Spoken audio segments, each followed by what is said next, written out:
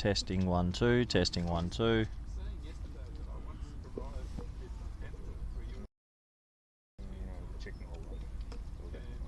Yeah. So how does the actual frog box work? I wouldn't even know.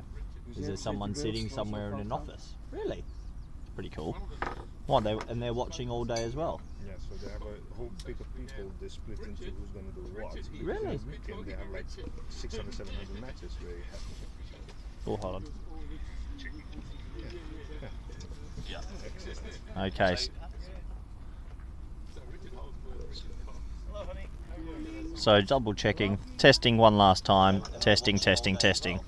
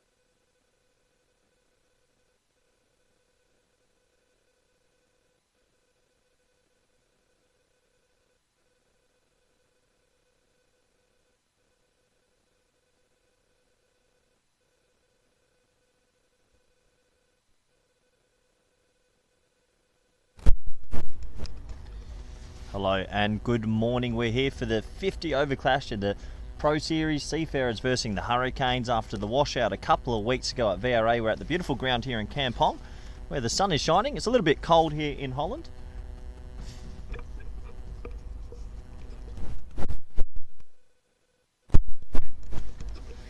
But despite the cool weather, we've got everybody out there, everyone dressed up, and it should be a good game of cricket.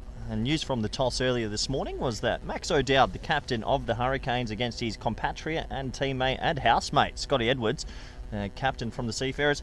The Hurricanes won the toss and they elected to have a bowl first. So looking forward to this, and it should be a good game of cricket as all the members of the team get out there. And it looks like Arjen Dutt, who's had a pretty fantastic 14 to 15 months as Dutch international and right arm off spinner. He'll be opening the bowling, so spin early in this one.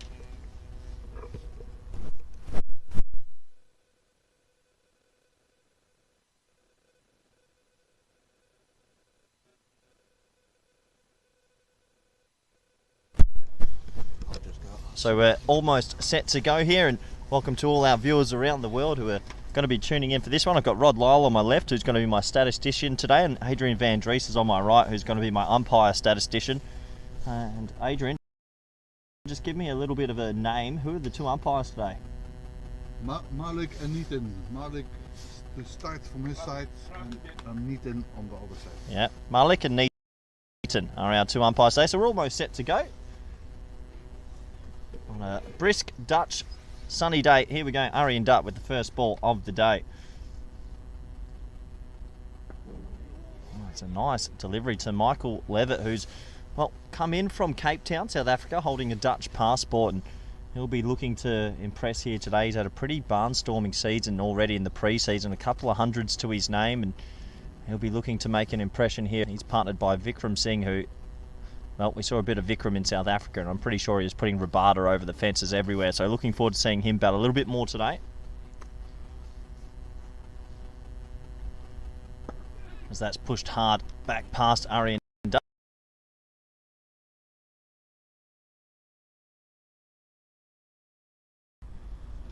Also a good opportunity to let the live chat is on today as well. So if you do want to get any questions in or anything about Dutch cricket or talk about the top class or anything you like at all, we'll try and get around to your questions as much as possible.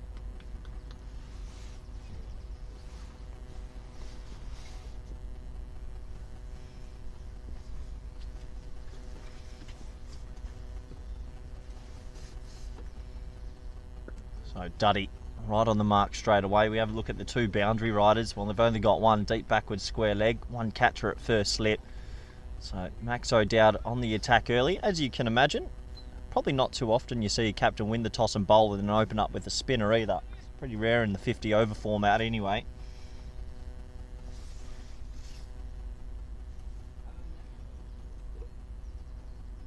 As Arjen Dutt bowls it nice and full to his VRA teammate, but not teammates today. These two young Dutch players have definitely come through the ropes in the last few years.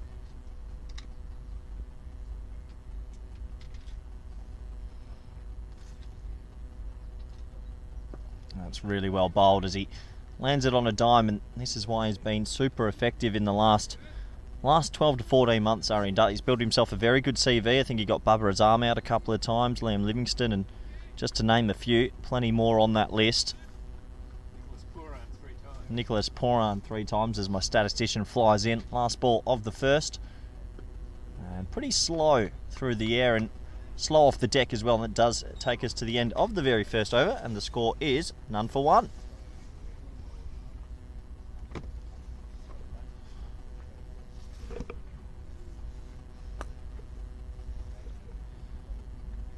As we mentioned, this is actually the second game. Unfortunately, the first game between the Seafarers and the Hurricanes, last week actually, was rained out. A bit of rain hit the VRA cricket ground early, and then unfortunately the outfield and surface just couldn't dry in the end. So this is game number 2. I haven't heard yet if that first game will be rescheduled. Hoping so though. These are the best 24 cricketers that are in Holland at the moment. And it's a good day for some competitive cricket. As it looks like a fan favourite of everyone Ryan Klein's going to be coming into the attack early here. Good to see our first comment in the chat. Yuvraj Singh's come in early. Good morning, Yuvraj. Hope you're doing well. Hope retirement's treating you well as well. So Ryan Klein looks like he's going to start with looks like maybe 1.5 slip and then a gully. Fine leg and third man are the two boundary riders. Kleiny hit the deck bowler. Looks to get a little bit of nibble. And it's well bowled, hitting the deck hard, and that little bit of nibble that we talked about. A little bit of a worrying sign actually. Seems to be hovelling back to his mark. I know that a lot of people have played a lot of cricket in the last few days. Now, obviously in the top class of season, the round 1 was washed out, so a lot of the players out there actually had a double header on the weekend, so they played Saturday, Sunday, and they're playing today, and they'll play Saturday, Sunday again this weekend.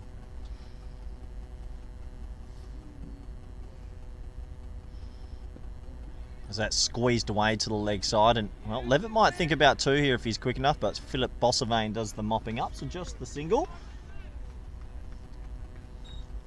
But yeah, the reason for these Pro Series games, and it's a good initiative by the KNCB, is obviously the big thing dangling over Dutch cricket this summer coming up is the ICC 50 over qualifier out in Zimbabwe. 10 teams going out there, and looking forward to seeing how the Dutch will go. Only 2 spots available in that 50 over World Cup left. And for the Netherlands, these couple of games probably hold quite a bit of weight. I imagine a lot of these players want to put up a good showing, and well, I'm sure Ryan Cook, the national coach, is watching from India. He'll be hoping to see some players put their hand up and maybe put their hand up for selection.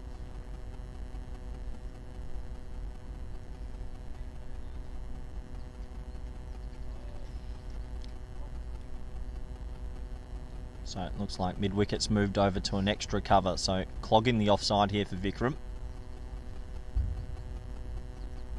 That's well left outside the off stump. And now, well, here's our first question in, and I imagine there's going to be a lot of questions from this man. Bertus de Jong's come in flying for a question for Rod and Corey, in assuming that D. Drom on the scorecard is the prodigal Daniel Dorham, and that is the man from St. Martin. 6'12" apparently. Probably the biggest human I've ever seen, is out there playing today, so looking forward to seeing his left arm off spin. Good to see him back in the country. I believe he played a few 4-day games back in the day for the Netherlands.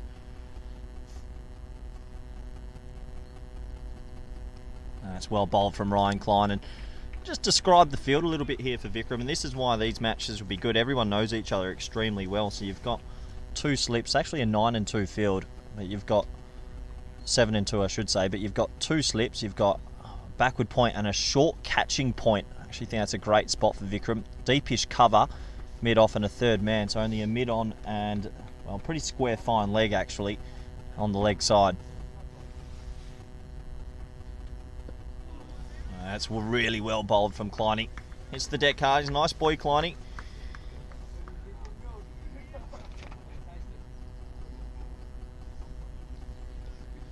Another question coming in from Mohammed Rafa. Great to see all the questions coming in early, or mentioning about the top classer and how he watched some live streams in 2021 and asking if it's improved a lot since then. And I think the Super League's a big reason why a lot of these players have grown in stature in the last 2 years. As that's well defended, back to Klein, and well, that takes us to the end of the over. A very good over from Ryan, and at the end of 2 overs, the score is none for 2.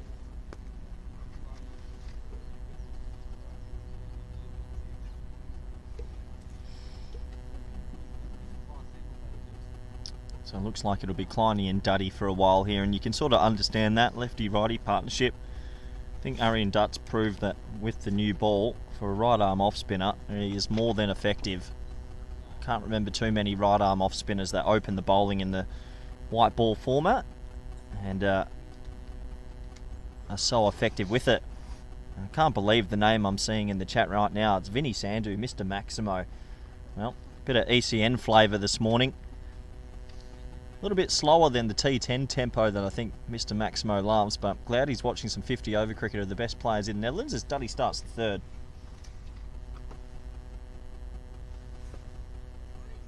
It's well played by Levitt deep in the crease. He just works that away for a single. as it looks like my statistician on my left's phone starts going off and he walks away quickly. So a 1 to Levitt.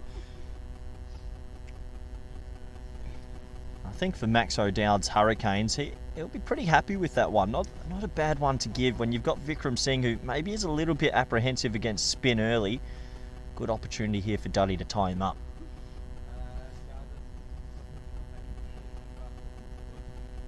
Oh, he tries exactly that, but that slipped down the leg side, and that's going to possibly go for 5 wides. Test the outfield, but the outfield may be a little bit sluggish this morning. It is wide, so it'll be 3 wides altogether. That one just eluding Assad Zulfikar, who we actually saw play on the ECN not long ago. He's a ECN champion as the Netherlands A team came across and won that coveted trophy out there in Cartama, Spain.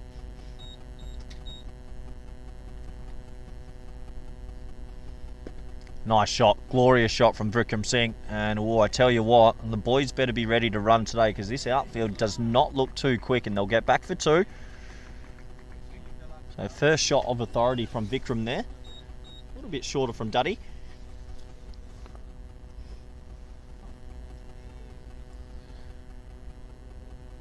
A nice start to this 50 over fixture, really looking forward to how this game's going to pan out.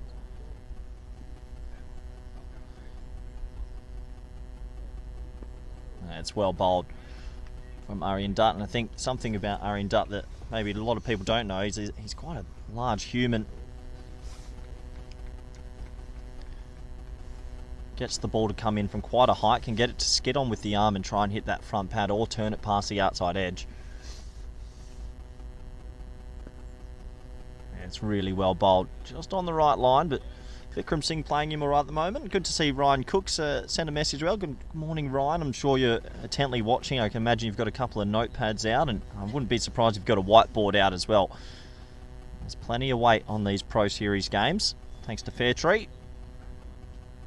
And that's the one. That's the one that sort of skids on, goes underneath the edge and beats the bat. So Vikram Singh looking for a little bit of width, but not able to get that away.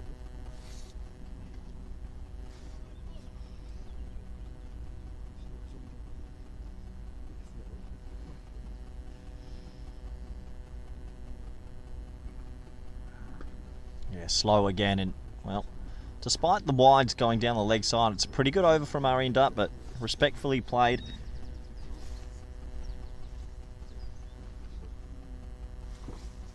And at the end of 3 overs, I believe the score is 8 for none. 6 off that over from Aryan Dutt. A couple of people in the chat talking about AFL footy in Australia and whatnot. Tasmania getting footy team. But yeah, join in the chat today. You can follow us on the KNCB Twitter page, KNCB Instagram, and obviously we're live on the KNCB YouTube, so feel free to get any questions in. I'm sure you've seen a lot of these players in the last 12 to 15 months playing some of the best in the world. Wasn't that long ago that I was actually watching most of these guys play at the Bull Ring in South Africa. Ryan Klein to bowl the 4th. It's well bowled, just skidding through a little bit, a little tail back in as well. That's what I mean with Ryan. He's not the biggest swinger of the ball, doesn't swing it prestigiously, just a little bit of nip either way. I remember facing him a couple of years ago, and he's a very talented bowler. I also play him regularly on the Padel court. A bit of an all sportsman.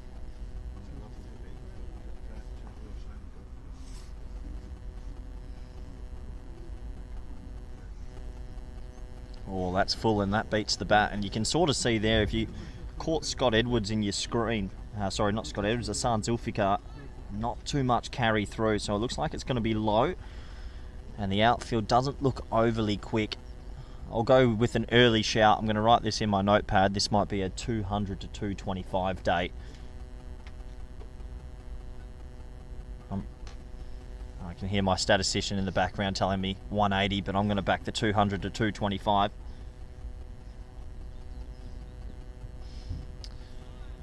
Good message coming through. Isaac asking about who's probably the most exciting players to watch today. Well, you can take a pick of nearly everyone. There's a lot of good players out here today. Dutch cricket growing year by year. I'll single out a couple. I reckon Vivian Kingma might have a big day on this sort of wicket with the ball. with the bat. I think Max O'Dowd, if you don't know, plundered 186 on the weekend. It's pretty good going. Scotty Edwards as well, obviously the captain. Wesley Baracey. I mean, the names don't stop. I'll actually read through the teams again shortly for you, as that ties him up for a little bit of room. Just another dot ball, and, well, tries to kick it onto the stumps, but he's in safely. But yeah, we'll go through those teams again for you if you didn't get to see earlier, or you only joined the live stream just a little bit later. But there is a huge amount of talent out on this field right now, and with the ICC 50 over qualifiers only 6 weeks away, I believe, not too far, 7 or 8 weeks. There's plenty to play for.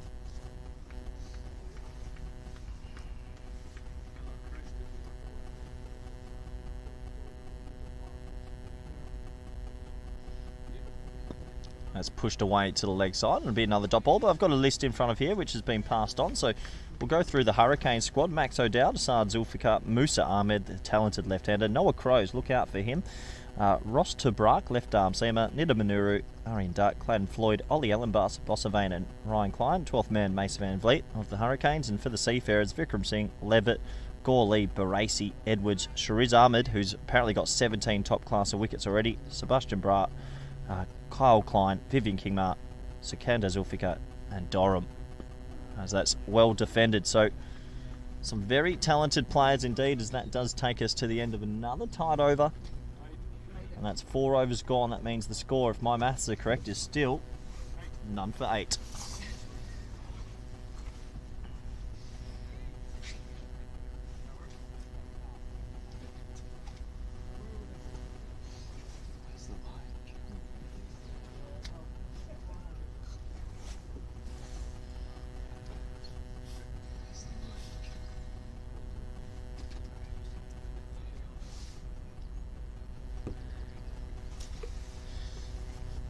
A couple of people in the chat mentioning Daniel Durham, and a name they haven't heard. He's from St. Martin, actually represented the Dutch a couple of years ago, and then I'm not too sure. It's been a bit of cricket obscurity. I'll have to find out more information of that during the day. Looks like Duddy's going to continue.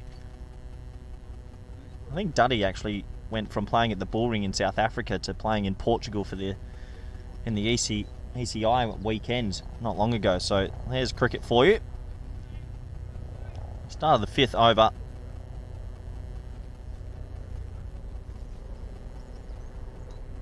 Yeah, cut well and cut hard. One of Vikramjit Singh's favourite shots. I'm looking at the outfield, and I tell you what, it's slowing up, but it will trickle across for the first shot of conviction this morning. 4 runs to Vikram Singh.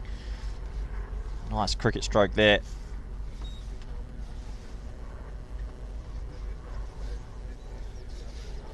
So nice little start here from the openers now. Just ticking along, building a little bit of a platform.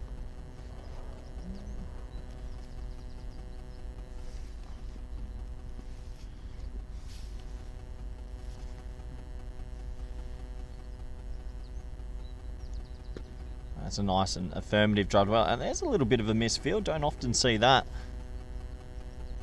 There might be Nida Manuru there at cover, who's just let one slide through his grasp, and steady start to today. And Mohammed Rafa actually asking a bit about Tobias Vise and where's he gone, a little bit off the radar. And Tobias is a good friend of mine actually, but he just retired young. He's had 2 young children and decided to focus on his carpentry business, Tobias, so we wish him all the best. I actually think they're playing Arian Duck quite well here as well. Obviously know that he can be a bit of a spearhead. Seeing him off, but also ticking it over as well without too much risk. And as we say, a little bit of risk. He does try something slightly cute. That'll be a wind down the leg side.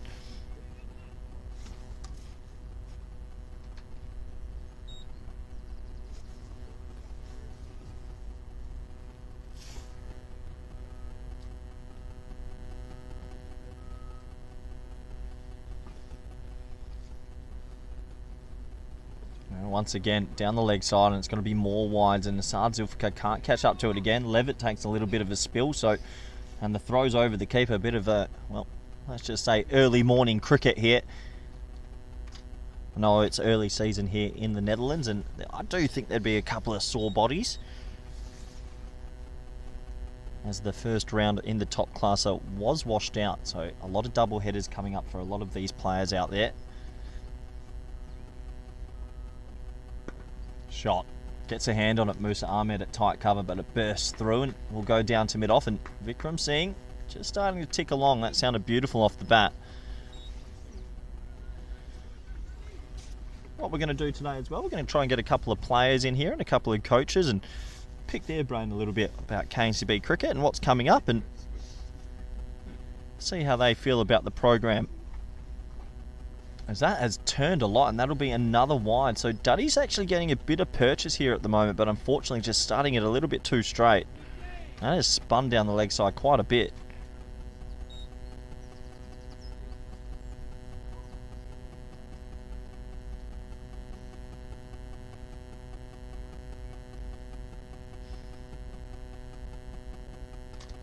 Yeah, it's a little bit straighter. I'll be happier with that. Levitt just pushes that into the leg side, and good start from this opening pair now. I'd say that the Hurricanes, who elected to bowl first, will be a little bit disappointed with this start. Haven't seemed to cause too many issues just yet.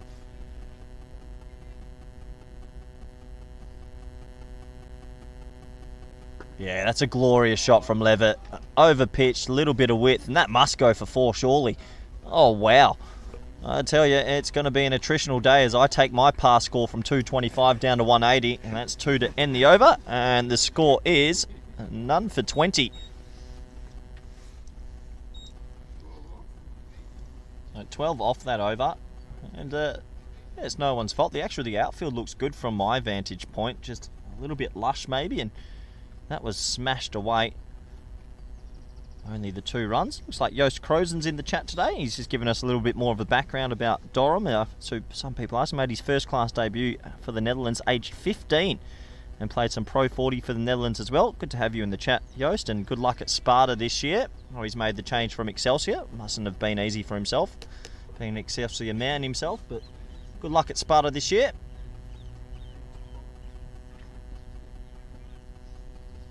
As it looks like Kleiny's going to continue. Shot straight to that sort of short cover point in position. That's Philip Bossavane there. It's great to have everyone in the chat interacting so early. Obviously, there's some very talented players on show here today, and always a good chance to dive into Dutch cricket, learn a little bit more about it, how it all works over here.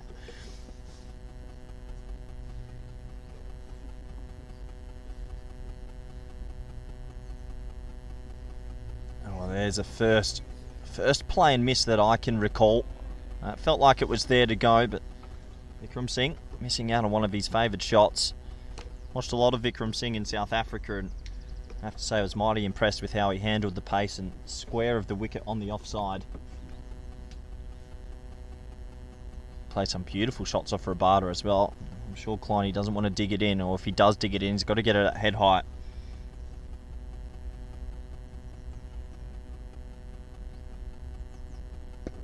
It's a bit straighter, and that's a glorious shot from Vikramjit Singh. Surely this will go for 4, and it will not. So we're going to have our first 3 of the day. I'll keep a tally on that. I reckon we're going to get a lot of 3s. Good running, but what a lovely shot from Vikramjit Singh. Isaac with the question in the chat asking about who do I know might be available for the ODI qualifiers in June. Well, I do live with Scott Edwards and Max O'Dowd, the ones that play county cricket I imagine you're asking about. So I do hear a little bit of murmurs. That's well bowled and pushing the offside, but I think that they'll obviously try and get all the county players back, but it's never easy, obviously, to release them from their contracts over there. I do hope for Dutch cricket that they'll be able to get the strongest team on the park. I think Buster Later, he's the big one. You want to get him, the man that bowls 10 overs, probably bats at 3 or 4. But I guess we'll wait and see. I won't divulge too much because I don't really know. Scotty doesn't tell me much. Doesn't tell me enough anyway. I do ask.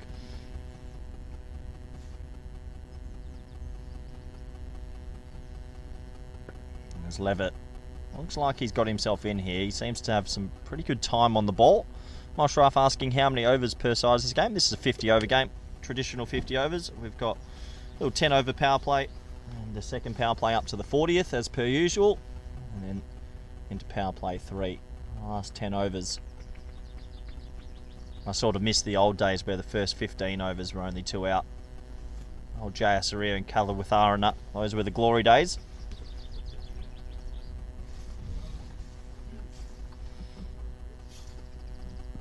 Oh, big appeal. No, slide inside edge, I think. In the end, it was a bit of yes, no, maybe. And that does take us to the end of another over. Not a bad over that from Klein. He's got sensational figures. 3 overs, none for 4. And the score at the end of the 6th over is none for 23.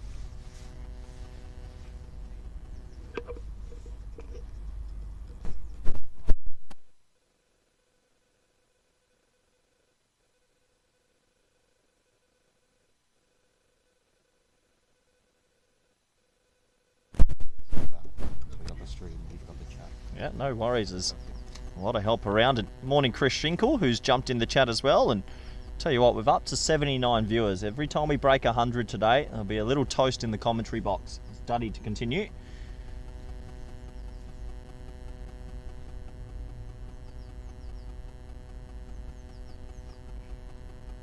Well, it's nice from Duddy. He's actually getting a bit of purchase here. This is exactly what a right arm off spinner wants. You want 1 or 2 to spin away from the left-hander, and then that natural variation where it might skid on and hit that front pad. Yeah, plenty of bounce as well.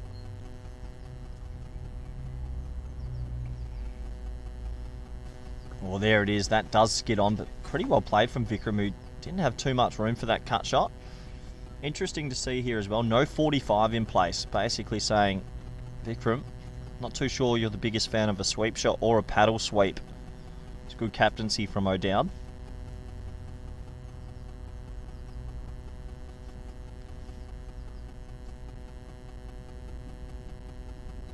Oh, and there is some serious purchase there. And tell you what, there's a lot of good spinners on show today. You got Shariz Ahmed, who's waiting in the wings, and Big Doran with his left arm off spin. I'm sure a few more. If it's spinning this early, it's going to spin a lot later today as well. That's really well bowled.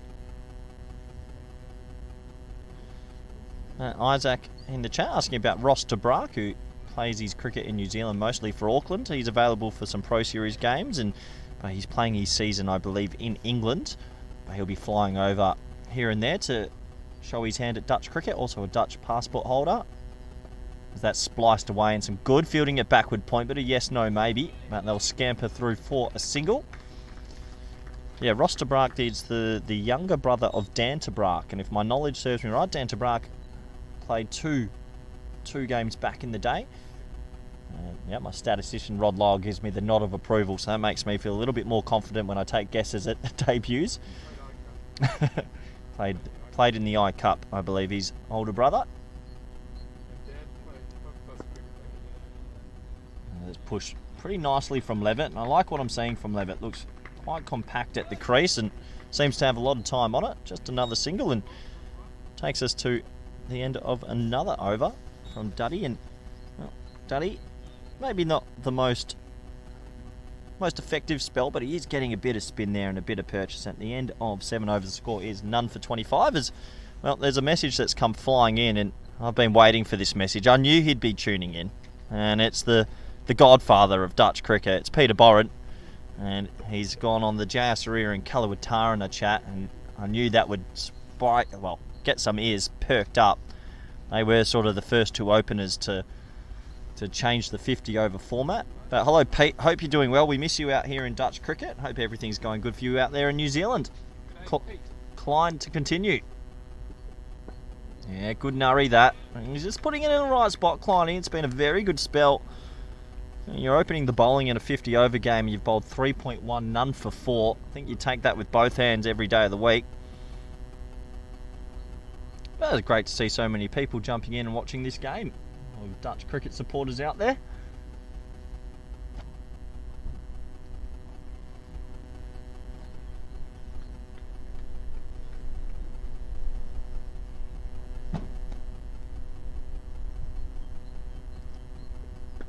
well bowled again from Kleiny, and he's one of those bowlers you feel if he gets his rhythm up early, difficult to get away. There might not be much movement laterally, but when you're hitting a good length on a pitch that's probably not coming on as much as you want,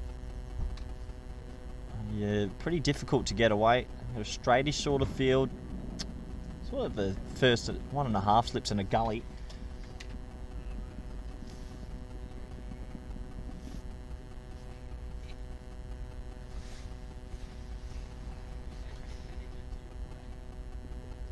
A little bit of width this time from Kleiny for the first time in a while, and Levitt sort of cloths it to Maxo down at mid-off. So 3 more dots, and right now the economy rate of Ryan Klein is fantastic.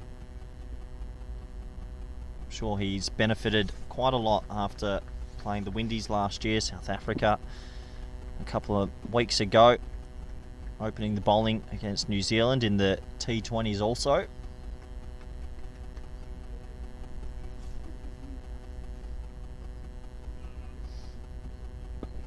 That one does seem to come out. It's a tight single. If he hits, he could be gone. But Ross Tabrak with a little bit of a fumble. They've got a left-handed fielder at mid-on. Maybe that's a tactical error. They scamper through for a single.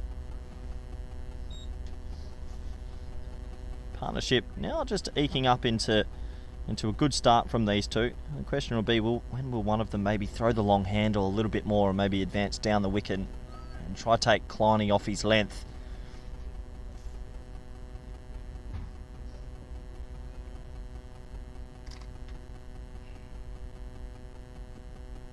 That's well bowled as well. Another dot ball. Well, there's a question not long ago asking me about who to look out for, and there's one name I missed, Clayton Floyd. I reckon look out for this man. I rate his bowling. He's a tricky customer. I see him warming up in the corner of my eye as well, so just giving me a reminder that Clayton's very talented indeed. He's elite in the field, but there's something about his left arm off spin, and with Tim Pringle having an injury back in New Zealand, maybe the door is slightly ajar for Floydie. And once again, Kleiny, well, Mr. Economical, bit of Glenn McGrath, circa early 2000s. He's got none for 5 off 4 overs, and I think you take that with both hands. At the end of 8 overs, the score is none for 26.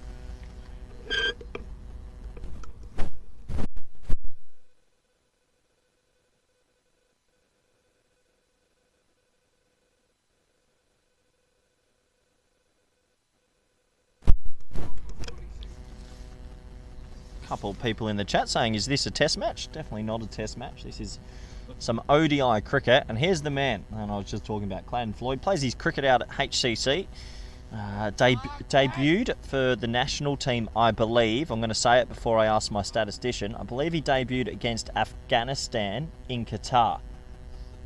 And Rod Lyle is looking at me, and he's going to give me the nod of approval.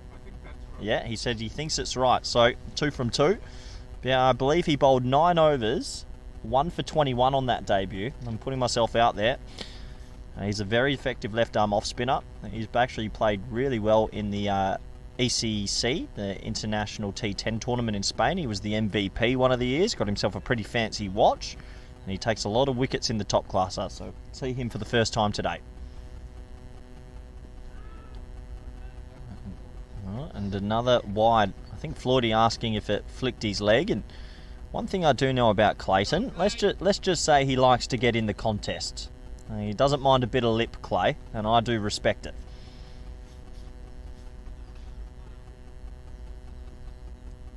That's well bowled.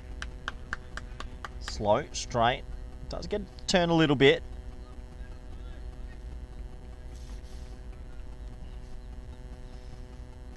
There's deep square legs brought to forward square leg. Oh, it's a missed stumping. He's done him. He's done him all. Ends up, and Asad Zulfikar can't catch up with it. It's going to go for 2 byes, but we don't have the beauty of replays here. But I'm just looking on my screen. That's skidded through this time, and that is a missed stumping. It goes in between bat and pad, and well, that is a life for Levitt. Let me just note that down. That's a life for Levitt on 7. Probably should have been stumped there. Opportunity missed. And he answers with a sweep shot, which should just be 1 out to Philip Bossavane out there. You got to wonder, how much is that going to cost them? A lot of people in the chat saying Clayton is a gun. They love his energy, and I think a lot of people that might be tuning in have watched a lot of the T10 format where they've seen a lot of Clayton play.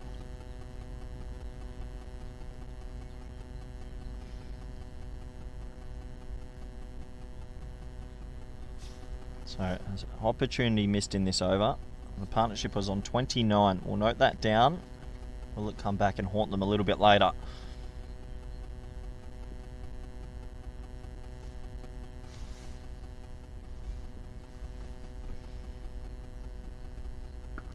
It's a little bit wider to Vikram Singh, who's also still doesn't have his normal timing.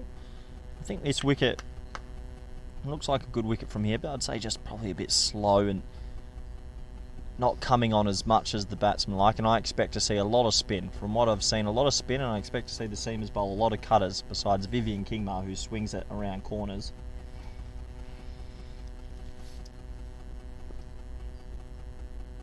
In the air, oh, into half a chance, not really. Doesn't carry in the end to short mid-wicket. Just believe that's Musa Ahmed there, falling just short. Very positive signs for Clayton Floyd though. His first over only goes for 2, and at the end of 10? 9. The score is none for 30.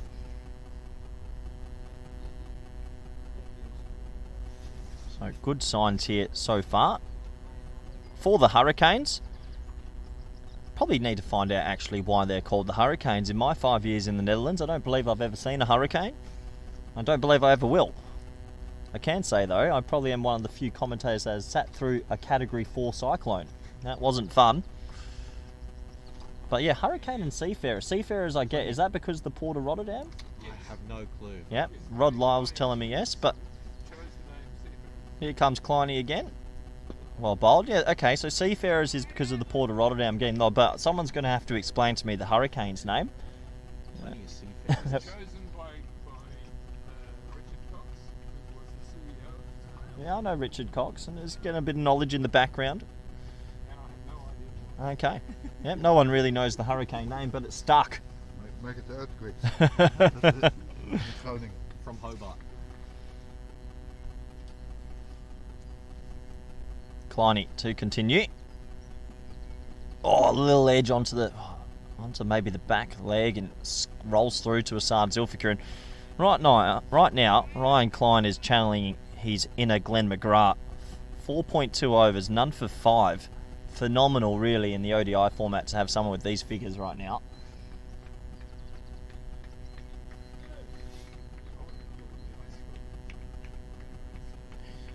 I have to wonder as a batsman here, last few balls of this power play, fields in, do you take a risk here? Slight gamble. The answer is no, not right now. Kleiny is on song. Bertus de Jong with an interesting question about the spin. Do I think there's room for Floyd and Dorham both on the Zim Tour with Pringle out, or do we think they're basically auditioning for one spot here? I don't know. I don't think if you've got Aryan Dutt also bowling right arm off spin and Shariz Ahmed bowling right arm top spin / a little bit of leg spin. Don't know if you need another 2 left armers. Might be for one spot. That's for the Brains Trust to work out. Because that's full and driven to the left of Max O'Dowd, who does the mopping up. And right now, I think Ryan Klein might be saying, don't take this ball out of my hand, because he hasn't bowled anything loose. He hasn't given any width. And on a wicket that's a little bit stop-start, he's actually bowling really well. I might have my first guest commentator for today, and it's an exciting one. I'll bring him in after the next 2 balls. So Kleiny on song here.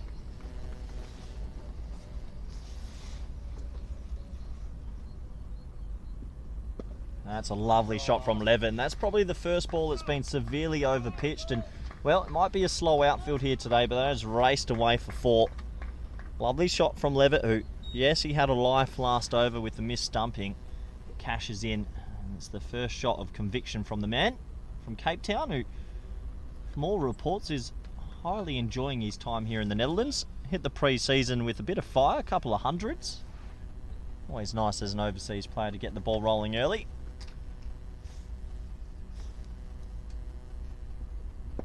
That's driven hard, but straight to Max O'Dowd. And that will bring us to the end of the very first power play. The score, none for 34, and Kleiny with fantastic figures really. None for 9 off his 5 overs. Take that every day of the week as we will introduce our first guest commentator today. We did say we're going to have a few of the players and maybe some coaching staff join. And well, it's a delight to bring in national captain of the Netherlands, Scotty Edwards. Scotty, good morning.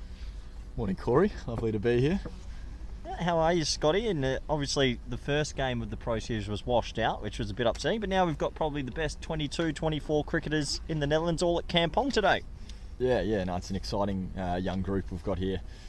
And yeah, conditions looks good. A little bit slow in the outfield, but you know, hopefully a good game of cricket. The boys have started well, so. Yeah, you must be happy with this start as Floyd to bowl his second, and well, Vikramjeet pulls out the sweep, who isn't the most natural sweeper. I know you are, but tell us a little bit about what you think the past score is, because I've written something in my notes and I'm curious if you're thinking the same or your captaincy here. Yeah, probably looking at getting a score of around 220. So I reckon par score maybe 210, 220. So if we can get around that mark, and if we've got wickets in hand at the end, hopefully we can push on a little bit further. I'm glad you said that, because I said 200 to 225. So you and I are in the same thought process, and we've actually had a lot of people in the chat this morning. So if Vinny, Birders, Peter Byron, Cookie, anyone want to get any questions into Mr. Edwards while I have him for the next 4 or 5 overs, do feel free. As Floydie flights it up beautifully. Yeah, but go on, tell us a little bit about, you've been on the journey of a lifetime, let's be honest. 14 months of playing England, New Zealand, South Africa, Windies, I've probably forgotten a few. How was it from your perspective? Let's watch this ball first. There's a bit of purchase here, but yeah, go on, Scotty. Yeah, no, obviously been an incredible sort of year and a half with the Super League, both World Cups. Yeah, so we've been a lot of good cricket, and I think we've played fairly good cricket in patches. We probably haven't. That ball's cut away and go to the sweeper for 1. Yeah, we've probably created enough opportunities for ourselves to get some really good wins on the board, and probably just missed out on a few of those. Just a little bit of inexperience in those tighter games. But I think, you know, obviously the World Cup we had some great results, and you know, hoping to push on from there into these. Oh, Scotty, hold on, you might have to catch that, because that is launched over us in the commentary box. The first big 6 today, and the excitement seems to follow you. What a shot! That is a lovely little shot there from Vikram. Yeah, looking to see maybe a little bit more intent from him against the spinners here. So that's yeah, that was lovely to see. Hopefully he can push a couple of fielders back and give himself a chance to rotate. Yeah, gorgeous shot. But yeah, so you've talked about the Super League a lot and how it had such a good effect on yourself and probably most of these players that are here today. Tell us a bit about the ICC qualifiers coming up. 2 teams out of 10 get to go through. How are you fancying that? In Zimbabwe, a place which is basically your second home ground. Yeah, that's exactly right. It's, if I'm not there twice a year, it's a little bit of a strange year these days. So yeah, no, looking forward to that for those qualifiers. Obviously a pretty tough competition with only 2 out of the 10 teams getting through, but we've played, as you said, a lot of cricket there. We know the sort of game style that is going to work for us. Yeah, so it's just about putting those performances together in a bit of a high pressure situation. As we see Ross Bright for the first time today, left arm seam. And that's a nice little start from the left arm. We've got a first question coming in from Isaac, and he's gone, Scotty, where can we expect Scotty to bat today? Can we give the inside knowledge? It'll be yeah, somewhere in the middle order. Hopefully get to face a bit of spin throughout the game, but yeah, probably in that sort of 4 to 6 region, depending how the game's going. Yeah, always good to be versatile, isn't it? You never know when you need it. A bit of Ross Bright, who first time we've seen him in the Netherlands actually for myself. I remember seeing him a few years ago. I think he played a couple of games for VRA, didn't he? Yeah, he's played a handful of games in the top class, and he's obviously been quite keen to get involved in the last couple of years. So he's done well for himself out in Auckland, hasn't he? He has, yeah. No, he's good little all rounder. I don't know exactly what he's going to be batting today for the other team, but he's I was watching him in the nets the other day, and he can hold a stick pretty well too. So it'll be exciting to see what he produces. It's going to be the first wide, spraying that a little bit wide of off stump. Well, this is what the Fairtree Pro Series is about as well. I mean, it's 3 games hopefully if the other one's rescheduled, but it's 3 games of high-level cricket, the best 24 in the country, to sort of put their hand up potentially for selection. Yeah, I think it's sort of one of those steps towards just improving the professionalism in the country, I suppose. So, yeah, by putting a bit more money into it and things like that, it should hopefully. In the air, and he's gone. It's the first wicket of today as Ross Tabrak gets one to go a little bit big here on Levitt. It's a splicey sort of drive, and it's caught by backward point, and the first wicket goes. We put the kibosh on Levitt a little bit, and he'll have to go for 13, and the score now is 43 for 1. Yeah. So obviously, good to sort of get the Pro Series back into the Netherlands. I think it creates a great opportunity for, especially to get the availability of a lot of these guys that are working alongside their cricket. So, yeah, to be able to have 24 of our best cricketers playing, is great for the country, and a bit of another step towards that sort of professionalism for us. That's probably the best preparation these guys can have. I mean, top class is a great little format, but to then go and play, it feels like more a domestic match, doesn't it? Yeah, absolutely, and that's, I think, the sort of the plan of what we're looking to try and build through this Pro Series this year and into the future, just to sort of bridge that gap between the top class and international cricket. There's number 3 bat comes out, and your eyes are better than me. Who's that, Stixie? This will be Wes Barassi. Oh, that is Barassi. Sorry, Wes. I should know that one. He got a little bit of a maverick in the full blue. Barassi back in the Dutch fold of late and showed signs in South Africa. He's still got to play some glorious little shots in there. He'll be looking for a good score today. Ross Tabrak comes on, and the left armour, I mean, with Freddie Klaassen in county cricket at the moment, left armours, they're a bit gold dust sometimes. They just seem to have a knack, don't they? Yeah, they absolutely are. It's just a little bit of a different angle for batters to face. You obviously don't face it as often. What is it? Yeah, what is it? Why are left armers just a bit more niggly? There's something. I don't know. Yeah, but it's throughout the innings as well. I think it sort of allows you to have some different death options and through the middle overs as well. Oh, it's a positive shot from Wes Barassi, but fantastic fielding. Philip Bossevine's died full stretch to his right, and he's probably stopped 3. So I like a bit of cricket there. Ross Tabrak's gone new batsman. Let's bump him first up, and he's well respected and backed up by his fielders. Yeah, good start. Yeah, but so 2 spots, 10 teams. Should be a fantastic ICC qualifiers in Zimbabwe. No. As that is left, and that's Gully. if you can hear any noise in the background, that's Scott Edwards just informing the scorers who the catcher was, and we believe it was Clayton Floyd who took that catch. And well, it looks like a no ball front foot. We're going to put Scott Edwards on the test here, so it's no ball, and we know in the white ball formats it's a free hit. Where's he going? What's his zone? With the field as is, I think he's going to get deep into his box and try and look to access between cow and straight over the bowler. Okay, and what's the bowler bowling? With this field, I reckon he's going Yorker, either straight or wide Yorker. Okay, let's potentially see, wide. Let's see. National captain of the Netherlands has called Yorker and over mid wicket. He tries the Yorker. Oh, it's the greatest shot ever. I don't think he's hit that. What's just happened? I think that's just hit the wicket.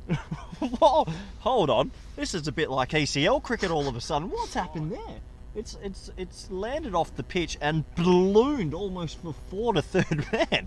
I don't think I've seen something like that before, but that does mean it's another free hit. Vikram Singh now gets the free hit, and they can change the field because they ran. Just quietly, you've sort of overshot the mark there. That was a wide Yorker that Wes has tried to whack over cow corner, so I've called that to a 10. Well played, Scott. We'll look back at that in the lounge room tonight, I'm sure. He did call that wide Yorker. That was a shot over cow, so that's what the captain knows. But we're going to see a change in the field now. It's outside the power play, so Max O'Dow puts himself to long on, deep mid wicket, deep sort of forward square leg and a deep fine leg. Everything tells me this is going to be slow into the pitch. Yeah, Yep, Yeah. we agree. Yeah, We're well, saying this is going to be slow into the Vikram pitch. might back away, I reckon. Slower, but not into the pitch, and he misses out on the free hit, so just the one. Interesting one for you there. Yep, Has Ross de Braak purposely the bowled a double-double. wide to get him off strike so he can put his 4 men out? I don't think so. That's a good question if you would ever do that. Well, and I like it. I like the thinking. I know you think outside the box, do a lot of analytics back at the house, formerly known as the Kennel. A lot of people tuning in and asking about Dutch cricket today, which is fantastic. As Barati back on strike. Oh, he jars that one in. I reckon a little under edge, skewed through to the keeper, and takes us to the end of another over, an eventful over, and the score is Seafarers 1 for 47.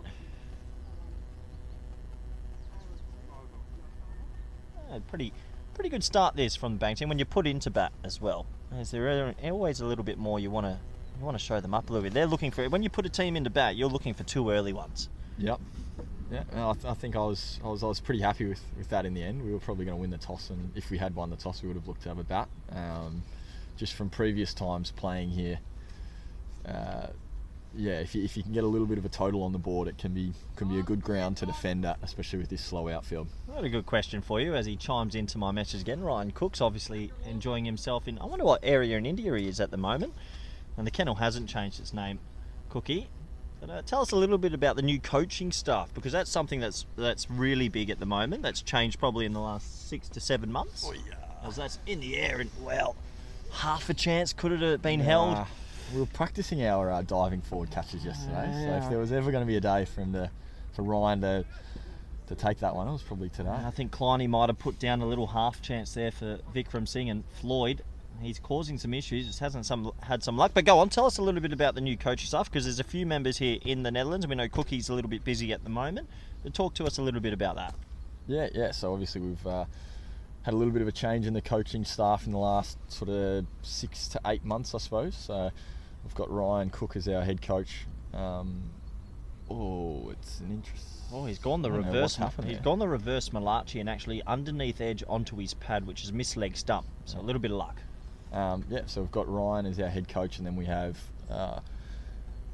Pierce Fletcher's involved in the Pro Series in the A team, and then we've got Ryan van Niekerk as our assistant coach, along with Heino Kun. So a little bit of a South African flavour to it.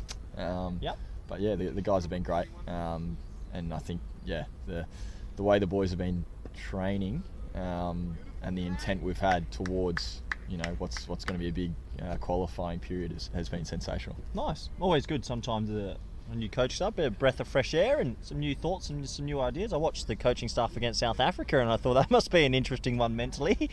But good to see so many new members in the Dutch setup. Nice bunch of men as well, Heino Kuhn and Van Niekerk, and everyone here helping out Dutch cricket.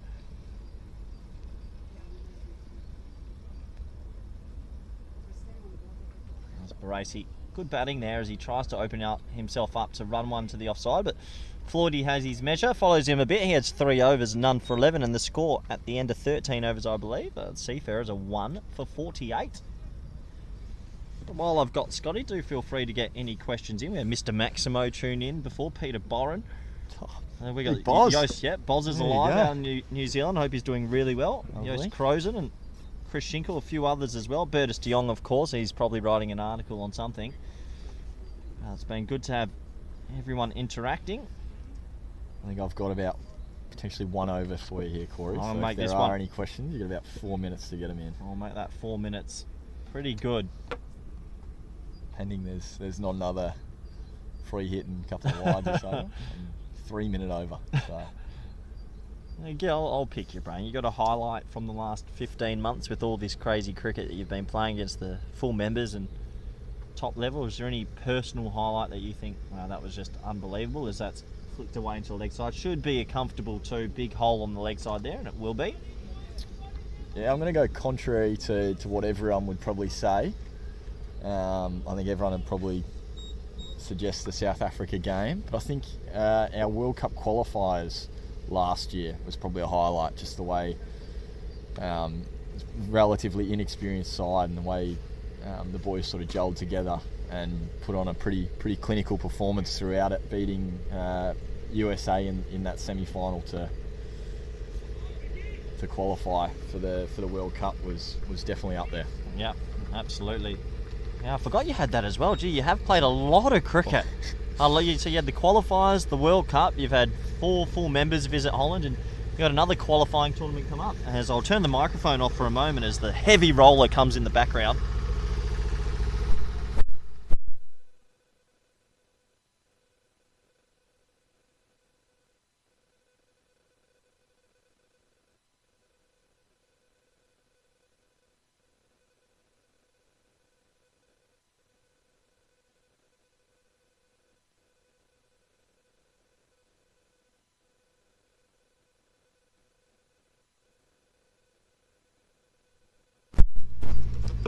We'll come back as all hands on deck here at Kampong today. A heavy roller just going around the back there.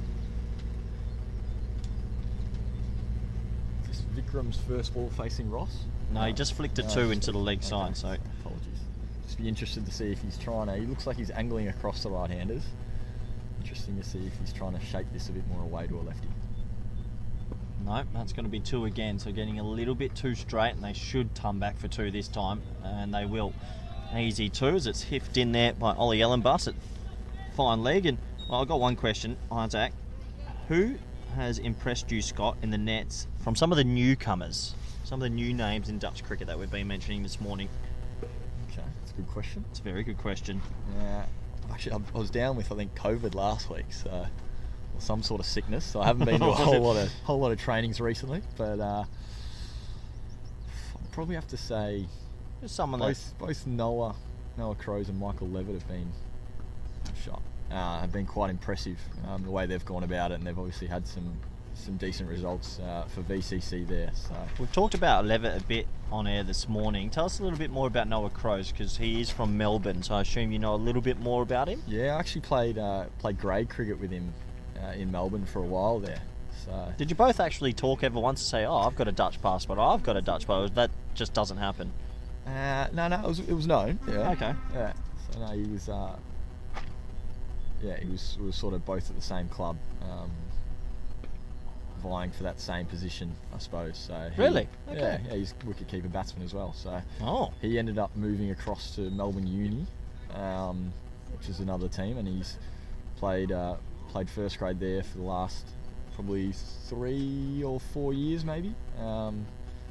Yeah, so he's obviously a very handy cricketer, but I haven't seen him batting too much in games recently. So I'll be interested to see how he's come along. He's a very, very good wicket keeper. So he's obviously not keeping today, but I'm sure we'll see him throughout the series. Always handy to have extra glovemen in the country and extra batsmen as well. Looks like Floydie's going to operate. We'll get you to hang around for 1 more. We've held you on to 6 more balls, thankfully. The viewers love it, and that beats the bat. And Floydie, he's in the middle of a good spell here. It's actually causing a few issues for both batsmen. He's not too happy with the wide there, but I was being similar to wide. I was get a little bit closer. I've got Adrian Van Dries next to me, who's grading the umpires today, and he's giving me a nod. That was a wide.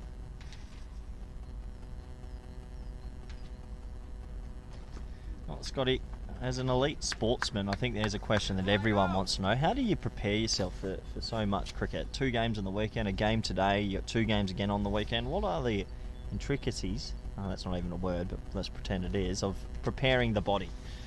I know you're big on this. Yeah, I'm not sure if you're trying to lead me to something here, because obviously after our club training last night, Corey came home to find me in the middle of a 1-hour yin yoga session. Yeah, you do like your yoga? If that's what you were alluding to, yes, yeah, I do. I do enjoy a bit of yoga to keep the body nice and fresh. So that's clipped into the leg. So tight one here, direct hit. No, it's fumbled, and no doubt at mid-on isn't happy there. But a bit of yoga, anything else? A little thing that get you ready pre-game to get you ready for so much cricket? Because you do play a lot. I think it's just, keeping your routines. I've obviously got some things that I like to do before going to the ground, and then also at the ground just before we start. But, nothing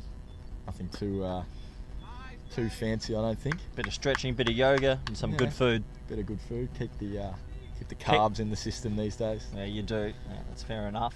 Rib night seems to have gone down the wrong end, Lacey. That will be a wide. He's trying that carrom ball, and Asad Zilfikar's had a bit of a tough day with the gloves, has to be said. A couple of extra runs have snuck through and a missed stumping, but I'm sure he has plenty of time to correct his wrongs. A good platform this, Scott. Good platform. I mean, the rate's only at 4s, but 9 wickets in the shed. I'd be pretty happy if we're only sort of if we're only sort of 1 or 2 down at that 30 over mark would be a sensational result, and I think that'd give us a little bit of a platform. Sort of like old school this, because it's such a slow wicket and a slow outfield. It's not sort of crash bang, we're going at 6s and 7s. Yeah. Let's set a platform and then try go big later. Last sort of 15 overs, you can play a few more shots and hit it over the fielders rather than. At the moment, I'm pretty happy with the guys, sort of just trying to hit gaps. Yeah, absolutely, and that will take us to the end of the over, where we're going to say a big thank you to national captain, all-round good guy, Scotty Edwards. Good luck today, Scott. Thank you, Corey. It's been a pleasure. It's always a pleasure with you, Scott. Send another fellow player over at some stage. Send a confident player over if you can, and we do wish Scotty all the best.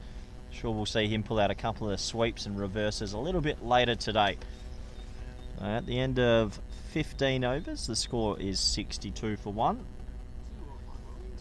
And sort of feel that being sent into bat, if you told me who's ahead in this one, I don't think just have their noses ahead, the Seafarers. 9 wickets in hand and setting themselves a platform, as Scott Edwards just mentioned. As that's clipped away again to the leg side, and Ross de Braak just getting a little bit straight to the left-hander. And Vikram Singh happy enough to clip it away. You might be bang on with 225. It's Abel, my able sidekick, has said 225 might be the right call. It does feel that. It does feel like that sort of wicket. But I mean, if there's one player out there that can sort of really play a cameo near the back end, you could blow this out to 250, 260. Short ball cut beautifully from Wesley Baracely, just lifting it over the offside. No sweeper cover. That's going to run away for 4. That's a shot of confidence, shot of conviction, and Wesley Baracely, well, he might be one of the more older statesmen in the team, but he's still got it. 4 runs. As well as mobility training there, Gen C. I think so. Beautiful, beautiful batting.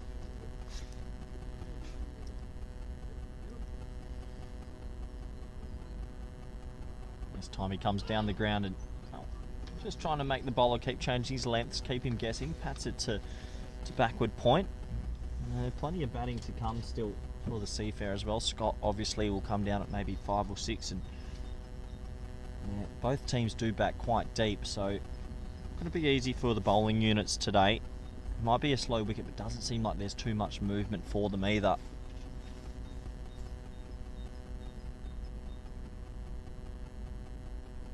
That's blocked again and straight to cover when Noah Crows does the mopping up. So good comeback from de Braak after being hit over the offside for 4. Wesley Baracely, I believe a statistician told me, brought up 8,000 top class of runs over the weekend. No easy feat. Can't imagine too many men have done that. 24 men have done that, I've been told.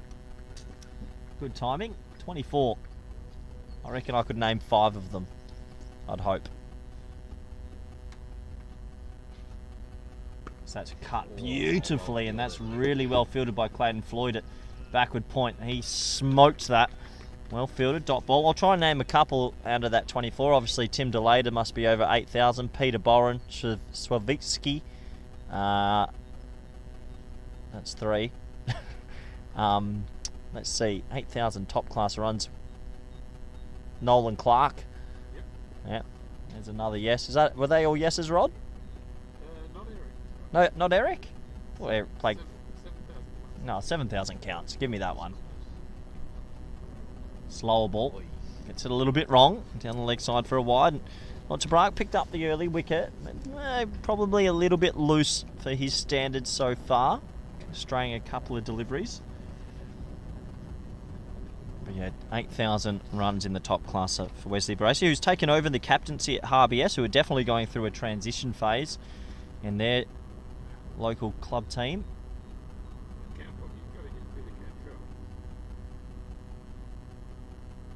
Oh, inside edge, and that just misses off stump as it trickles down to us near the commentary box. And, well, Arian Dutt does some fantastic fielding about 2 metres away from me, and they'll get back for 2. So sensational fielding from himself, and Ollie Ellenbass saves 2 runs, and Ross Tabrak's pretty unlucky not to have a second wicket. That was only a couple inches away from the off stump. And at the end of another over, the Seafarers, they move on to 1 for 70.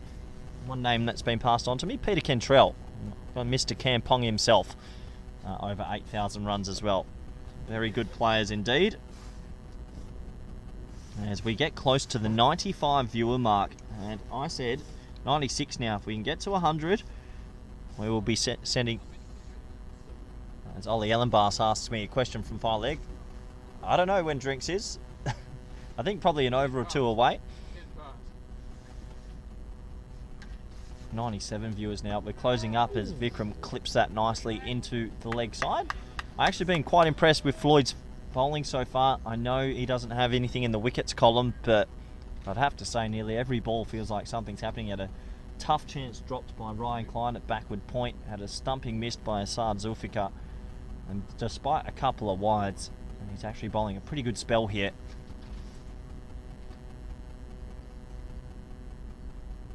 Yeah, it's well bowled, well played though. He comes down and pushes that to cover.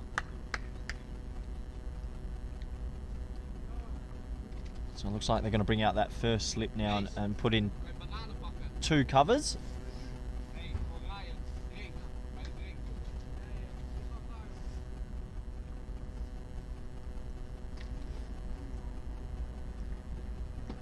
A little bit straighter this time. I think Baracey might have missed out on a sweep shot, one of his more favoured shots.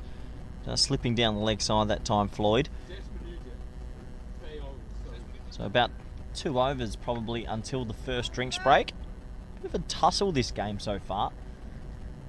Still feel those wickets in hand, as Scott sort of touched on.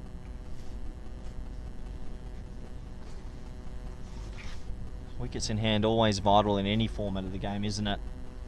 Once again straight, and that's going to clip his leg, and this will be a leg buys this time. Will they come back for 2? Just the 1. Ryan Klein, fantastic fielding. We know he's an all-round athlete and does fantastic to keep that to 1. Floyd, just sometimes a little bit straight, but still being a pretty effective spell.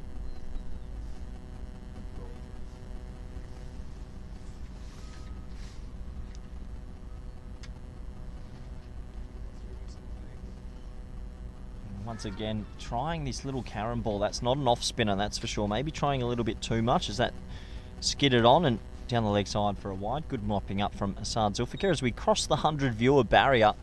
Not many people believed we'd get there, but we're there. Oh, and that's a great delivery as that spun through the gate this time. Just the traditional off spinner, and this time this will be buys, I believe.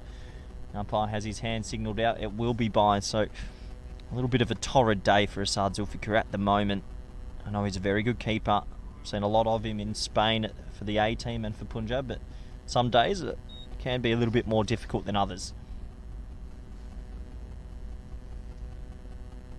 Flighted, swept beautifully by Wesley Baracey. That could go away for 4. Ryan Klein on the chase, and he does the mopping up. It'll go for 2. 2 more runs there, and that does bring us to the end of another pretty eventful over. It seems like a lot's happening when Floyd's on with the ball. And the score is 1 for 78 or 80. 76, I'm being told by the statistician, but I believe there was a 2 off the last ball. We'll see. We don't have all the screened with us. Yeah, 1 for 76 it is. These 2 men have gotten themselves in, and I think that's one thing for Dutch cricket. They definitely want some players going on and making some big, big scores.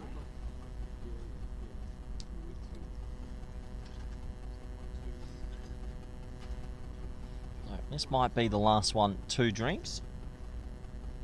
Ross Tabak to continue.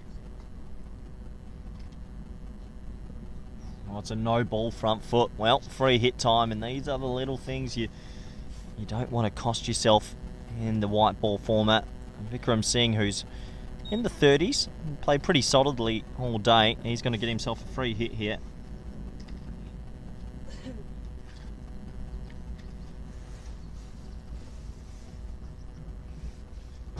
So field can't change as they didn't scamper through for a 1.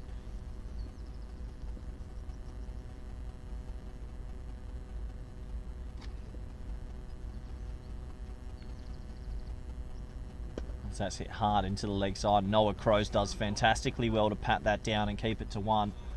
More than certainly would have been a 3, maybe even a 4 if that had gone through.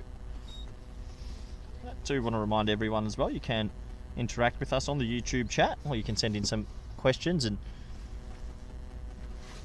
through to the KNCB Twitter page or the KNCB Instagram. We'll try to get around to them as much as we can throughout the day.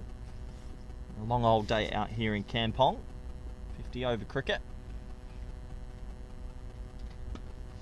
Barassi punches that straight to backward point. I think he'd be disappointed he didn't get to work that one either through third man or through cover point for a single. But the sun is shining and it is heating up a little bit now, which is good. It's quite a fresh morning this morning. It's been unseasonably cold, I think, in the Netherlands to start the summer.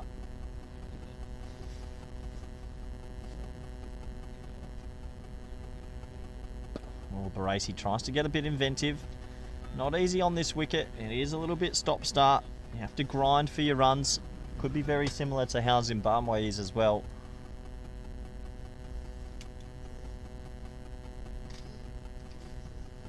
I think most of the time the wickets in Zimbabwe, I was lucky enough to go there in the early days on a couple of tours with the KNCB. All the wickets usually took a bit of spin and didn't always come onto the bat too well. So conditions could be mimicking a little bit of Zimbabwe later. So that's punched beautifully. It's straight to Max O'Dowd at mid-off. And I think for both teams, as they're going to be heading into drinks in a moment, neither team would be overly disappointed. I think, yes, Max O'Dowd won the toss and sent them into bat and probably hasn't got the wickets he'd like, but they've kept pretty much a wraps on things, and Ryan Klein's spell early was exceptional.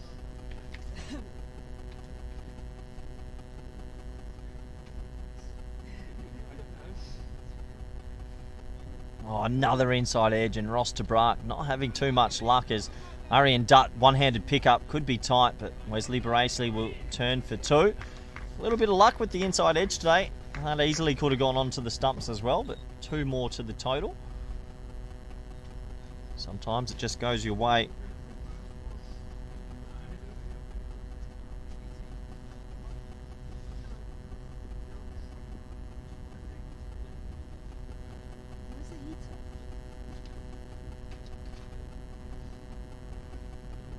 That's a glorious looking stroke, but deep cover point, it's pretty traditional sort of field at the moment. Comes into play, Philip Bossavane out there, and that will just be a single. We'll take a look at the umpires to see if they do call drinks, and I believe they will call drinks. So at the end of the very first session of play, the score is 1 for 81. Seafarers in control a little bit, you'd feel. 32 of 47 for Vikram Singh. Wesley Braceley's got himself to 13 of 26. Ross de Braak picked up the 1 wicket so far, caught by Clayton Floyd at backward point, and that was Michael Levitt who had to go earlier. And that does take us to the drinks break, where I will go get a drink as well. I'll be back probably in the next 5 to 7 minutes, where we'll continue on with this Pro Series game thanks to Fairtree.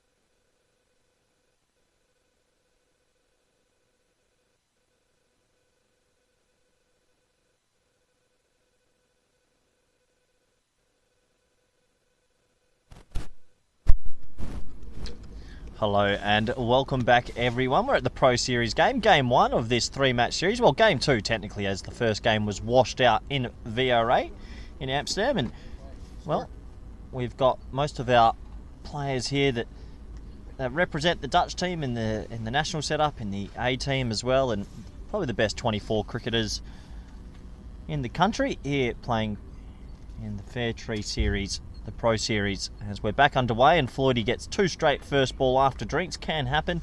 And Wesley Bracey catches up with that beautifully. Famous Wesley Bracey sweeps that for 4. Good batting, and a 4 to resume after the drinks break.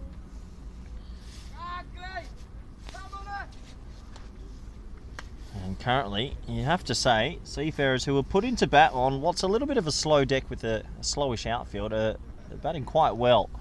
Not giving anything away, building some partnerships and looking to probably cash in a little bit later in this first innings. That's a bit better from Clayton Floyd. Has had a message come through during the break from Don Edwards, Scott Edwards' father. Hello Don, I hope you're doing well out there. Asking about Tim Pringle. It's the first time he's heard about his injury, and yeah, Tim was meant to come out to HCC this year. The reverse Malachi. Oh, I've got a lot of time for that, Wesley Bracey. He's timed it beautifully as well. And they should go for 3. And I'll add that to my 3s tally. That's the second 3 today. What a lovely shot from Wesley Bracey. Just using the pace that time from Clayton Floyd and getting it away. And yeah, a little bit about Tim Pringle. He's meant to come out for HCC this year and unfortunately sustained an injury. I'm not too sure what that injury was, but it has kept him home in New Zealand, so we won't get to see him coming out this year, and I believe that does rule him out for the qualifiers. So that means there probably is a door open for another left arm off spinner. Clayton Floyd, maybe Dorham, and potentially others can put their hand up. It's well bowled and well played. It looks like Lane Berry's joined in the chat. Nicknamed Juice, joined VOC as the overseas this year. Made 100 early in the season. Hello Lane, hope you're enjoying all the live Pro Series coverage wherever you are in Utrecht. Conventional sweep from Vikram Singh, but Roster Brack should do the mopping up and will suggest a single and maybe a signal of intent in the first over after drinks from these batsmen. A couple of sweep shots is always a good option. So I turn around to see a couple of ECL winners behind me. Well bowled, slows that one up as Bracey punches that back, and I'm going to take this opportunity to invite Sebastian Brutt into the commentary box. So we'll get him in, and I know he's pretty well known in the ECL circuit these days and also in the Dutch circuit. Sebastian, good morning, good afternoon, how are you? Good morning, man. I'm very good. Happy to be here.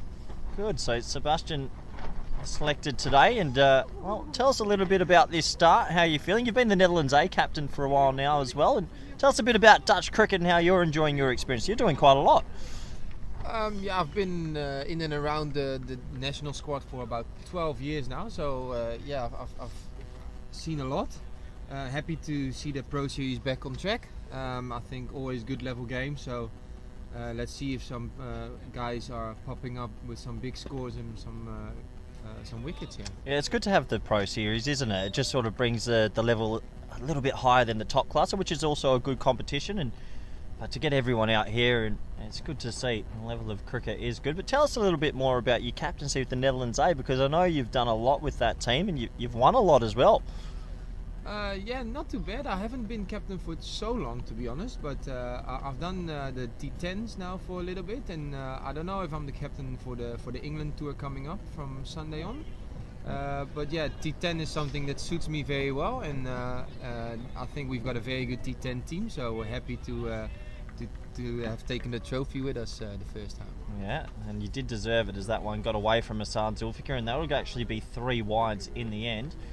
You talk to us, so we know your T10 prowess, Sebastian, but tell us a little bit about your own game in the 50 over format. How do you see yourself sort of fitting in, and what's your role today for the Seafarers? I think, to be honest, my role is not very different from T10 cricket, maybe a little bit, but I'll be the guy that comes in a little bit later in the innings to hopefully quicken up a little bit and get the score a little boost at the end. So batting at 8 today, and bowling wise, yeah, as you've seen in the ECN as well, I love my slow balls. Yeah. So you will see some slow balls today, especially on a tacky wicket like this. It might be useful. So you will see me mostly in the middle and at the end of the innings. Yeah, very handy indeed, your slow balls. It's well played by Vikram, who gets himself a single. I asked Scott earlier, who came on the commentary as well, what's the par score? I'm going to write down everyone's guess at par score and say, what's your, I want to know what you're thinking. At the moment, I think we're going quite well. I think the wicket is not that easy, but if we can have a good back end of the innings, I think the par score will be around 230. Okay, yep, you're there. So that's cut beautifully and nobody moves. Philip Bossavain, well, does some fantastic mopping up and they'll get back for 2. Great fielding by Philippe, but Wesley, he crunched that. Yeah, he crunched that, but we have seen that the field is actually quite slow, so running between the wickets is going to be key in this game. Yeah, it's a bit more of an attritional game, isn't it? Slow wicket, slow outfield. It's you got to grind for your runs. Yeah, and it's quite a big field as well, so there's a lot of 2s and maybe even 3s out there to run, and we have to run hard. To Brack again, and well, Barasi looks like he's found his touch. He smokes that to Bossavain. Here you go with the running. That's good running, isn't it? Yeah, that's very good running from Vikram Singh. So another 2 to the total. It's been a few years since your debut, but how was the Nepal trip? I remember watching you on the TV. Yeah, it was my T20 debut, but oh no, it wasn't my T20 debut. I made my debut against the UAE in the Netherlands, to be honest. It was a little bit before that. Oh, sorry. And I also actually made my debut in first class cricket for the Netherlands when I was 18 or 19 even. So that's 11 years ago. How old are you? At Solent. Yeah, so I'm 30 at the moment already, Corey. I'm one of the old fellas here. Yeah, okay. Didn't realize 11 years. Well done to you. It does take us to the end of the over, and well, Wesley Barasi looks like he's getting himself in, and stay with us for another over, Sebastian. We're going to keep picking your brain a little bit about Dutch cricket, and you've seen a lot of cricket obviously in the country. How much do you think the Super League helped grow the game in such a small space with all the national players playing such a high level?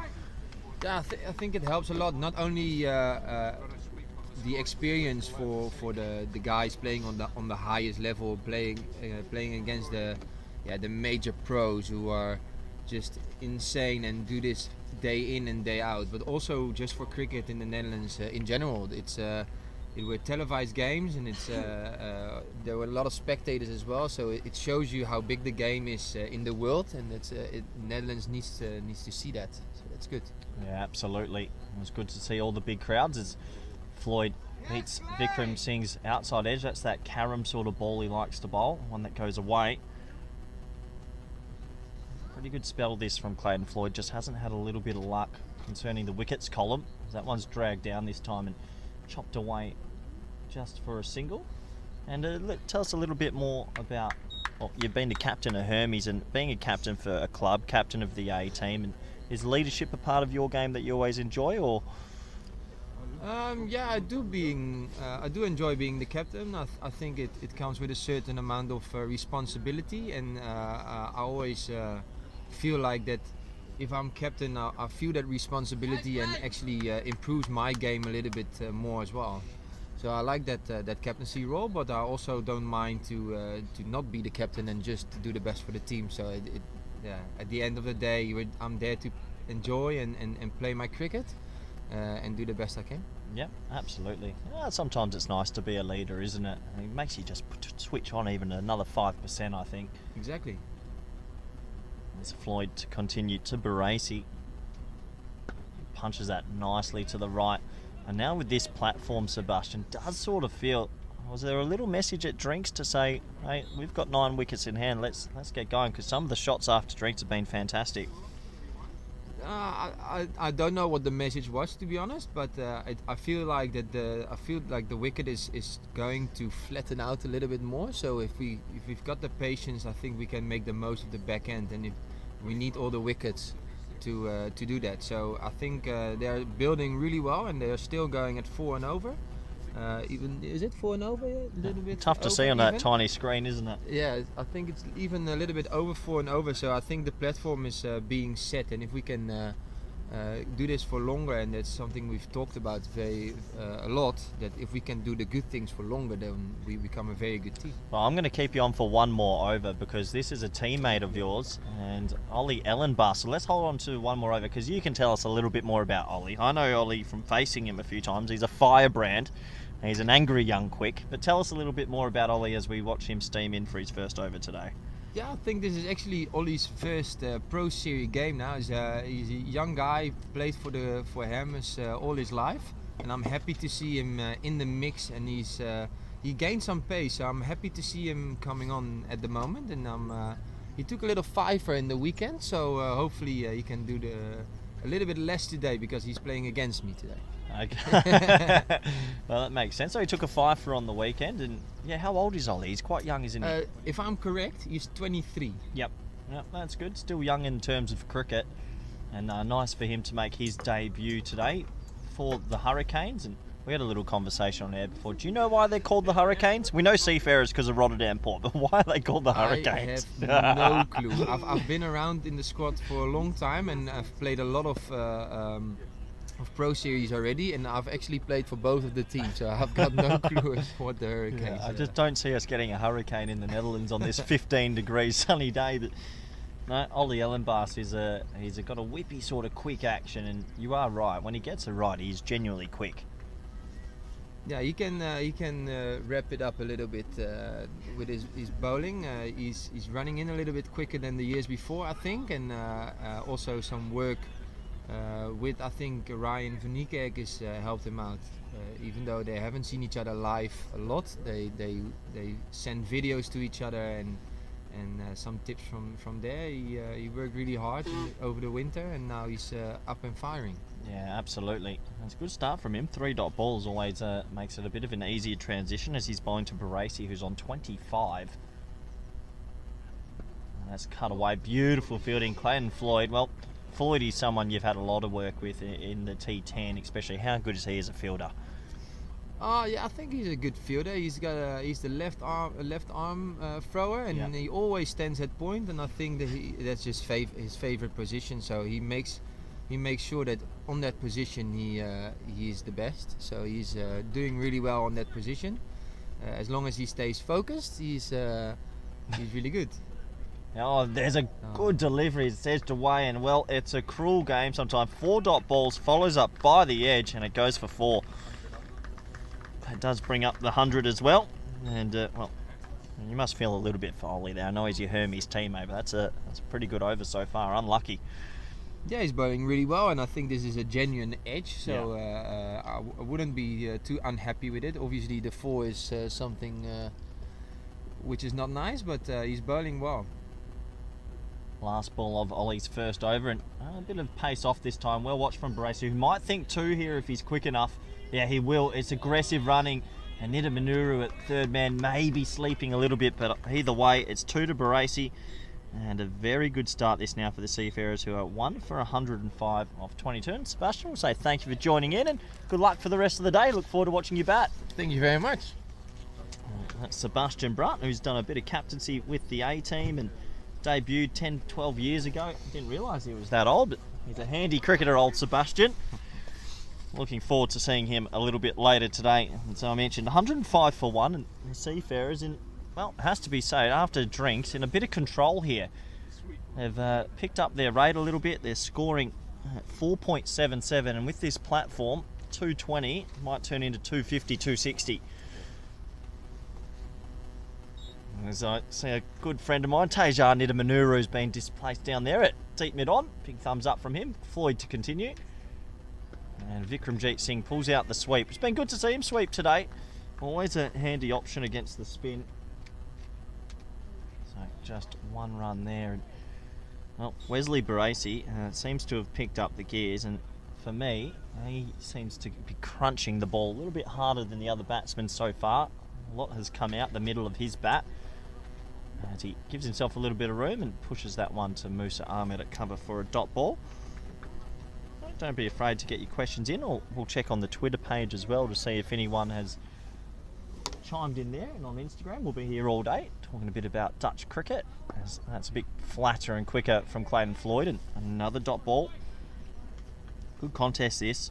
Floyd is in his 8th over, none for 32, and on another day that could easily have been 2 for 20. Now well batted, good strong cricket from Wesley Baracey. He shifts to the leg side. Floyd decides to follow him, but he takes the pace off and it gets swept away for 4.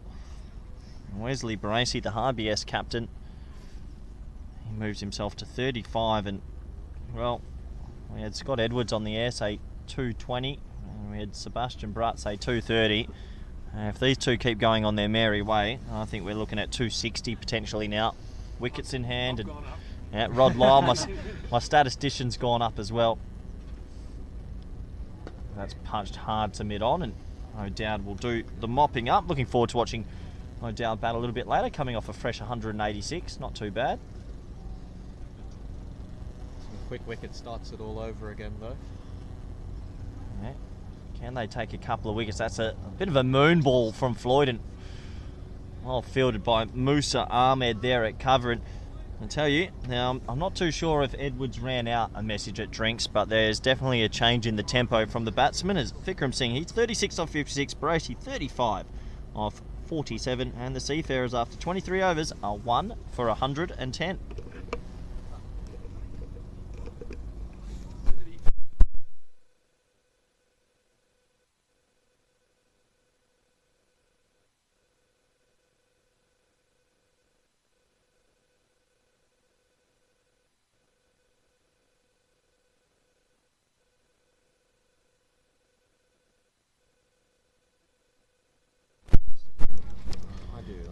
So it looks like Ollie Ellenbass has definitely earned himself a second over. He might have a bit of a spell here. His first ball to the left-handed Vikram, and Vikram times it nicely. And Musa Ahmed just a little bit late on that one at cover. I think the fielding standards from the Seafarers, maybe, well, not the Seafarers I should say, the Hurricanes, my apologies, maybe a little bit under par for what they'd want to be. But it is early season here in the Netherlands.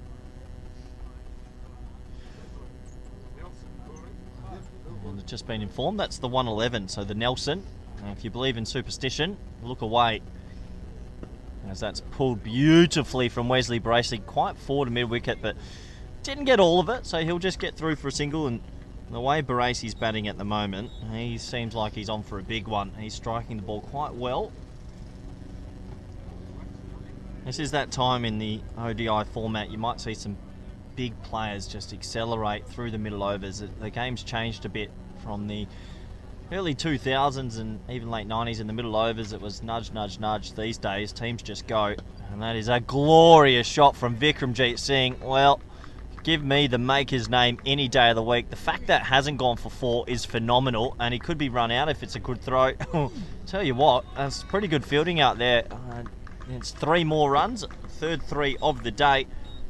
And Vikramjit Singh smoked that. Lovely shot.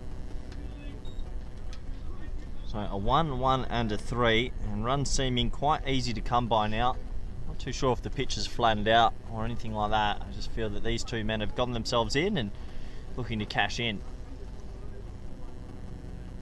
As that's a slower ball and well timed out to Philip Bossavane at deep cover. I think one thing that I know Scott Edwards is trying to instill into his national players and probably the coaching staff is players going on with it and hitting some big hundreds. I know that's something that's discussed a lot at any level of cricket, but maybe more for the associate teams to try and turn these scores into big daddy hundreds, 120s, 130s for individuals. That's how you set up victories. Ellenbass gets that on back of length, and my statistician does come in. Great timing. There was only 1 century in the Super League for the Dutch, and yeah, I know it's a step up, but there's probably a few men there that made pretty good 50s or 30s even, and it didn't go on with it. So I think that's something for this new sort of era to continue on with. And it looks like I'm going to have my third guest join me shortly, which is super exciting because it's a familiar voice. As that's been flicked away to fine leg for a single. And that does bring us to the end of the 24th over. The score currently is 1 for 117. As well, a familiar voice will join me as my third guest today, and this man actually has done quite a bit in the commentary box, so this should be good. And we welcome coach of the Seafarers today, not ex-commentator, commentator last season in the Dutch domestic circuit. It's my good friend, ex-housemate though, Piers Fletcher. Piers, good morning. Corey, how are you? It's the afternoon now, Is but it? nonetheless, we're rocking and rolling. Yeah, it's been a good start from the boys, eh? We're just talking a bit about how these two have accelerated after drinks. Was there a slight message or a nudge to say, boys, it's time to go a bit? Because they look very good. No, not much. I think what came back from the middle was that obviously the wicket is a little bit slow and it is turning, so obviously that challenge, but a big focus for us this year has been put around playing spin and playing it with intent. So yeah, nice to see those guys go about it.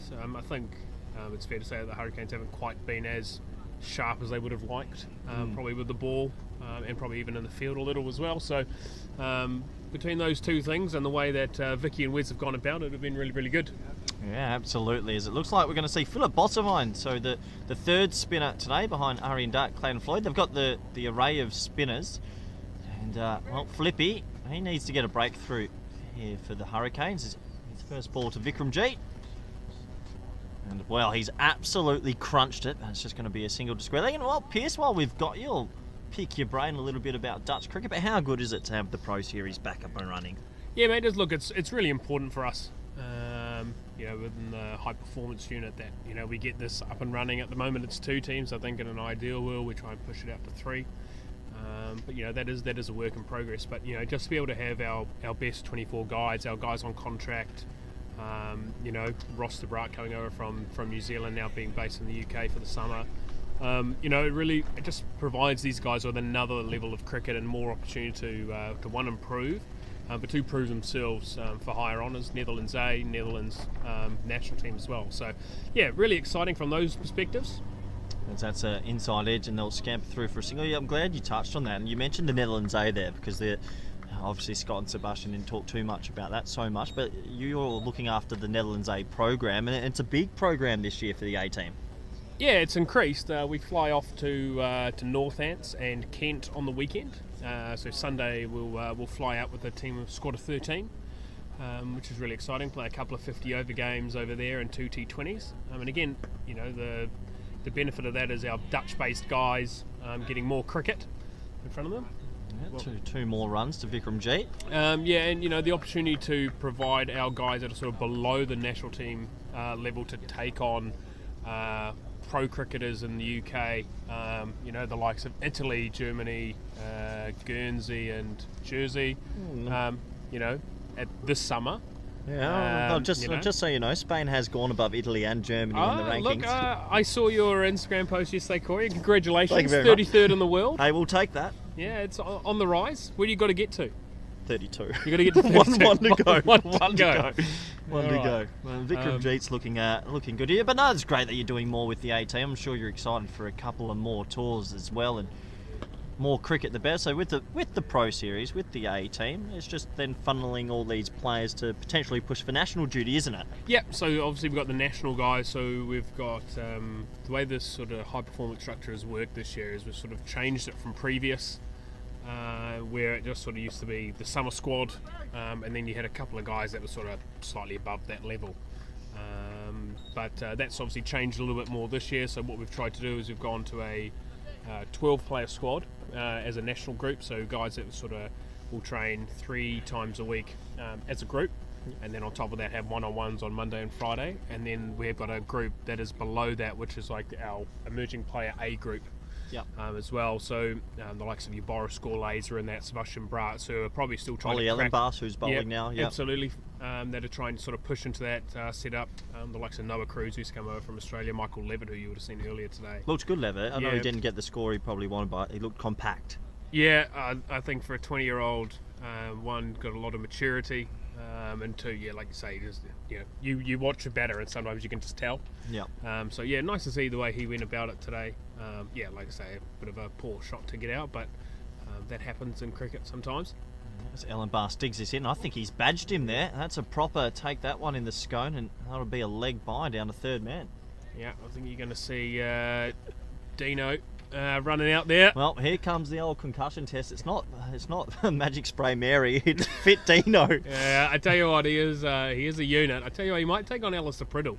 Prince has probably got less fat on him, but I tell you what, Dino's pretty jacked himself. Yeah, You get that shirt off. You've got to have a good S&C, and a good opportunity while I've got a lot of people tuning in at the moment. Mr. Maximo's in the chat. We've had Isaac. We had a lot of people. Peter Boren, but obviously the Dutch godfather. But if we've got Piers Fletcher here with me probably for the next couple of overs. If you do want to get any questions into Piers Fletcher, who looks after the A team, the junior. Look, Mr. Dutch cricket at the moment, doing everything. It's been a busy week, mate. We had under 18s yesterday, under 16s on Monday. We're here today, back for the under 18s versus under 25s tomorrow. Yeah. You know, the cricket never stops. Once Doesn't once the sun comes out in Holland, they pack a lot of cricket into the summer, Ruddy. They pack it in, and even Cookie's been on the message from India. He's enjoying it as well. So if you do have any questions for Piers Fletcher, who was commentating last year as well with a couple of series, but ended it up with the Pakistan and Netherlands one at VOC Rotterdam at your home ground, VOC. So Our home ground. Beautiful ground. As we get back to the action, Vikramjit facing Ellenbar, who seems to have picked up a yard. He's gotten a bit quicker, hasn't he? Yeah, he's trained really hard. I think he's a really good one for the way we've sort of tried to structure it and give these guys a support network around them a little bit more in terms of trying to push these guys that are based in Holland, born and bred, trying to push them further forward in terms of wanting to play. So, I think the amount of effort he's put in this summer has been... this winter, apologies, and now taking it into the summer is really impressive. Yeah, he's always had that sort of rawness and natural pace behind him, but I think just a little bit of refinement, a really good gym program, set up by Dino and George, and that sort of health system alongside the coaching through the winter has been really, really beneficial. Yeah, he definitely looks to have gained a yard or two, does young Ellenbar, who plays the club cricket for Hermes. That's a slow ball this time, and Vikramjit just tucking that away for one. One thing we've touched on a little bit, good running, it's a misfield, and they'll get back for two. So that's Mace Van Vliet, the 12th man, with a little bit of a fumble there at backward square leg. One thing we've touched on, though, as well, is you've got Vikramjit on 44, Baresi on 38. We want to see some hundreds in Dutch cricket, don't we? One in the Super League, only the one. It would be nice if they see some big daddy scores, right? Yeah, myself and Scott Edwards as coach and captain of the Seafarers sort of made a big point about the fact that 30 to 80 scores aren't going to win us games. Is that the range as they scamper through for a single 30 to 80? You think you want? We want bigger scores than that. That is a big challenge. So yeah, like you say, on the back of the Super League, only the one century. And we won that game, shows that whenever we score 100, we win a game. Yeah, 1 from 1. Yeah. You take it. In the most basic, statistic from that front. But yeah. How do you instill that in someone? It's to convert. I think it is a balance. I mean, and you're a batter, Corey, more so than me as a bowler. As Baresi tickles that one lovely shot. Fine, that's going to go for. Ollie just a little bit offline there, but yeah, nicely played by the veteran. Yeah, he's still got it, the old boys. That does take us to the end of the over, and after 26, Seafarers starting to run away with this one for 129. Yeah, I think, on the back of that, I think, what we've seen a lot of, Corey, you've played a lot of club cricket alongside myself and around the joint, but I think guys here, they just get a little bit too relaxed and a bit loose. Yep. Once they get to 20-30, they're almost like the hard work's done and they sort of go sort of the wrong way in terms of instead of knuckling down and actually making the best of it, they sort of go the other way and get a little bit loose and sort of give it away sometimes. So a challenge for us has been, one, trying to get these guys to hit a lot more balls. Yep. So their focus and their concentration continues to improve. So even if it is just off the throwdowns or sidearm or whatever it is, it's just facing more cricket balls that they can focus on. And then trying to get them to get here, as Rod Lyle tells me, we need to go back to 3-day cricket. I think he's quite optimistic, though. I don't know if that's in the plans anytime soon to become a test-playing nation. Rod Lyle's been my statistician in the background today. He's been fantastic. It's like having the analytics guy behind me. Rod was brilliant on Sunday when he comes to me and he goes, yes, by the way, that partnership between Edwards and O'Dowd is now the highest third wicket partnership for VOC versus ACC, beating Wade Townsend and Martin Van Airshot. And I was just like, how do you have these stats? But the guru of Dutch cricket is always here. He's always here, and it's nice that we've got such a professional setup today in terms of It the is temps nice, are isn't it? out. Got Yeah. two really good umpires in terms of Nitin and Malik, who's coming through the setup, and then we've got two great scorers. It makes the day so much easier for the players, and the big focus is to try and professionalise this more and more. And if we can ask less of the players in terms of like setting up grounds and mucking around doing that, and they can just focus on the actual playing of cricket. Well, it's all hands on It's, deck today with KNCB cricket, isn't it? It's a nice from Fairtree as also to help us out, but to get these games up and just to lift the standard a bit. I think more Pro Series, the better for everyone involved. It's Barassi goes the reverse Malachi and he gets it. Well, I'll tell you what, Wesley Barassi is on a bit of a steamer here. That's clever batting, and he's racing away. He's on 46 now, Pierce. Yeah, really nice to see him play with such freedom. Weir's very much a feel player. Yep. He talks a lot about, I just need to find my rhythm. I need this. And I think a big conversation this morning was finding that feel, but also balancing that out with a bit of compactness. And I think he's done the hard work early, and now he's got to try and make it count. Let's drag down a little bit. It's a punch. They should go two here. It's to the left of Tejan Nidamanuru and Vikramjeet. Touch and go. Yes, good running. And since drinks for me, these two, they're intense at the crease and the running. Wesley Bracy's now caught up to Vikramjeet Singh. He's on 48 as well, of 55 deliveries. And well, Pierce, we're staring down the barrel of 250s here.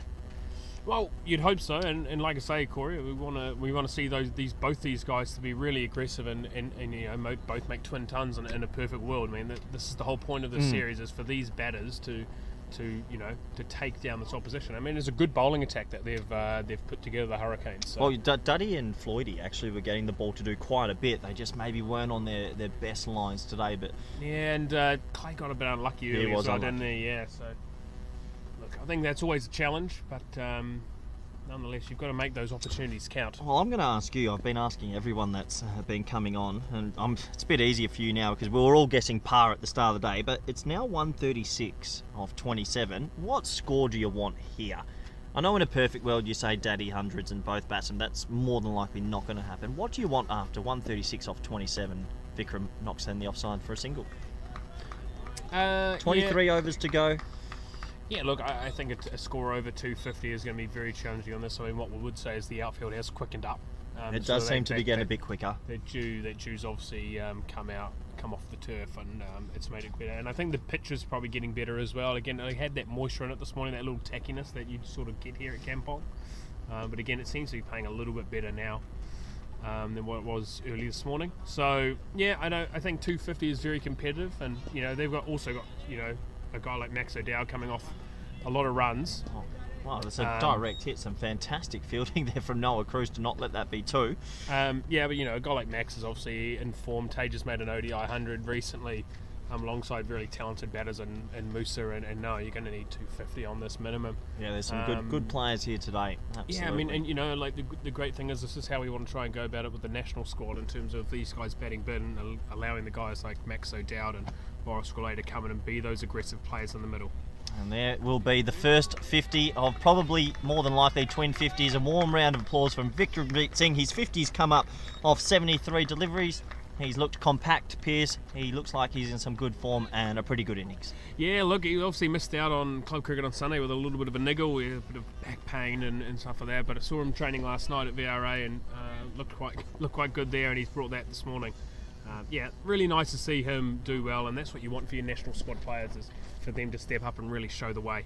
Well, here we go again, because that will not be Wesley Bracy's 50. He's come out, he's on 49, and he's really impressed here today. He's been a bit more inventive than usual, I think. I don't think I recall Bracy switch hitting and reverse lapping so much. No, but I also think, like I say, going back to that intent, Ruddy, I mean, you're a big one about it in T10 cricket, but for us in general is, how can we get those bigger scores? And I think it's just looking to score more often instead of sort of like dead batting balls for no run. And that is a glorious shot. That will bring up Wesley Bracy's 50. Will it go for 4? You betcha it won't. That's probably going to be another 3. It's a good throw. He will get back for 3. That's Wesley Bracy's 50. It's off 59 balls, and on a wicket that's a little bit slow with the slow outfield. Special innings.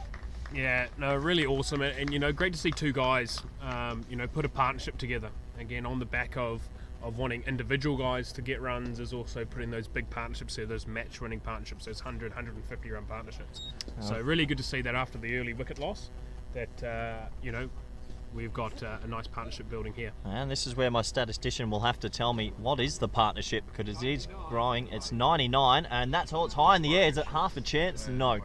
It's going to land in a big pocket of space, and actually they should get back for an easy 2, and they will.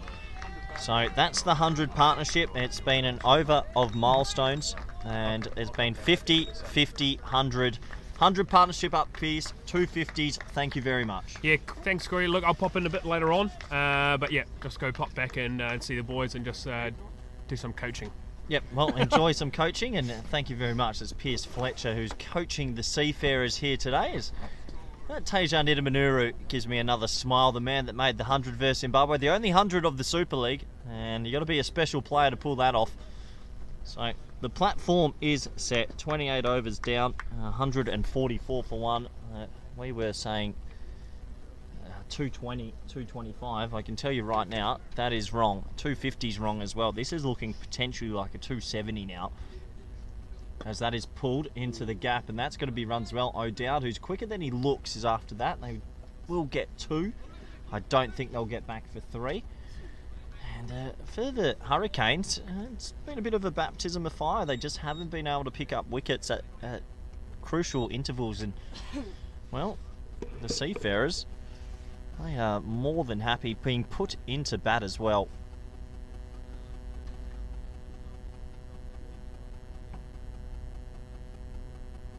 It's well bowled from Philip Bossavane, the leg spinner. Played a fair bit of national cricket as well.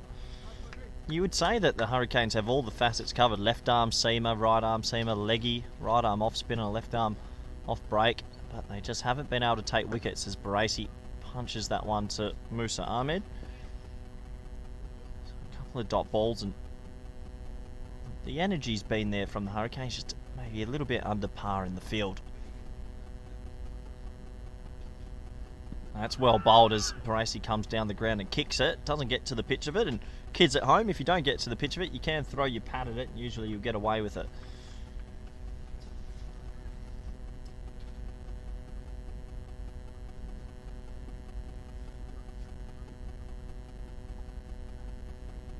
So that's flatter. Well bowled. This is a good over from Philip Bossavane, and that's all you can ask after the 2 off the first ball. It's been 4 consecutive dots.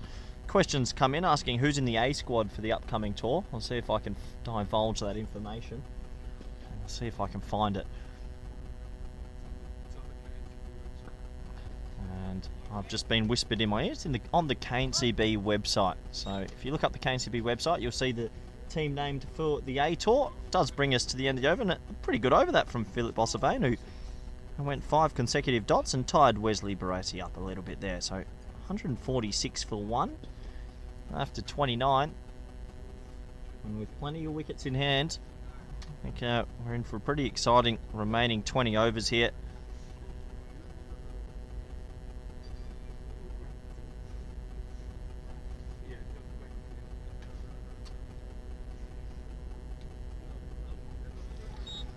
So it looks like it will be spin from both ends now, and yeah, I think this is the right decision. Ellenbass was bowling okay, but I think the batsmen were enjoying the extra pace on the ball. And it's going to be Aryan Dutt, who does have a bit of a golden arm in the middle overs as well.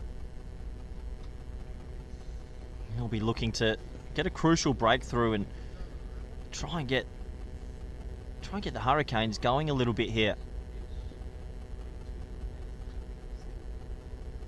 It's well bowled and tucked away to the leg side where they'll scamper through for a single. 45's not usually a one saving position, so an easy single there for Vikramjit Singh.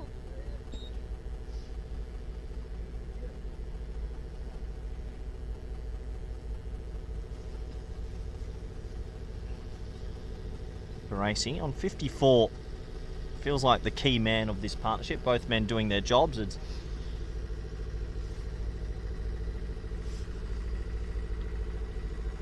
And that's a glorious sweep shot. Who's out there? I'm not too sure, but just the one. And so we'll take the mic off just for a quick moment as the heavy roller is coming right behind me.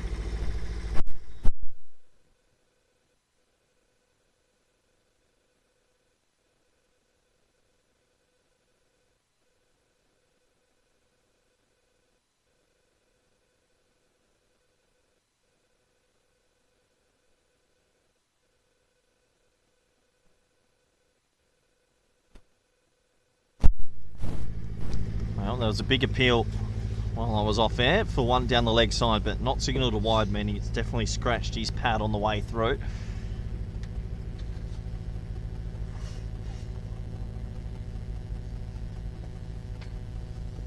As it's clipped away to 45, and he did come a little bit tighter after the one earlier in the over, so another dot ball. And Vikram Jeet on 53. Seen him get out quite a few times in this sort of region, the early 50s. Can he go big today?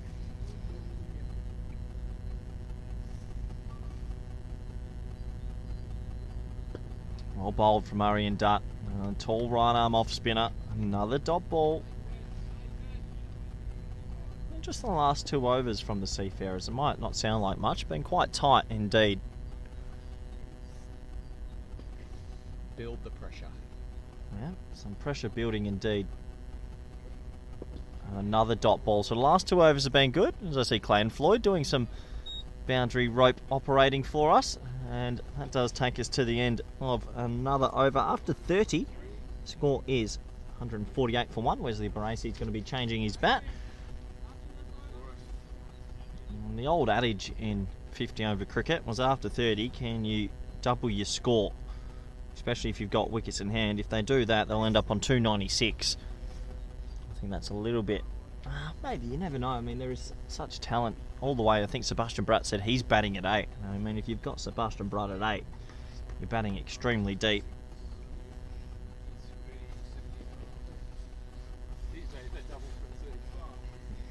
Yeah, good point from Rod Lyle as well. Most teams do double after 35 overs, the way that the white ball format has transformed. Maybe not so much on this wicket, but I do agree with that.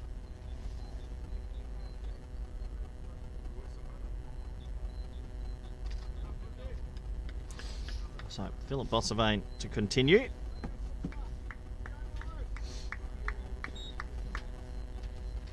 As it looks like I'll have to source a phone charger from somewhere soon enough as well. Gracie on strike. Oh, he's played that shot well today, but he could be out, and he's dropped it. Oh no, it's a huge opportunity. First ball after they take a bit of a drink. I think it's Mace Van Vliet out there. He had moved a little bit squarer, and that is an opportunity. He made good ground, and Wesley Baracey gets a life on 55. And that should have been swallowed. I'll have to put that one down in my notes. 55 dropped. Will he go on and make them pay? And that's one to Vikram Jeet. And it's a big moment in the game, that this partnership ballooning out. We just said that the previous 2 overs had been tight, and it created the opportunity. And unfortunately for Mace Van Vliet, he couldn't hold on. It went straight to him. He made good ground, but yes, it was hit hard at this standard though. You've got to hold your catches.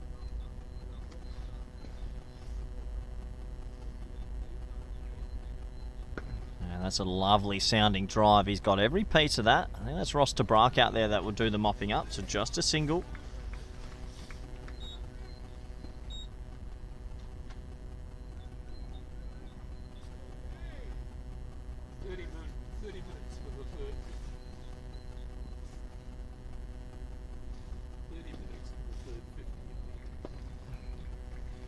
So I was just told in the back of my commentary cube that there was 30 minutes for the third 50. Didn't know they still timed minutes actually for 50s. Doesn't seem relevant anymore, but you never know. It's well bowled from Bossavane, who's landing it in a pretty good area. It's actually been quite a tidy spell from him. Could have had the reward this over. Question mark will be, who will be the person out of these two to go big, big? Pierce Fletcher and Scott Edwards both talk about it. They want to see hundreds. I don't want to see anything between 30 and 80. Oh, it's a great delivery. That could be out, you know, and it is out. And even though he got a life, a couple of balls before. That did look good. We'll have a little look on my own self-replay. Pitched on leg, spun away. It's a big appeal. Adrian Van Dries is sitting next to me. I'm sure he'll be looking at the umpiring review. I'll be slipping over and having a look as well. But for me, it looked out. Wesley Baracey will have to go. 57 off 68. Pretty special innings. He looked good. But for now, it'll be a long walk back, and we just touched on they want to see players go on and hit hundreds. Unfortunately for Wes, I feel like an opportunity missed. But 57, still better than most things.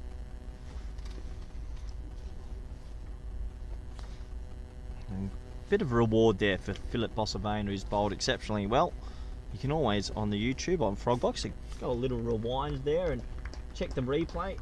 But for me, it did feel like that was going to be out. So it looks like there has been a change in the order, and well, he was in the commentary box for it, and Scotty Edwards said he'd be coming out maybe at 6, but maybe at 5, but he's coming out at number 4. And that's probably the right move. The Dutch captain, who has an extreme array of shots. We know he loves a sweep and a reverse, and he plays it better than most people in the world. He'll be looking to capitalise in what is the last sort of 19 overs here. Philip Bossavane's got pretty good figures now, 1 for 17 off his 4. One thing I know what you'll see from Scott Edwards, Dutch captain, is extremely good running between the wickets. He runs very hard indeed, and he'll be looking for a score here. And I know his father, Don Edwards, will be watching all the way from Melbourne, Australia. But Vikramjeet's still on strike for now. Oh, leading edge balloons into a pocket of space, and well, Max O'Dowd, obviously the captain of the Hurricanes, sniffing a little bit here because he's got 6 men in the ring. He's staying aggressive. I like that.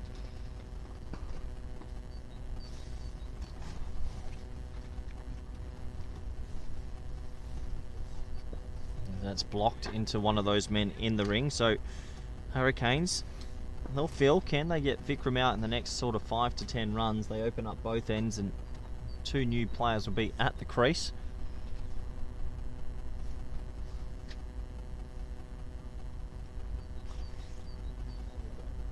Oh, big appeal, and we could have 2 in 2 overs, and we do. And this is what we were talking about. Players not going on and hitting big hundreds. And it might have put the kibosh on them a little bit, because that is out. Another LBW. And Vikramjeet, I think he's disappointed. He's looking back thinking, did I get myself out the line? You got to go, unfortunately. And he's gone. He'll have to go for 55, a well-composed 55. But the spin to win. 2 wickets in 2 overs, and both set batsmen go. That changes this game quite a bit. Potentially gives the Hurricanes a situation where they're not going to be chasing maybe 260, 270, maybe something a little bit more agricultural, 240, 250. 2 wickets in 2 overs after a very, very good partnership. And Vikramjeet goes for 55, and very talented player Vikram, and his big thing, the next stage in his career will be how does he turn these 50s into hundreds. It's his next big step. As it looks like Boris Corley is going to come out at number 5 and partner Scotty Edwards. Both batsmen not off the mark, and a little bit of pressure on them.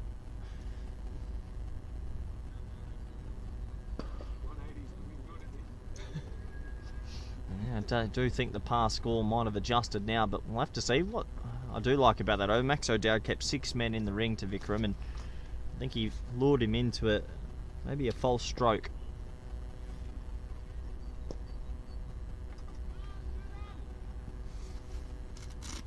I'm enjoying seeing them keep the pressure on, at least.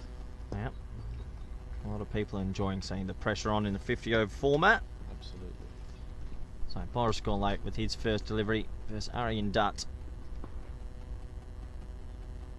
The old traditional leave outside off stump, and you do expect the next couple of overs to maybe be a little bit more sedate. Obviously wickets falling can happen. Still plenty of batting to come though for the Seafarers.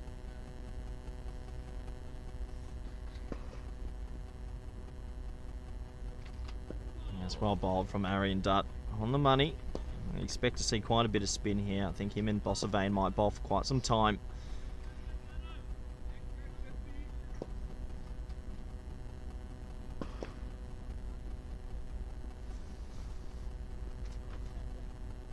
Yeah, another defensive stroke. So sensational over from Dutt, who's going to chime in with a wicket maiden.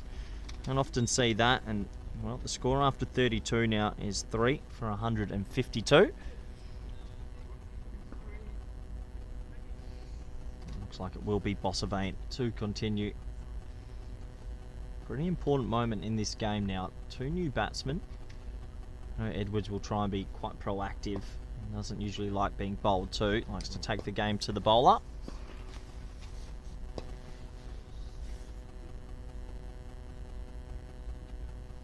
And you can see Max O'Dowd, who knows Scott Edwards quite well. I can confirm that. They live in the same house and on the same floor. So, captain versus captain, friend versus friend. He's keeping mid off in the ring and mid on in the ring, and that is the right option. He's probably going to have to get the sweepers in the correct positions, the paddle sweep, normal sweep and the reverse sweep. And Bossavane, that'll be a good test for him. Bit of flight and punch straight to mid off for a dot.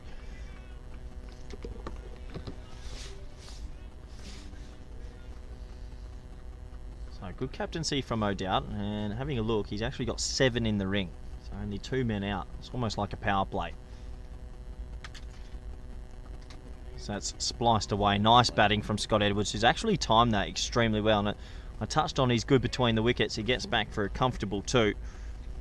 I had point tight hovering, and he gets it past him. Bit of cat and mouse here from the 2 captains. 7 men in the ring in the 33rd over.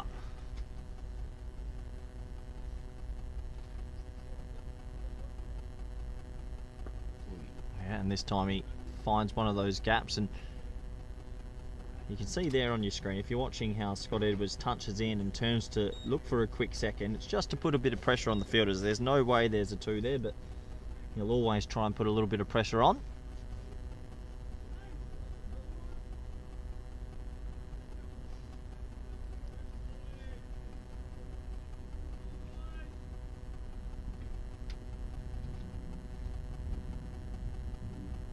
Oh, that's an absolute jaffer. Well, Philip Bossavane is in the middle of a pretty good spell. O'Dowd put himself to slip, and that one was almost straight to him.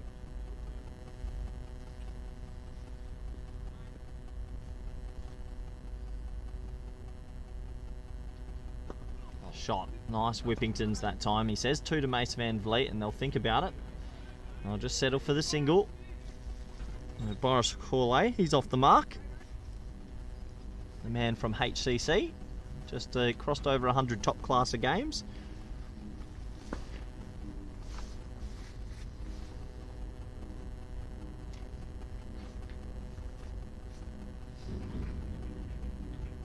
Oh, it's well bowled again from Philip Bossavane, and this time all outer edge actually, skewed away through the offside. He was looking to punch that a lot straighter. He'll get a 1 though, Scott. Looks like he's going to be busy once again.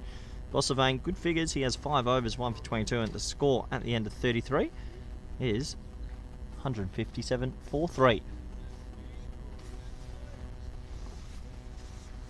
Couple of LBWs in the last couple of overs as I look over at Adrian Van Dries. Adrian, give me a nod if you believe both were out. And he's given me the nod, so the umpires union sticking strong as always. Shock. Pretty pivotal moment in the game. Here's a contest I think a lot of people would like to watch. Harry and Dutt versus Scotty Edwards. Now, I think everyone knows how well Scotty can sweep and what he does versus spin, but Harry and Dutt has proved that he can bowl these right arm off spinners to the best in the world. So this will be an interesting contest. Deep mid-on's back now, and deep square leg with deep cover as the 3 boundary riders. 2 backward points for the reverse sweep. And he goes the reverse sweep, and he gets it finer than the 2 backward points because it's Scott. That's what he does, and he'll get back for 2. They should get 3 if Boris Gourlay is quick enough, and he is quick enough. Some good aggressive running. And well, in this bout of kings, Dutt versus Edwards, Edwards takes the first round with a little reverse Malachi for 3. And that's why it's important, kids at home, if you're watching, got to be a 360 player these days. Very helpful indeed.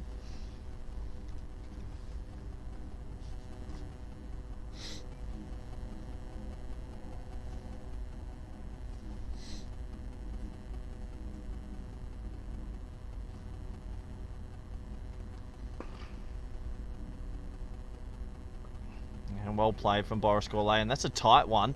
Oh, and Edwards gets there. Right. That's what we said. He likes to run pretty aggressively between the wickets. I think a lot of people would have said no there, but Edwards backing up, as always, gets himself back on strike. Well played from Gourlay.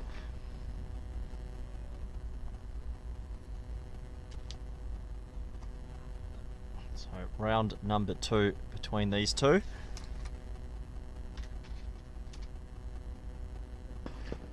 And Scotty Edwards just punches that beautifully down the ground for the 1. And he's definitely trying to improve that game down the ground. One thing for the Hurricanes, they'll know if they can maybe get Scott out here. They've probably got batsmen they feel like they can control a little bit better. Gourlay, though, don't underestimate him. He does have a lot of power, the young man.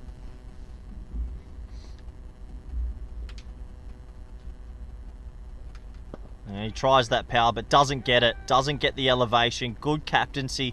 He keeps mid-on in the ring. He tempts the stroke, there's no doubt. And Boris Gourlay can only cloth it straight to Ryan Klein at mid-on. Another wicket goes, and right now for the Seafarers, they were in a position of dominance, and they've lost 3 quick wickets for maybe 10 runs. Yep. I can feel it tense up a little bit. Unfortunately, they were in a very strong position. And a couple of LBWs, and this time I think the shot was on, to be completely honest with you, just didn't get it out the middle of the bat, and Boris will have to go. So that'll bring Shariz Ahmed out to the crease, a young left-hander. Still Sebastian Bratt, Kyle Klein in that lineup. Saqib Zulfikar as well is very handy with the willow, so a lot of batting to come. And that was Arian Dutt's second wicket. He has 2 for 28 off 6.4 so far.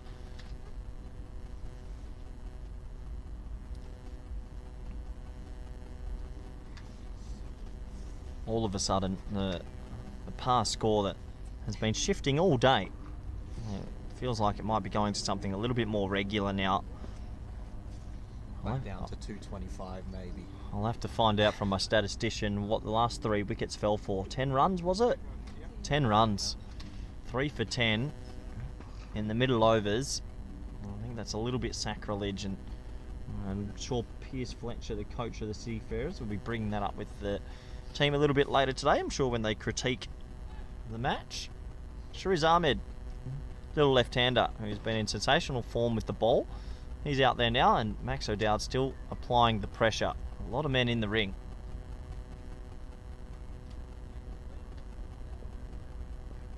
As he pushes that to the offside, and that's the dot ball to start for young Shariz. And they need a partnership here all of a sudden. They just need a steadying few overs. We saw their biggest partnership with the right and left-hand combination as well. Oh, a right-handed and left-handed combination always goes a long way. Well bowled from Arian Dutt. The squeeze is on though. There's 3 wickets. Chris Schinkel mentioning 19 wides in 34 overs. Good point. There's been a lot of wides down the leg side that actually got away from the keeper, so it sort of added to the volume of that. But that does take us to the end of another successful over. Arian Dutt, well, doing what Duddy does best. 2 for 28. And the end of 34 overs, the score is 162 for 4.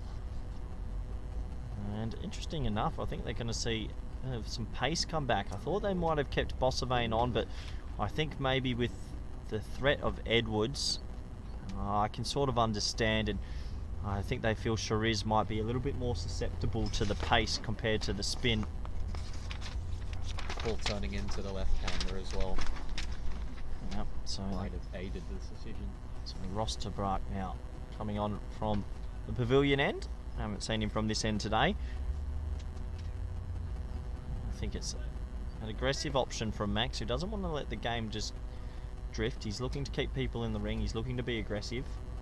I think if you have an option to bowl left arm seamer versus spinner versus Edwards, I think you take the seamer every day of the week. And if he does get Edwards out here, you were saying this game's flipped on its head. Shot for none. That is hammered into short backward point. That's Clayton Floyd there. That might have burst through his hands into the shin. He's been impressive in the field. Yeah, Clayton Floyd has been impressive, doing his job. Ross de Braak's been okay as well. He'll be looking for a wicket here. He's got 1 for 33. Slightly high economy. He'll be looking for another pole. It's well timed as well from Edwards. He looks like he's in a rich vein of form as he'll get through for a single. So Shariz now a strike as the breeze picks up at Kampong Stadium. Pretty fresh sort of day. I went with the shorts this morning. After about 25 minutes realised that was the poor option. Made the transition to jeans. The sun's out at least. The sun's out. That's all we The can sun ask. is out. Unfortunately, we tried to get the first game last week and up in VRA, and the rain beat us. And Shariz will face Tabrak for the first time today. Well bowled, well played. Good pushing from Shariz, who gets that into the offside for a single. So he gets himself going and off the mark. These two. Plenty of time still, 15 overs to go. 164. You go at 5, so you're going to end up with around 235, 240.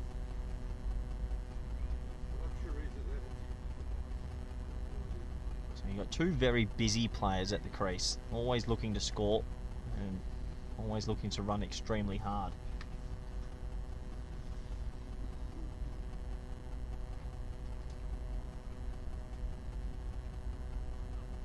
And that's well bowled from Ross de Braak, who cramps Edwards up for a little bit of room.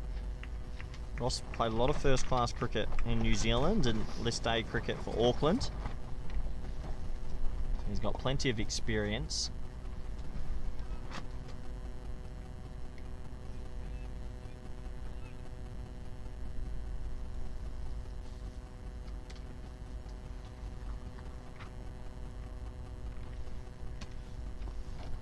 As that's a slower ball into the pitch, and Edwards, he says 2 as soon as he makes contact, but I'll only be the 1 as Mace Van Vliet, he's on top of it. You can say Edwards has already pretty quietly got himself to 10 off 10. That's without playing a shot in anger just yet.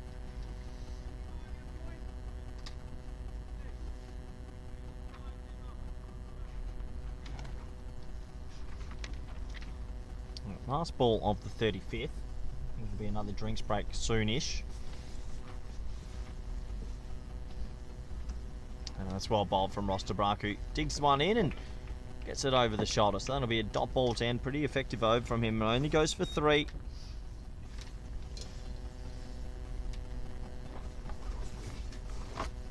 And right now, Seafarers in a little bit of a rebuilding phase, has to be said. Couple of wickets, 3 for 10 they lost after a 100-run partnership. Trying to navigate their way to, still I think 240, 250 if they have a good finish.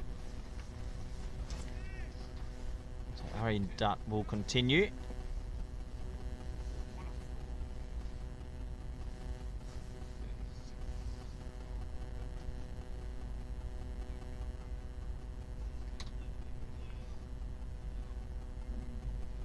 So a couple of adjustments to the field here as obviously Edwards is facing Dutt. Looks like it's 2 very fine backward points, and now deep covers moved around to deep point basically for that reverse sweep. Mid off in the ring still, trying to tempt him to go over. As that's quick and speared in at leg stump, so just nudged down for a dot. And there's a big gap on the leg side through mid wicket if Edwards wants to try and get out that favoured sweep in front of square. Not easy against Dutt, who bowls it quite quick. Cut this time and cut hard to Mace Van Vliet, but he's right on point right now, so there's no 2 there, just the single. Sure is back on strike. Good match up here for the Hurricanes. Right hand off spin. One arm off spin, I should say, versus the left-handed bat.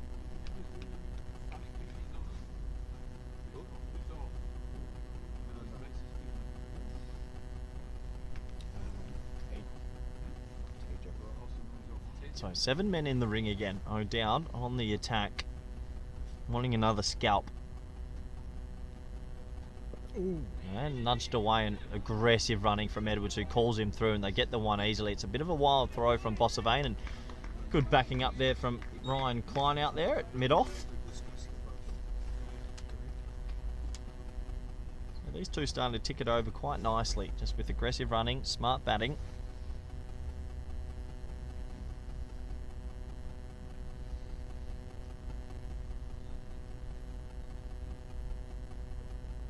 Flighted and driven out to that man at deep point. So another single to Edwards, who just has this happy knack of going at run a ball quite easily. Dutt got 2 overs left after this. He's had a good day out. I think his earlier spell maybe a little bit wayward for his standard, but still, when you've got 2 for 31 off 7.4, you're not doing much wrong.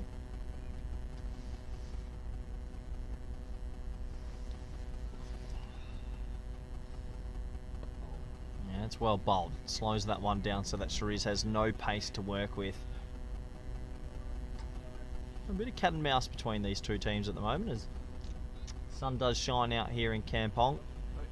Maybe a little bit chilly, but still a good day for cricket here in Holland. Early May. Quicker ball this time, and he punches it lovely down the ground as young Shuriz Ahmed, who's growing in stature game by game in his young career, and at the end of the 36th over, the score currently is 169 for 4. Overall, this game a little bit topsy-turvy. That will take us to a drink. Our second drink's back. We'll be back in the next 5 minutes to bring you the conclusion of the first innings here in the Fairtree Series Pro Series.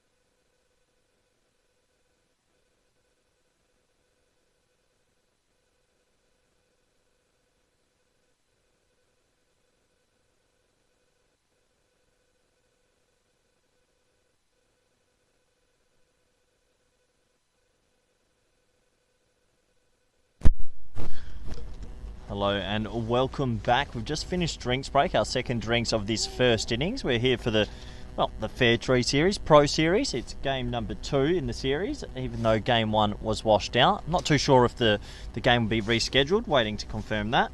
But we're at the back end of this first innings, and Ross de Braak's got the ball in hand. He's bowling to Shariz Ahmed. Scott Edwards at the non-strikers end, who's the captain of the national team, but also the Seafarers today.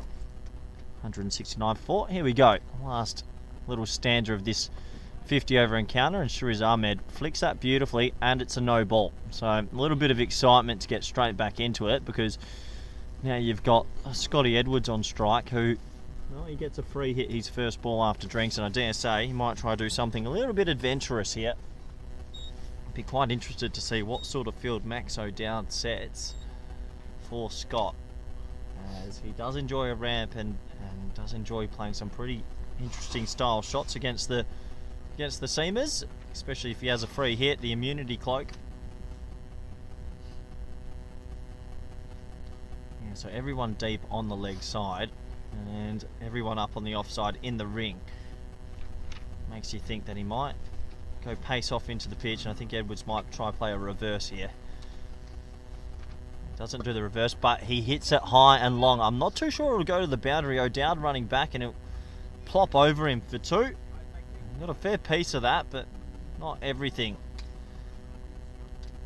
So 2 runs to Edwards, 2 free runs with the immunity cloak on, and these two starting to build a pretty nice little partnership. They'll be hoping to get themselves, I think, still above 250 with a good finish here. Plenty of overs in hand and still some batting to come.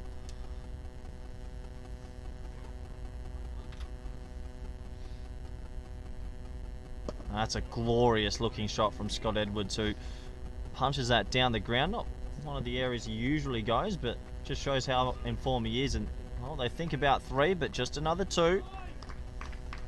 Right now, Edwards is the key man. If they don't get him out early, he looks like he's in a rich vein of form. I believe he made 74 not out on the weekend. Of 57 deliveries. Rod Lyle, my statistician today, in the background. As that's short, and this time he cuts it into the hole, and he'll get himself a single. So he really is ticking along nicely, and Shariz Ahmed offering it just enough with him. Ross de Braak's been one of the more expensive bowlers today. On another day, he could have had a few more. Wesley Bracey French cut him a few times.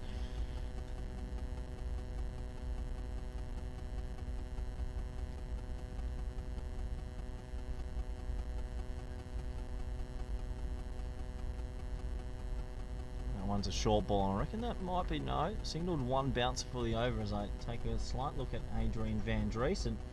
And he says, no, he's happy with it. From my vantage point, maybe first slight error from the officials today. They've been fantastic though. Just winding Adrian up a little bit. It's a long day in the commentary cube. Not at the ECN, man. Not at the ECN today. Gun for hire. IPL, are you listening? As that's clipped gorgeously from Shariz Ahmed. He has crunched that. And, well, this slow outfit, especially on the leg side of your camera to the left-hander, it's extremely slow out there. Any other day that's 4, but just 2. One thing, the Hurricanes, no matter what they're chasing later, they're going to have to work for it, because it is a slow outfield.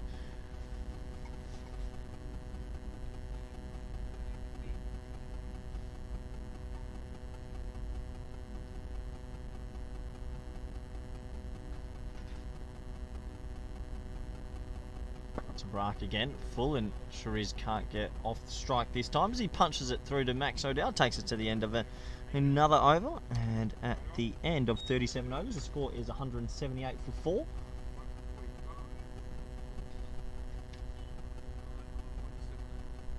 So a good partnership after the collapse. It was 3 for 10. This partnership has grown to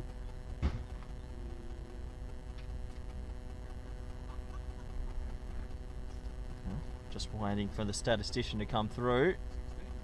16 only. Yeah, I thought it would have been a bit more. Not like it feels like more.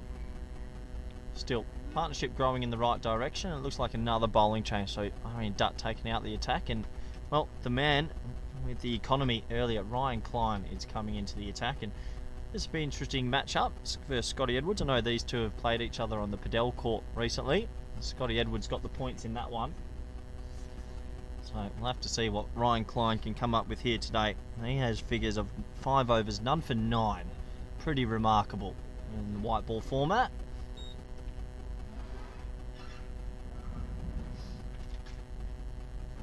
As Edwards, well, tries to make something out of nothing and edges it through, and he'll think about a tight 2 here, and oh, it's a poor throw unfortunately by Ellen Bass, and he'll get back for 2.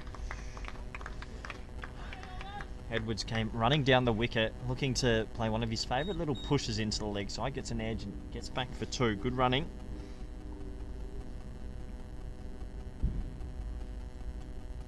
Klein, who opened the bowling today and bowled throughout the power play fantastically, hit a length. Good start from him there. Looks like he got a little bit of nibble. And that's sort of skewed away as well, as they put Ellen Bass under a lot of pressure, but he good fielding this time, just the single. Klein looks like he's found some good rhythm today. He's hitting a good length.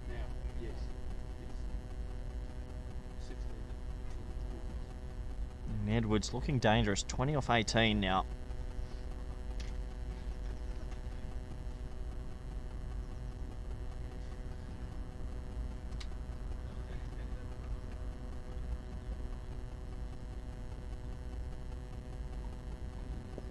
It's a bit of a slower ball this time, and well, they say in partnerships it's always good to have a partner you trust and that you can rely on, and Shariz is doing that at the moment, just playing second fiddle perfectly, and you can see his intent in running is something that Scotty Edwards is feeding off. These two run extremely aggressively, always trying to put the fielders under pressure.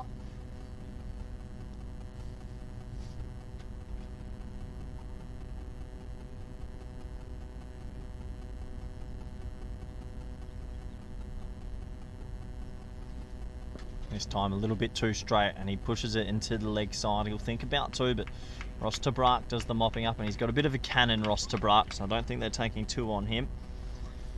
Good reminder to the viewers out there that we are live on YouTube, KNCB YouTube today. If you do want to get any questions in or chime in, do feel free. This all came in hot a little bit earlier.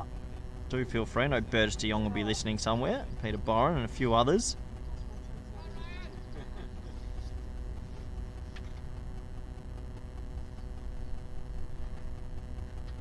That's a glorious shot from Shariz Ahmed. On any other day I'd say that's 4, but today I'm not so sure, and it will just be a 3 if they go. No, just the 2. Ross Tabrak has probably the best arm in the field, and he keeps it to 2. Shariz Ahmed though, he's had a good season with the ball. Apparently he's making some runs with the bat for VCC, and right now looks pretty comfortable.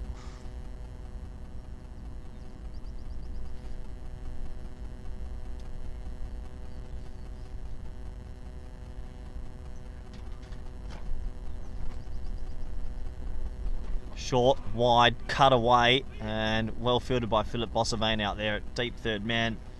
He's going to be able to keep that to 1, but a very, very good over. And right now, Seafarers wrestling back the momentum. At the end of 38, the score is 186 for 4.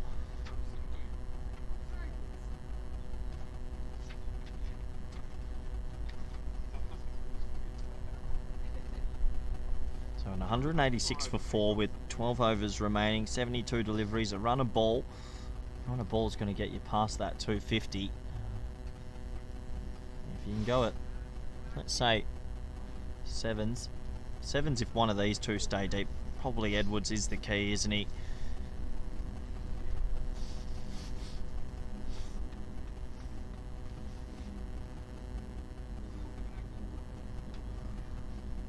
Ross Tabak to continue. He's got figures of 1 for 45 off 7.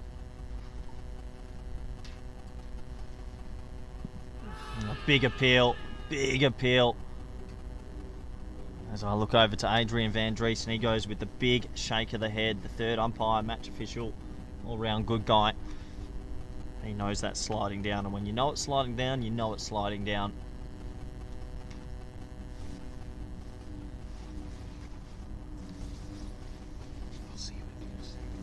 I'll see you at VOC as well. A little whisper.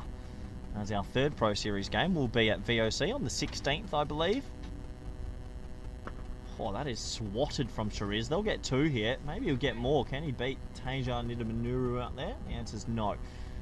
2 more runs, and Shariz has found his timing. That's a glorious looking stroke.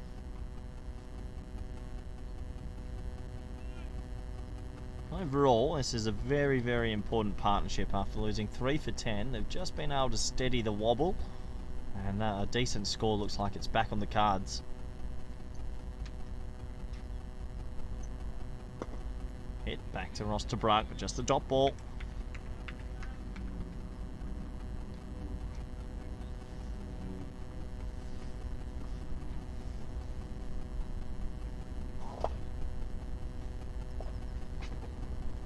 Tabrak. He's got an array of cutters. Likes to dig it in as well. He's probably the one bowler today that's really used that short ball effectively. Can he get a breakthrough? Still got 5 men nice and tight in the ring. There it is, right on cue. Goes with the short ball, and this one's going to be called a wide from square leg. So that's for height. There's young Shariz Ahmed trying the periscope shot there. It's a good platform. Like, once again now, even though the Seafarers had lost a couple of wickets in succession, I mean, they're almost on 200, 10 overs to go. Sebastian Bratt sitting there, Zulfikar, plenty of batting to come.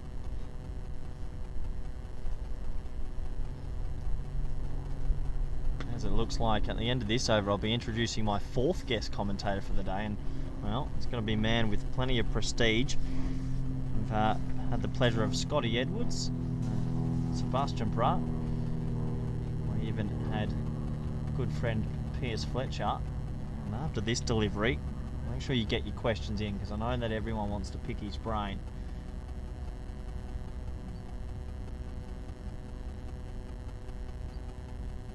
As that's whipped away gorgeously, and on this slow outfield, you got to run them. Philip Bossevane doing the mopping up. They'll get back for 2, and good time to introduce into the commentary cube Ryan Van Niekerk. Did I say that correctly? Thank you very much for having me, Ryan.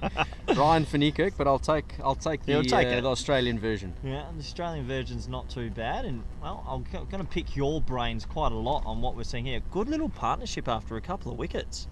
Absolutely, it's good to see these 2 players coming in at the time that they did. I think really valuable to see them batting in this period of the game.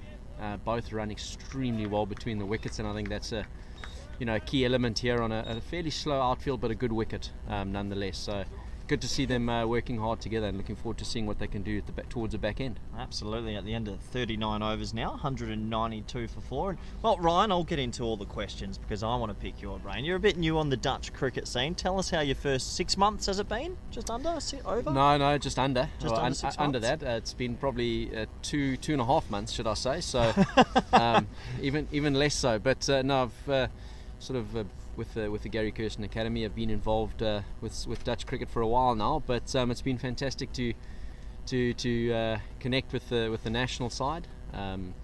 Thankfully, I've got Ryan Cook to thank for that. He's been messaging through, Ryan, and I'm sure he's sitting somewhere in India enjoying all the footage. Yeah, we miss him a lot in terms of his presence around the group, but yeah, we've it's been a great kind of experience having to oversee the team in the last while, and great experience to play against Zimbabwe and South Africa.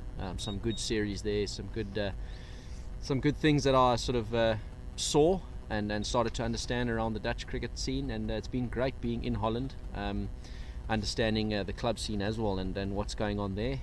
Been a couple of big hundreds in the first couple of weeks, a few fifers as well from some of the players. All good run there, very good running. Touching on it again, just the aggressive running of Edwards and Shariz. But yeah, you've just mentioned a little bit there about Dutch cricket, and you're stepping into it. How's the standard, and what's really impressed you so far? I think for me, it's been fascinating trying to understand the conditions. You can form an opinion very quickly when you're not here live, and it's been great to see how the players have adapted to the conditions and put up some some valuable scores. Shot. That's a great shot. Yeah. That is a great cricket shot. Yeah, young Seafarers, and a top effort from Philip Bossavane, but that's going to get away for 4. It's the old periscope, and young Seafarers, there's something about this young man, isn't there? Yeah, I'll get back to what I'm seeing in the club scene, but this young man, he really does impress. Every time he plays the game, he certainly plays with his heart on his sleeve, and you know, he's spent the summer in South Africa, worked extremely hard on his batting, and a few other things, small things with his bowling. But it's brilliant to see kind of his growth as a young player. Still so much to offer, and there'll be another quick single there. Oof. Oh, I reckon that might have been out as well. It was a little bit of an argy-bargy, both players running their line, but Edwards had to be taken wide. It doesn't matter, it will bring up the 200, and maybe an opportunity missed. But yeah, continue on with the club cricket and what you've seen from it and your thoughts. Yeah, I think you know, there's so much that Dutch cricket is doing right in terms of the club scene. There are a lot of good teams in the league. I've seen some fantastic performances on some tough wickets early season, and I think also the quality of cricket, having sort of the overseas guys come into each squad has been absolutely fantastic to see. I think it raises the standard. Yep. And then obviously the Dutch guys, it's been fantastic to see the A-side players and the and then the national players kind of step up and put in big performances. You know, Cherise has just come off 2 fifers and a 47 on the weekend. Max got 185. The captain Scotty got 75 not out. So yeah. You know, seeing kind of the top players step up and put in performances always makes the level of cricket really, really good.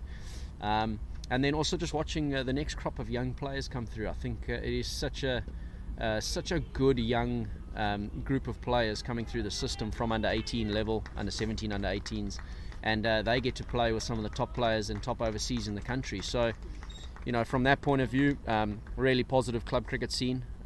Excited to see kind of as the weather warms up, sort of the surfaces start flattening out a little bit more, and guys kind of putting in some more big performances. Yeah, absolutely, and I can confirm it will get warmer. It will get warmer. It's been a pretty cold start to the Dutch summer, as Kleiny will come in for his last ball of the 40th. Full ball tucked away, and these two are very aggressive. Wouldn't surprise me if they steal 2, but they will steal 2 with a slight fumble, and it's just exceptional running. And these are the 1%ers that go a long way, don't they?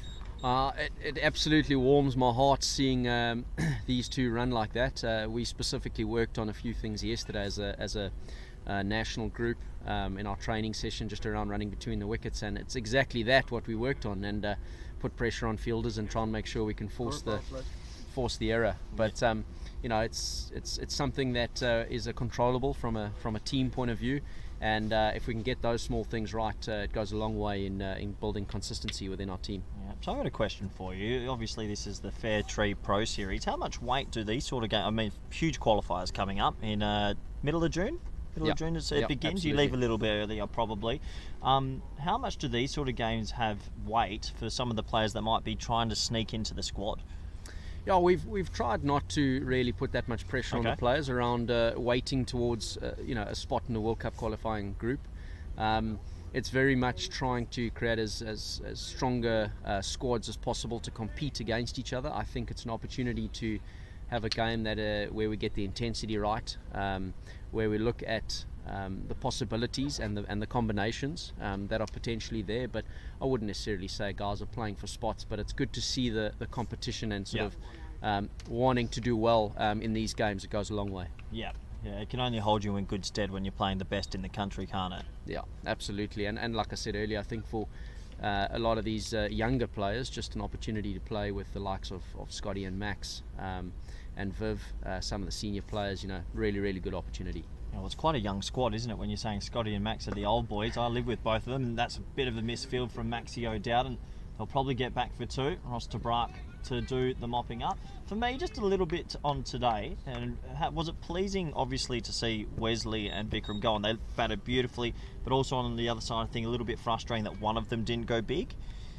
Like big. You know, that's and again things that we are sort of really kind of putting a microscope on, is trying to make sure that we, you know, once we're in, we do go big. It's an important part of kind kind of our momentum within. That's good running again. Yeah, it's really phenomenal. good running. Jeez. So one of those two to go on and really sort of get a big score is important for us. But at the same time, they put on 100 on a sort of a sluggish deck. Yeah. So taking the positive out of that, we've been really working hard on playing spin and understanding kind of what our options are. And I thought the two of them navigated spin fairly well until sort of the back end of their partnership. But good to see them also batting together and putting that partnership on. So it's dug in, and what a lovely shot from Scotty Edwards, who's in some serious form at the moment. He gets that over backward point and goes for 4. And well, when you run well between the wickets and then you find the odd boundary, all of a sudden you've got 10 off it. Yeah, and that's those are the small things that matter. Bowlers tend to go searching when you keep putting the pressure on and the scoreboard keeps ticking. So that's just I suppose that's just really good cricket. And then you still have to put the bad ball away. So as you mentioned, Scotty in some really good touch, and I think he's just carrying that energy and momentum through. Yeah, I caught him last night doing about 2 hours of yoga in the living room, so I know he's pretty centred at the moment. But you come more from a bit of a fast bowling background, right? You work mostly with fast bowlers, as we see another sneaky single after a direct hit. What's your thoughts for an associate level country? How many quicks do the Dutch have? It's quite impressive. It's crazy, isn't it?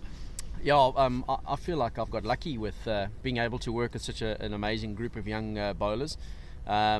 There's a lot of variety as well. We've got left arm seamers, we've got right arm Ross quicks. and Freddie, and the two left arm seamers. You've got a lot of height. A lot of height. Paulie van Meekeren did a lot of work with him now on the 2 tours, so that was fantastic. But in general, I think just the variety and the willingness to learn from the group of fast bowlers, that's been an amazing experience for me.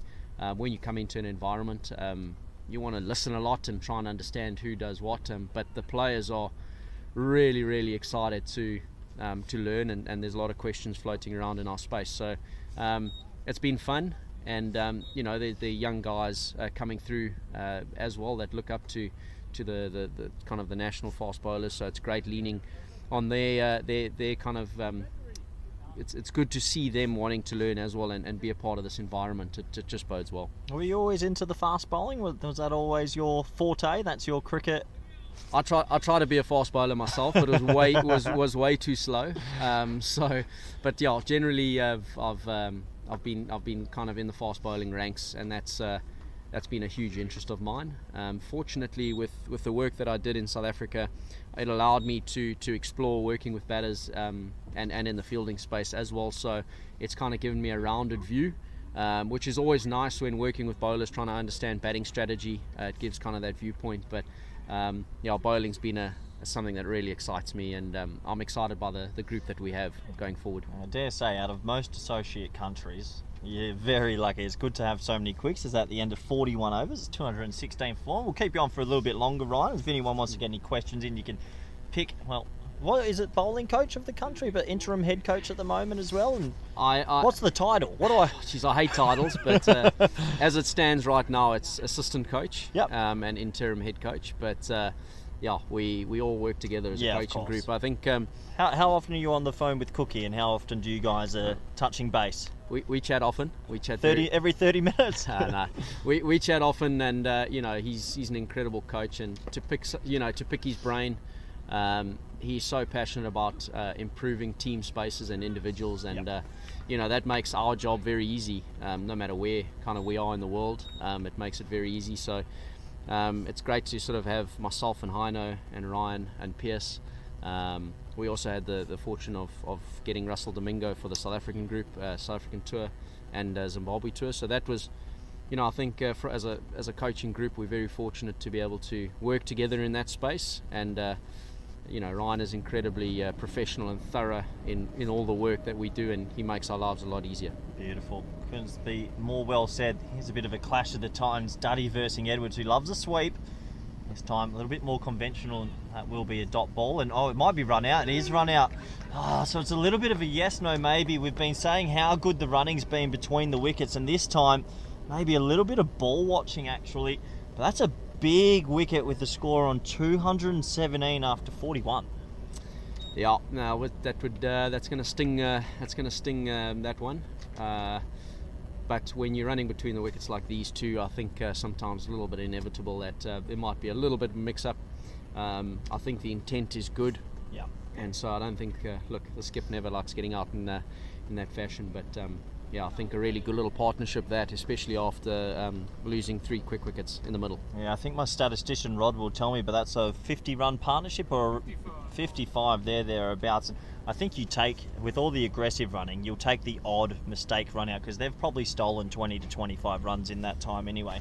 I've got a question for you. Yeah. You're South African, that accent's quite thick. How was it being on the coaching staff against your home nation? Was it quite a odd sort of feeling? Was it a proud feeling? How did what did your family say? What was it like? It was a really proud moment. I think Heino, myself and Russ, we sort of stood at the anthems, and I suppose when I was younger, growing up wanting to, I suppose, play for South Africa, it sort of dawned on me that I was standing sort of in an international space. Yep. And so, yeah, proud is the first thing that comes to mind. And then we actually had a good little chuckle because our coaching staff, all being South African at the time, we knew the cameras were coming towards us, so we had to make sure that the first verse of the Dutch national anthem, we had that down pat at least. But no, it was a really proud moment, and I think just being in the international coaching space is a privilege, and just an opportunity to keep growing and learning, and just fortunate and excited to be in this space. Yeah, good stuff. I got a little bit lucky actually. I got a fun little story because I'm coaching Spain at the moment, and they said, "Corey, do you know the anthem?" I stood there. The Spain don't say any words in their anthem. No one ever told me that, so I was looking up lyrics trying to find words, but thankfully I don't only have to listen, as it does look like new man out to the crease. I believe that's Zulfikar out there, and Sikander Zulfikar, good player in his own right, international 50s and a dangerous batsman. So big sort of 8 overs here with Edwards Gall at 217 for 5. What are you sort of hoping if you were a Seafarers fan? 260, 270? Yeah, I would say if you had offered them 250, 260 at the beginning of the day on a sort of slow cold wicket. I had 200 to 225. I thought with the outfield, it seems to me this pitch just quickened up a bit.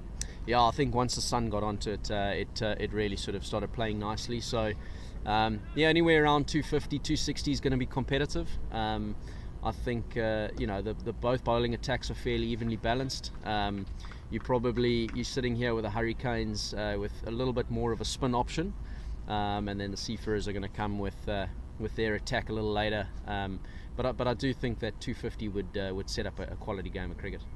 As that's hit down the ground, that'll be Zulfikar's first run, and it does take us to the end of the 42nd over. The score now is 218 for 5. We'll hold on to you for one more over. I've got a few more questions to pick your brain if you don't mind. No problem. We've got the qualifiers coming up. Now, obviously 50 over cricket, it's quite difficult to get into. It's not as expanding like the T20s. 2 spots available, 10 teams. Who are you thinking is going to be tough to come up against? Obviously you got Sri Lanka and the Windies and some big names there, but how do you rate your chances, and how much are you looking forward to it? Yeah, firstly, cricket is a funny game. I think if you look at the 10 teams, barring your Sri Lanka and your West Indies, who are obviously kind of right up there in terms of the standard, every other nation has got an opportunity to really compete. I think having just played Zimbabwe and South Africa gives us an advantage in those conditions, understanding kind of who we're up against. So excited by the opportunity to compete at the tournament, and I obviously think that we can go. I'll interrupt you there, as that's high in the air. It could be half a chance. I call that the Bermuda Triangle, because that has landed perfectly between 3 men: the keeper, mid-wicket, and fine leg. Always a tough one, but I think in terms of the tournament, exciting opportunity for a group of our players who are really playing good cricket at the moment, and I think if we can keep that momentum going, we've got every chance of getting through.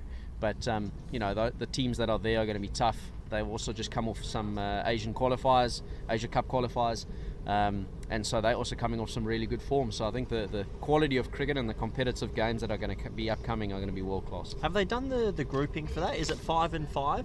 How the format? They've done the grouping. In our group, there's just one spot still left to be decided. That's Ireland, South Africa. But as It's looking more than likely Ireland. looking more than likely Ireland, but that would put us right now. We would have the West Indies, ourselves, USA, Oman, and Ireland would be our group. A tough group. It'll be a good group, that. Yeah. I mean, Oman have progressed a lot recently. USA have a few fringe players that might be qualified by then as well. So I know they're doing a lot in the US at the moment with minor leagues and growing the sport massively there. Yeah. Ireland as well. They're a full member these days. It's going to be pretty competitive. Yeah, no, extremely competitive. But that's essentially for Dutch cricket to keep moving forward. That's where you want to be. That's where you want to keep competing. I think obviously if you look at T20,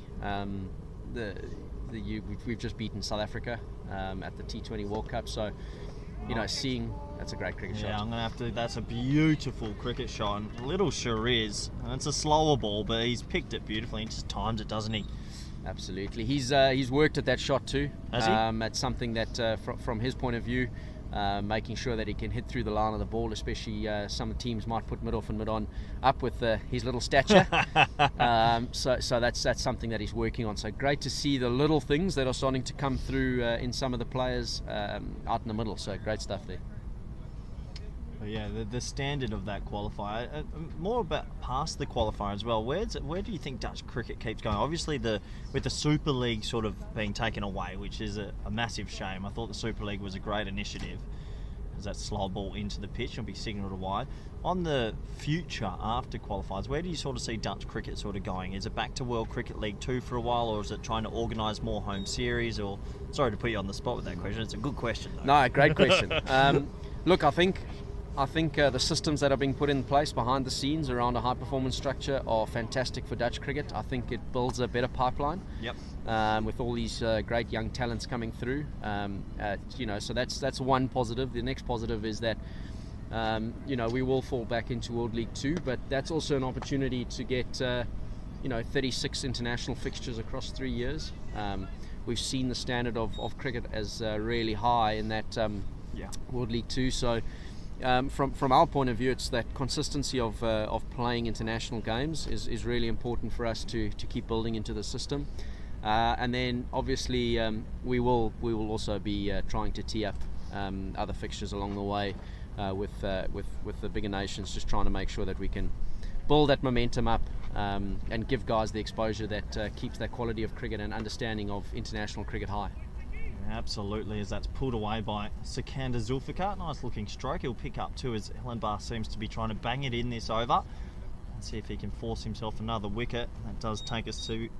No, we've got one more ball coming for Ellenbach, and he's another young fast bowler on the radar, I'm sure. Plenty of them. Yeah, he's just come off a fifer on the weekend. Another fifer. So, it's great to see these guys. They're stepping up. He's a fairly experienced. We call him young player, but he's fairly experienced within Dutch cricket, and it's nice to see him coming through and really kind of shot. Oh, well, I'll tell you what, that might take the Fairtree Shot of the Day award, because that is glorious. I don't know if you've seen much of Sikander Zulfikar. I've seen a lot of him around. He whacks it. I've heard a lot about the Zulfikars and their talent, and we've done some work in the weeks through the high performance one-on-one sessions with all the players. But great to see him coming out here and putting in performances. Him and his brother. It's a pity the third and fourth brother can't be here as well. But the third brother. So you've got Assad Zulfikar who's keeping. So they're actually triplets. Yes. So there's two of the three playing. Yeah. And it'll be good to have all of them playing it again as the kind of tournament unfolds and the leagues unfold. But I was out at Punjab this last weekend. Yeah, I saw you doing the rounds, getting around to the top class. You enjoy that? Yeah, it was interesting great. Grounds. Some very interesting grounds. Some interesting cricket being played, but. No, it's great to be kind of exploring and understanding kind of what each ground offers and each team brings to the table. Good to meet everyone as well. So that's one of the perks, I suppose, of being in the setup, is just being able to kind of meet every club, and great to see what they're doing for the national interest as well. Absolutely. What about the Dutch life? Have you got a bit of Dutch food in you, or the Dutch culture? You've got your bike yet? You've been around on the streets yet? Yeah, the standard ham and cheese baguette doesn't go awry, so that's not bad. But no, I've been very fortunate in that I've had people are very kind out here, and they've afforded me the opportunity to kind of explore Dutch food and what Holland has to offer. So it's been a great 3 weeks being here to start with. Yeah, I'm glad that you got to be here for King's Day. I know that's pretty high on everyone's list. As Shariz Ahmed, he's got himself to 33 off 30 quite easily, I must say. He's come out, showed some great running between the wickets and some good shots in between. Just that again, he gets the 4 and then works the single, and just cricket education, isn't it? Yeah, he is really growing one delivery at a time. Every time he goes out to bat, he seems to impress. Every time he's got the ball in the hand, you expect something to happen, and let's not forget about his fielding abilities as well. He was absolutely phenomenal in the last 2 series now against South Africa and Zimbabwe. Absolutely dynamite in the field. So just a cricketer that is going to go places. Yeah, big raps, and you can understand why. Sikandar back on strike, and good feet from Sikandar. Drops it into a hole. They might think about 2, but they'll settle for the 1 this time. And tell us a little bit more about your coaching stuff for those that might not know Heino, Kun and Cookie and so much, because it is very new to Dutch cricket. Give us a little bit more of a background on them. Yeah, and how long have you worked with them for? No, so I've been with Ryan for 10 years. Oh wow, okay. So we've kind of been in the academy set up with Gary back in South Africa. So we've been very fortunate to build a friendship and a coaching relationship through that. So we go a long way back in terms of that. And then Heino's just retired from cricket, and he brings a wealth of experience with him. 18 years of first class and international cricket. Yeah, so can't replace that. We were very lucky to steal him away and get him involved in the system. And he's been fantastic with the batters and the fielders, and just bringing his kind of calm nature to the environment. And also just a kind of a player's eye, having just retired. Sometimes us coaches, we miss a thing or two, the smaller detail, and he's very good at understanding kind of the game and reading the game that's in front of him. So it's been great kind of having him on board and kind of getting into his wealth of knowledge. Yeah, nice. Seems like a pretty good coaching setup. Plenty on the horizon. Look, I won't keep you to it. I know you've got a lot of coaching. I'm sure if you want to join me back later, you're more than welcome. I'm sure we'll be back, hopefully in the second innings where there's a good chase happening. But thanks for having me, Corey. No worries. Chat to you later. And it does take us through down to the last 6 overs of this one. It's 5 for 239 now. Pretty good platform set for 9 and over even. It's going to take them up to the 280s. So pretty good score on what must be said was a slow pitch this morning. Ellen Buss has been the expensive one unfortunately today. He's 55 off 6 overs. And Shariz Ahmed, well, he's 35 off 33. Make that 36 off 34 as he clips that away nicely just for a single.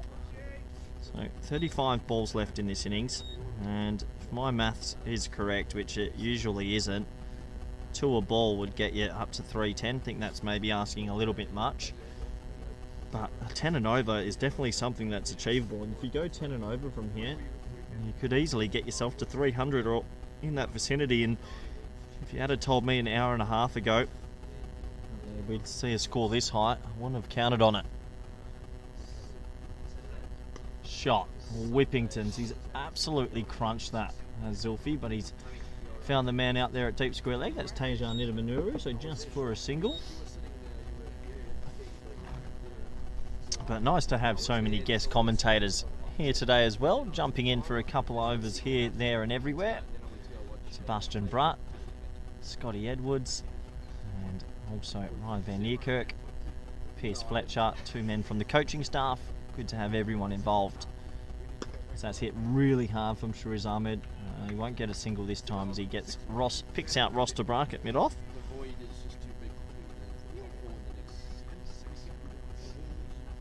So right now, 5 for 241. What a good little comeback this was after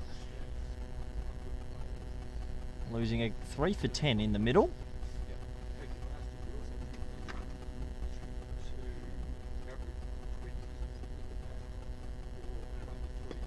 Good batting as well, and he might get 2 here. Shariz Ahmed, he's dropped in a big pocket of space. He'll just settle for the 1 this time. Aggressive running once again. A few people in the chat saying hello, and hope you're all enjoying the cricket here today. We're at the back end of this first innings. Sun is shining, not the hottest day you'll ever see in the Netherlands, but at least the sun is shining. It's been a pretty wet April.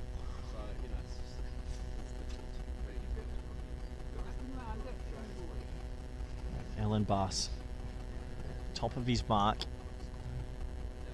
Pretty much a ring field now, and plenty of sweepers at the back end as he digs that in. And well, I'll look at the umpire, and just one for the over there, so he gets that one right. Slow ball into the pitch. Not a bad option really. The boundaries here are quite large. If you've been watching for most of the day, I think it's about 70 metres, maybe even 72 metre boundaries. Don't think it's in the 60s. So quite large boundaries. You see around the world these days, boundaries seem to be getting smaller and smaller. Maybe yeah, European Cricket Network definitely, as that's flicked away. Won't beat 45, and just the 1. I'll think about a second, but well backed up. So single there to Zulfikar, who's come out showing some pretty good intent. He's got himself to 11 off 11, and a score after 45 overs. Seafarers are on 243 for 5. After losing the toss and being sent into bat, I think they'll be pretty happy with that.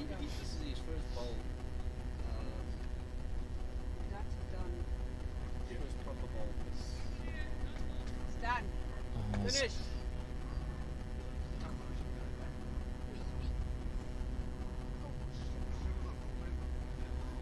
It's a little bit of a discussion between the umpires and officials, just checking on how many overs are in Dutch bowl, but we've got Duddy's bowled his 10 overs pretty effectively, as well as my statistician Rod Lyle will tell me right now. His figures of 2 for 41.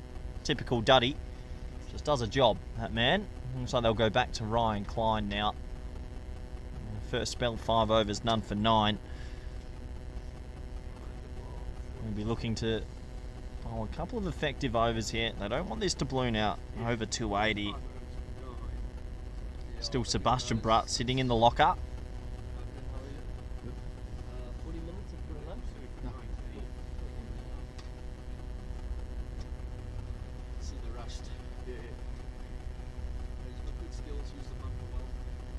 So Kleiny at the top of his mark now. He'll be bowling to Sikandar Zulfikar, who's 11 off 11.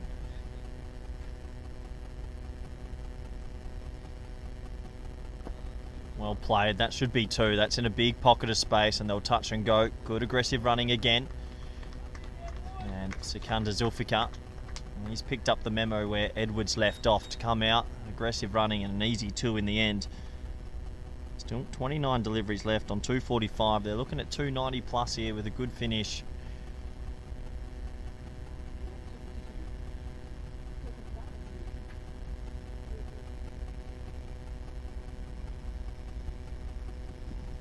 Oh, won't get one this time. Well bowled, ties him up for some room there. Kleiny's got pretty good figures of none for 30 off 7.2, but he won't want it to get away from him at the back end. Probably deserves a wicket after his morning spell. Sure his family's watching. I know they've been in the Netherlands recently, his 2 parents.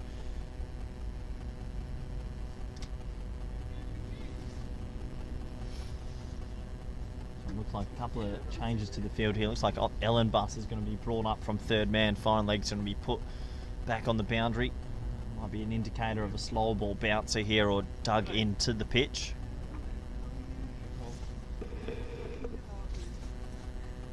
Well, I got those completely wrong. That's well timed from Sikandar. I'll just settle for 1. No, they'll double back for 2. Good aggressive running once again from Shariz Ahmed, who's come out and played a beautiful innings. He's 37 off 36, but the running between the wickets as well, it's been fantastic.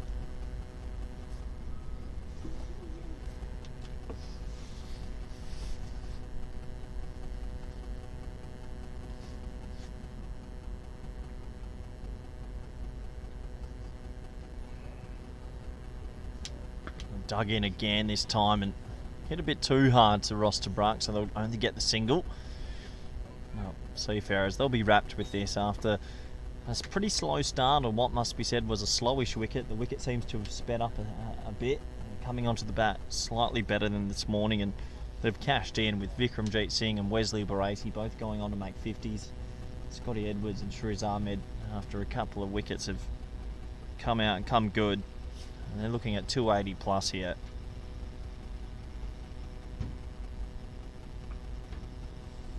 It's well bowled from Ryan Klein. That's a big off cutter. There's the dot ball.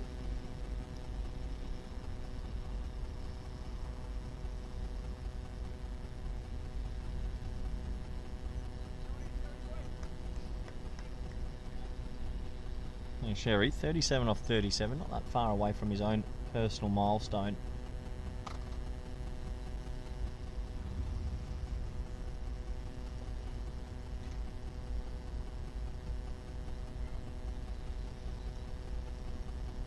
That's flicked away, they might think it too. Probably not on if it's a clean pickup, and it is a clean pickup by Ellenbus, so they'll just settle for the single, which takes us to the end of another over as this first innings starts to come to a close, and the score is 249 for 5.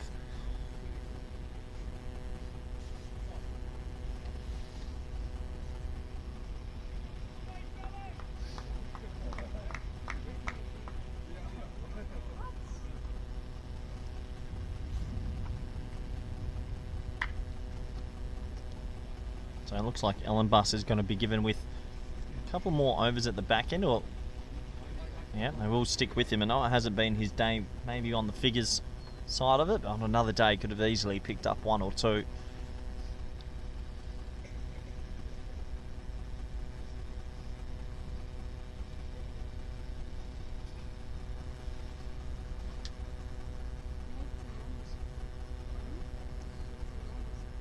So Shariz Ahmed on strike, mid-off and mid-on in the ring, basically saying this ball's more than likely back of a length or banged in. There it is, and he uppercuts it beautifully, but I think he's picked out third man, and he has. Well, on another day that would have flown away for 6, but he's picked out third man. Not too sure who it is out there. Might be Kleiny. He has to go. Pretty special innings from Shariz Ahmed, 38 off 38. And it was always going to be banged in with mid-off and mid-on in the ring. Unfortunately, didn't get the ball fine enough and didn't get it far enough. So we'll have to go. And Ellenbus does pick himself up a wicket and make his figures look a little bit more attractive. And does give Sebastian Brutt an opportunity. He will be coming in at number 8.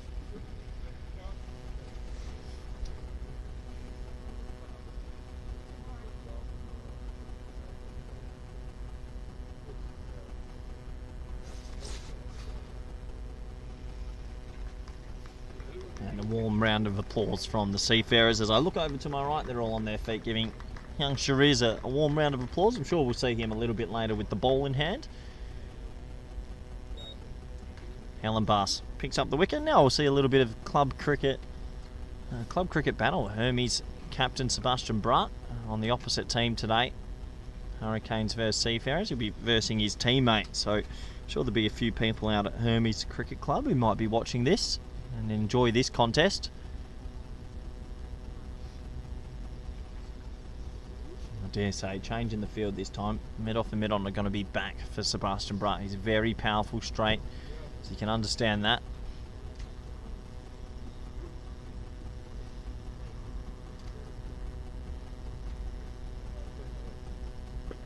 Ellenbus digs this one in, and a bit of an off-cutter as well coming into the pitch, and there's decent bowling. Wicket and a dot.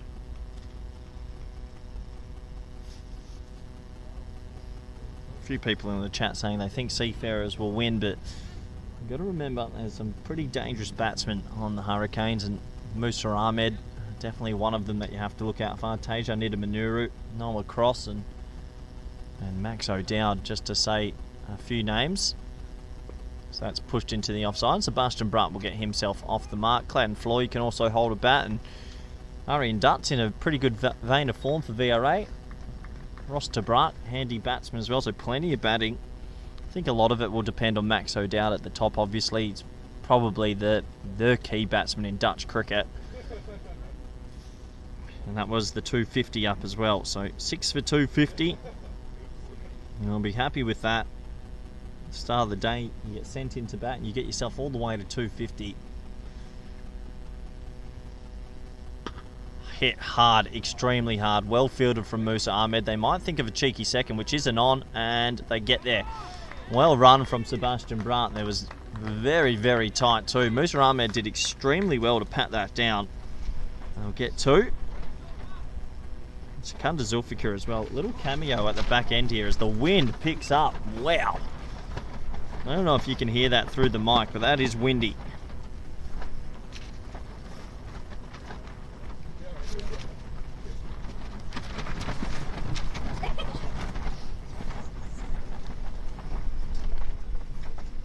As the tent almost goes flying, thankfully.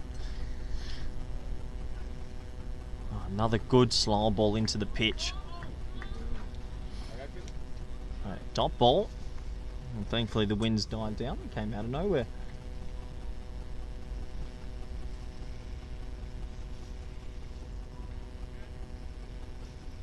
So Ellen Bass, last ball of the 47th. Not the worst over. He's picked up the wicket. Only 3 runs.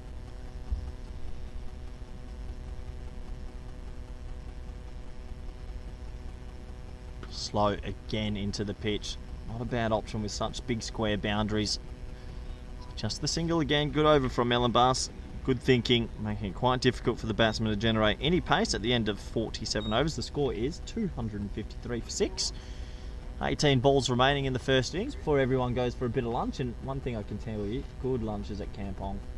Some very good lunches at Kampong. Adrian Van Dries giving me a big nod in the corner of the cube. Yeah, some warm food. Hopefully some soup will go a long way. Looks like Kleiny will come and bowl the 48th.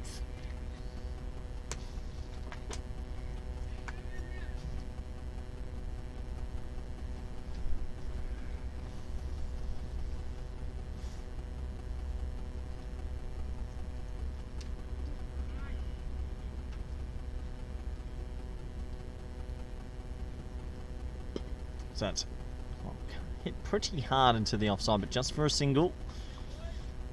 Kleiny, decent figures today without a wicket. 8 overs, none for 34. Probably deserves one.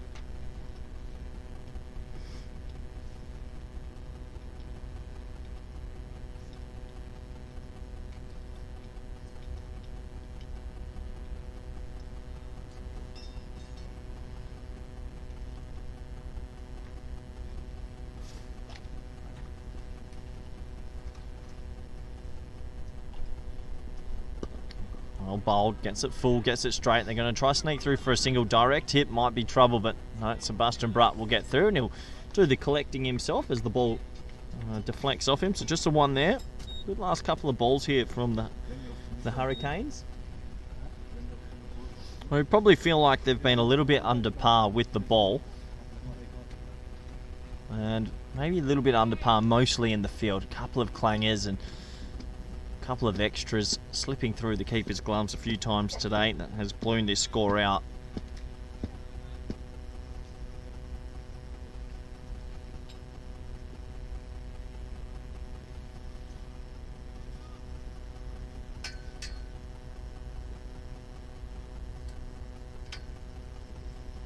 That is Moose to the leg side. Big pocket of space. That'll go away for 4 for Siki. Better known as Sikandar. Nice shot, slow ball into the pitch, and he gets every piece of that. He moves on to 24 now. That 280 region. That's still on. I mean, if they do go at 2 a ball from here, they're going to end up with 289. I'm looking at a chase of 290, so the second half of this inning should be exciting. Expect them to try and take on the power play.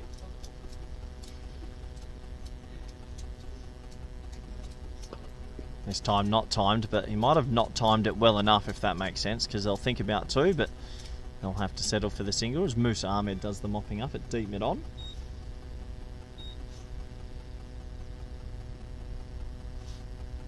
So it does bring up the 260 now. 14 balls remaining.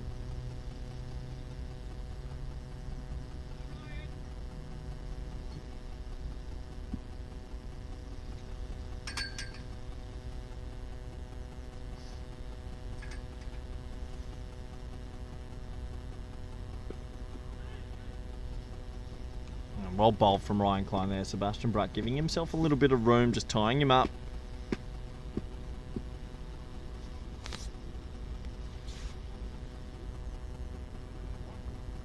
Overall, I think for the Hurricanes, winning the toss and bowling first, they would have felt like a couple of early wickets on a slowish sort of pitch might have opened it up a bit, but they just weren't able to take those wickets. And with so many wickets in hand, the back half has basically been all Seafarers.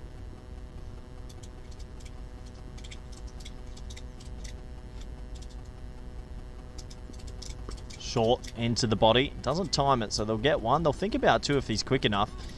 They'll settle for the one as Philip Bossavane does the mopping up. Does take us to the end of another over. 48 overs down now. The score is 261 for 6. 12 balls away from lunch. And do know that word lunch is probably one of the more favoured words at a cricket stadium. Looks like Ellen Bass will bowl out as well. Nice to see Max O'Dowd trust the young bowler, and it's his debut in the Pro Series. From Hermes, apparently took 5 wickets over the weekend, so I'm sure he was confident coming into it, but bowling to a little bit higher calibre of player this Wednesday.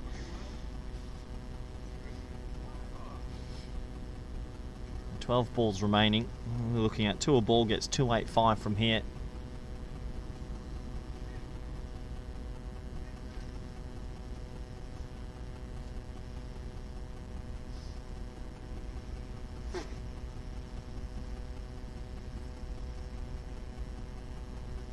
First ball of the 49th, and some decent wheels there from Ollie Ellenbus, who's still trucking in. This is his 9th over. That was one of his quickest deliveries. That zinged through. Dot ball. Sebastian Brutt hasn't got going just yet.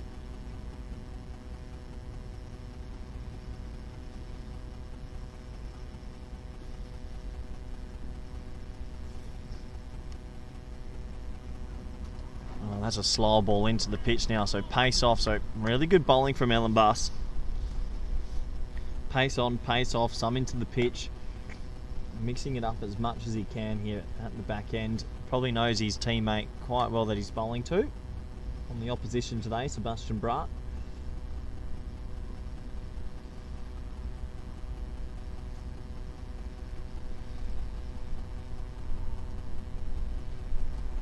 That's high in the air. Good luck catching that. It's got a bit of snow on it, and it's almost a collision. It is a collision.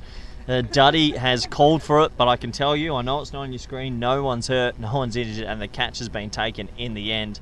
I think that was Clayton Floyd and Arian Dutton. It was probably Floydy's catch, but he holds on to it in the end. Duddy getting a little bit over exuberant and running into him, but thankfully it wasn't anything dangerous. And Cookie, if you're watching in India, they're both okay. In the end, Sebastian Brutt will have to go. Ellen Bass wins this battle, picks up his 2nd wicket. Pretty good catch in the end from Clayton Floyd, so that went miles in the air.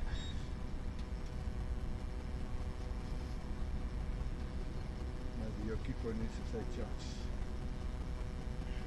As it brings out new man Dorham, who's back in the Dutch cricket scene, playing for HCC this year. Debuted many years ago. Man from St Martin, Daniel Dorham. He'll come out just with a couple of balls running. 34 extras.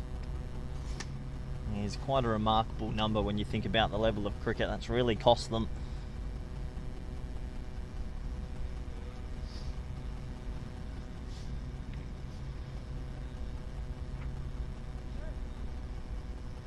But Big Dorham, I've never seen him with the bat.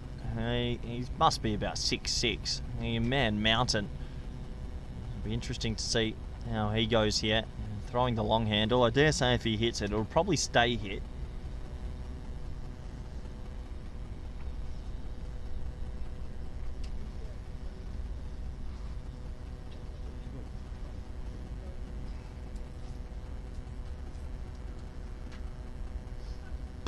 Well, he tries to hit it, but doesn't hit it hard enough.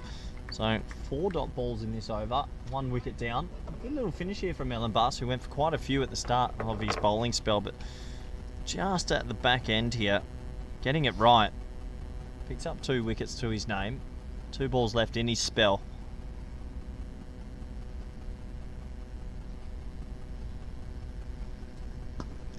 again, a bit of a change of pace as that's pushed out to Ross de Braak at deep mid-wicket, so just a single. And a pretty effective 49th over at the moment, only going for 1 run with 1 ball remaining. He'll be desperate to not let Sikandar Zulfikar win the little battle here, as that breeze really does pick up over the ground.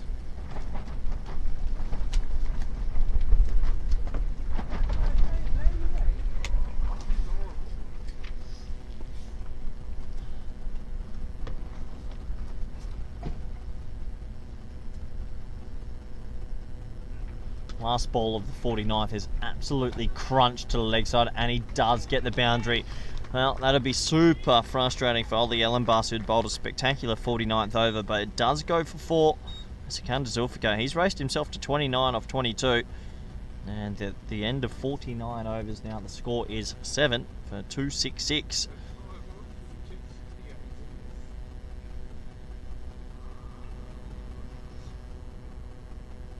So last over of this first innings. Feels like it has been quite a long first innings. They've gone through on the time allocated. Ross de Braak looks like he's going to be bowling the last one. It's been 3 hours and 28 minutes since that very first ball. You get 3 hours and 30 minutes to bowl your 50 overs. So They start on time now. right on time. Right on time. They've nailed it. So left arm seam versing left hand batsman here. Last 6 balls of this first innings. They'll take 10 off it. They'll take 276 with both hands.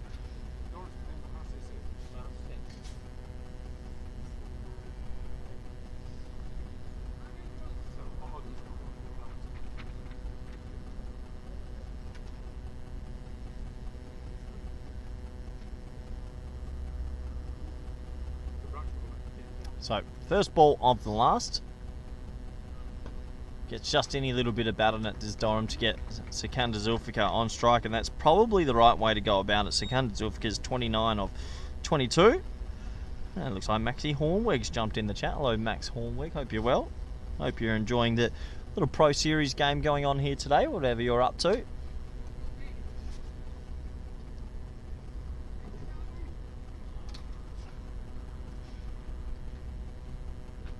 Ross de Braak, he's got figures of 1 for 52. He's bowled pretty tidy today. He's used his bounce at a good effect. A good match up here. Sikandar Zulfikar might be fancying a little bit of this. 5 balls remaining. And he does. He crunches that. Can O'Dowd get down? He does. Great fielding from Max O'Dowd late in the innings.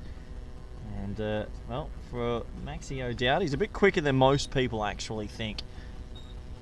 He's a strongly built man and moves pretty well left and right. Same's 3 runs.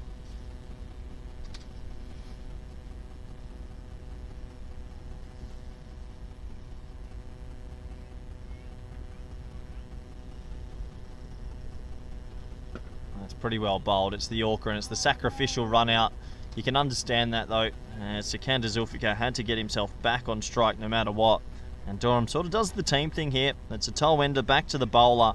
For a brief moment he hesitated, but I think the realisation that, yep, I need to get the main man back on strike. The big man does his job effectively, and it might say run out in the scorebook, but that is it's a team game at the end of the day. And Sikandar Zulfikar is back on strike.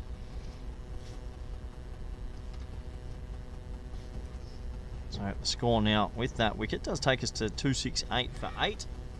Kyle Klein coming in next. The man from RBS, younger brother of Ryan Klein. Playing his season out there, out in The Hague.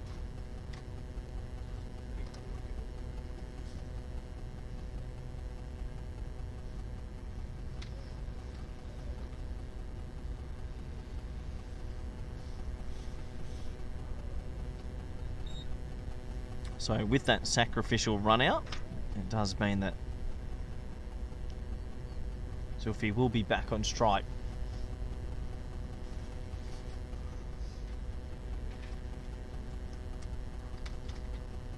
Slower ball into the pitch, pulls it hard to Bossavane, has to come back for 2 here. There's a slight fumble, he'll come, and it's a big throw from there, and they will get back for 2.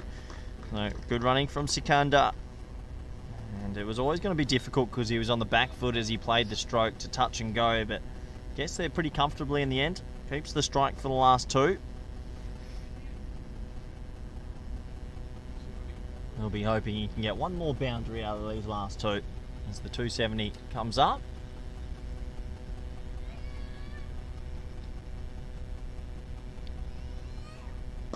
Hit hard to deep mid-on. I think Kyle Klein might sacrifice himself here and go. He should do. A little bit of a fumble. Wrong end. I think he's out anyway. And he is given out. So that was a brave throw to go into that end, but they do get Sikander Zilfica run out with the single. And he tried to sneak back for a second and keep the strike, but it'll have to go. Making it 271 for 9. And a pretty good innings from him. He'll end up on 33 off 25. Probably wanted a not out. Always good for the average booster, but not this time. And he'll have to go. Meaning Vivian Kingma, the king, will get himself at least one delivery to face at the back end here. And a warm round of applause for Sikander Zilfica, who batted quite well.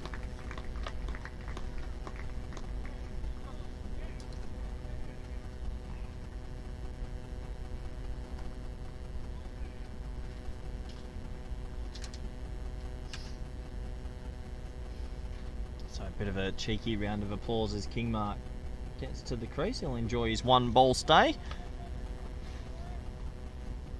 Malik, go to your place.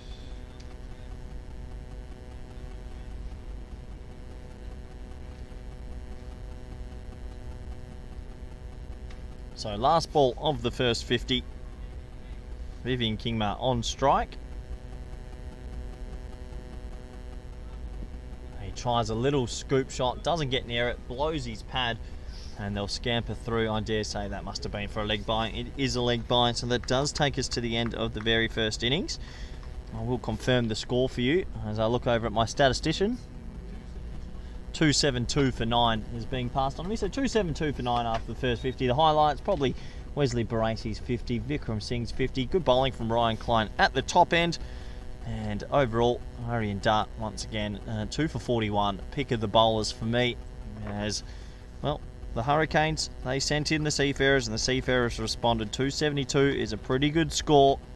We'll be back in 40 minutes to see the all-exciting run chase. Thank you.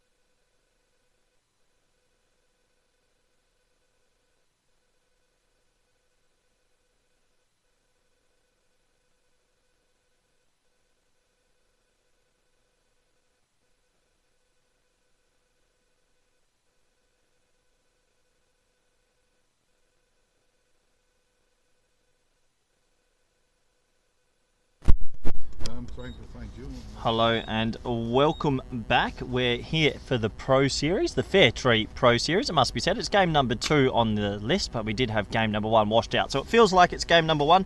We're at the halfway stage of this, and 273 is required from the Hurricanes, who, well, they have a big chase on their hands. It was the Seafarers who batted well, Vikram Singh with a 50, followed up by Wesley Barassi. A couple of cameos from Scott Edwards and Shariz Ahmed. And we're looking forward to this back half, and this will be a pretty good contest. Vivian Kingmar's bowling to a red-hot in-form Max O'Dowd. Welcome back to everyone in the chat, and we're almost set to go. First ball of the run chase. O'Dowd on strike, Kingmar to him. Here we go. And typical bit of outswing, and Max O'Dowd leaves off where he probably left off on the weekend. I didn't get to watch much of the innings, but when you hit 186, you're in pretty good form. And he just bunts that into the offside for 2. Nice timing. So, a few people asking for the Duckworth Lewis, but I can report it's blue skies, and I think we'll be okay today. 20 overs constitute a game, and if we don't get 20 overs in, I'll be pretty surprised.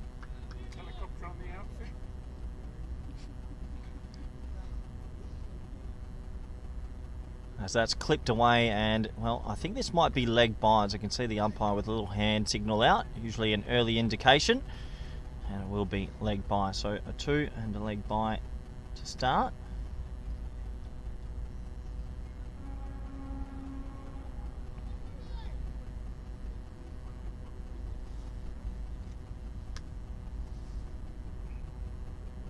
A big chase in order. The pitch has definitely improved throughout the day, gone a little bit quicker, and just been getting it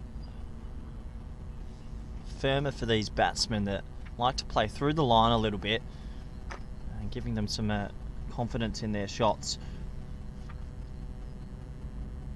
As I try spot who this is on strike, I was sort of caught up in the lunch break. I look over to my statistician, and it's Mr. Asad Zulfikar, who is opening with Max O'Dowd, his first ball of the day, and he skews it away to backward point. It should just be a dot ball, and it is. So you do feel that for the Seafarers, they'll be wanting to get Max O'Dowd out as early as possible. You can imagine why. Asad Zulfikar is someone else that you have to respect. He's a good player, quite technical.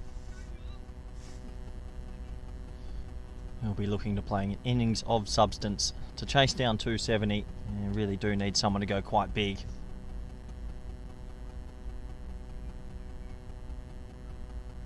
As that is left outside the off stump, not signalled wide, so good delivery there by Vivian Kingmar. Kingmar always likes to get that ball up and early and swinging away. Natural outswing. Can have some issues sometimes with his front foot. If he can make sure he gets that right, not offer up any freebies, you would say at the moment Seafarers are ahead in this game. Runs on the board always count for something.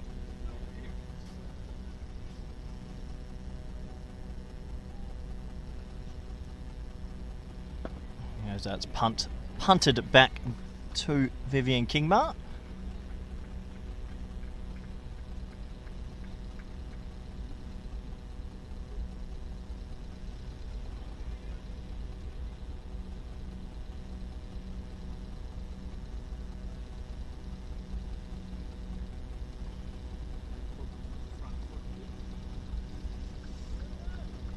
So, can Vivian Kingmar do what he usually does? He'll be looking for a couple of early wickets here.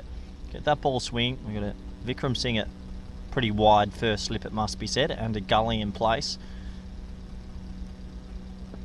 And that is top half of the bat. So another dot ball. That should take us to the end of a pretty eventful first over. Max O'Dowd's got himself ticking along with a 2.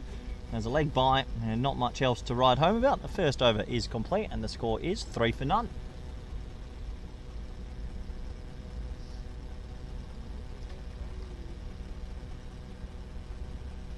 Be interesting to see how the Seafarers go about this. National captain Scotty Edwards is out there with the gloves on. You can never underestimate how much hard work it must be to be a keeper and captaining at the same time.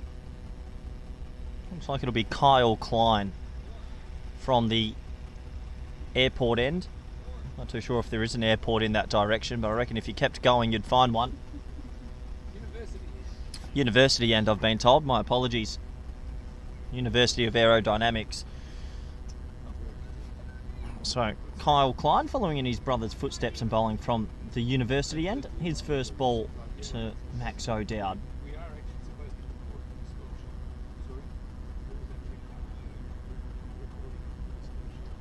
That's a pretty good first ball as well. A little bit of a way swing, and O'Dowd just respectfully glides that one down to third man. A shot he loves to play early in his innings. It's a great way to get off the mark, off strike I should say. Just signals to his partner Hassan Zulfikar that a little bit of a way swing. O'Dowd sporting the VOC vest, highly frowned upon, but lack of jumpers is what I've heard. So we're going to see O'Dowd.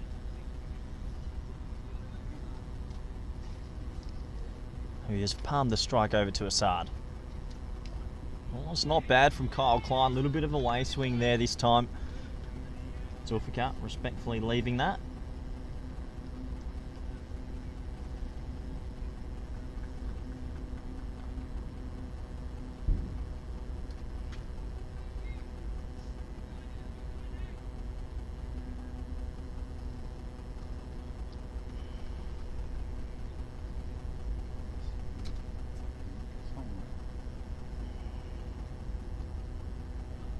Shot.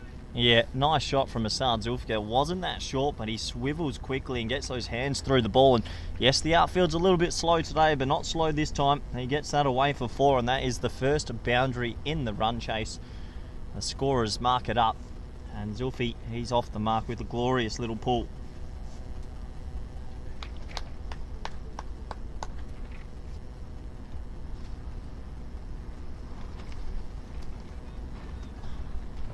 As the wind does pick up here again. Pretty blustery sort of day. It's well left out there by Assad Zulfikar. A little bit of width on offer. Respectfully leaves it.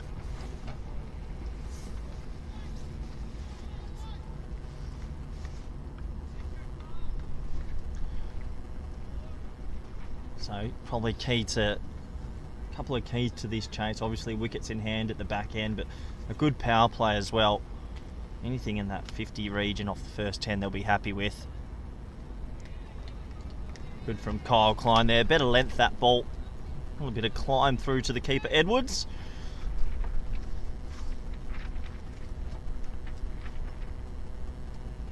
Yeah, for the Hurricanes they'll be wanting one of these two to go pretty deep today. No doubt obviously is the name everyone listens to. He's quite a few hundreds and quite a few big scores of late for the Dutch national team.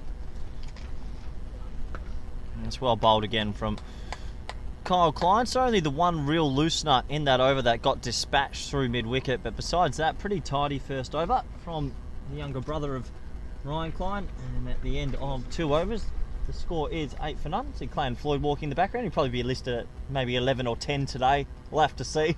Maybe at 7 for the Pro Series. Looking forward to watch him bat, the MVP of the European Cricket Network. He'll get a bat a bit later. And there's definitely plenty of batting and plenty of bowling on both of these sides. Who's going to come good at the right time? Already a bit of a change in the field. So first 1.5 slip moves to maybe a second slip, and Gully moves out to someone in the ring in the offside. Kingma to O'Dowd. As he clips that gorgeously through fine leg. Fine leg's pretty square as well, so they'll think about 2, but they'll settle for 1.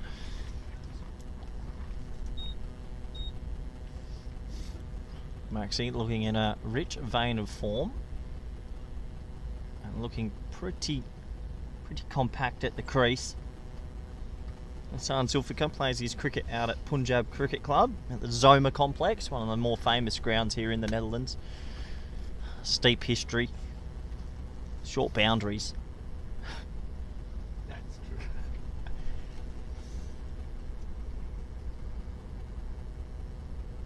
Oh, that's out. That's going to be out. And it is out. It looked out from my angle. I was standing dead straight and it looked like it didn't go away from Assad Zulfikar. Just continued on off the pitch. Great length from Vivian Kingmar, and for me I think that's hitting the top of middle, the top of the stumps anyway. So the first one goes, the first wicket, and the Seafarers, they're cock-a-hoot because it's Hassan Zulfikar, a dangerous right-handed batsman, has to go. And the score is 9 for 1.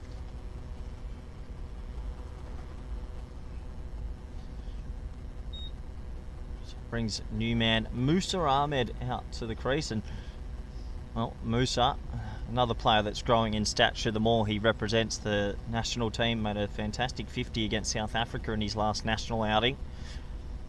He'll be joining Max O'Dowd, and you sort of do feel if it is going to be a close run chase, one of these two will have to be one of the main contributors. Not to say that there isn't more batting to come, but these two of high pedigree. I'm not too sure how Moose's season has started. As I look over at my analyst of the day, Rod Lyle. Has he made a few runs, Rod, at the start of the season? A couple of 20s I've been handed over on a piece of paper.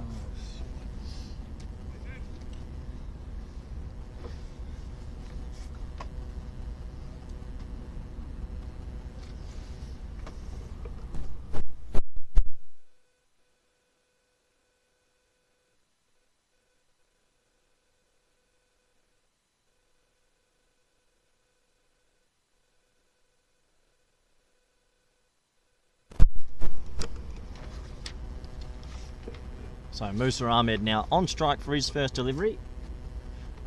Kingmar got his tail up. He always takes early wickets, Vivian Kingmar. Got a happy knack of picking up one or two.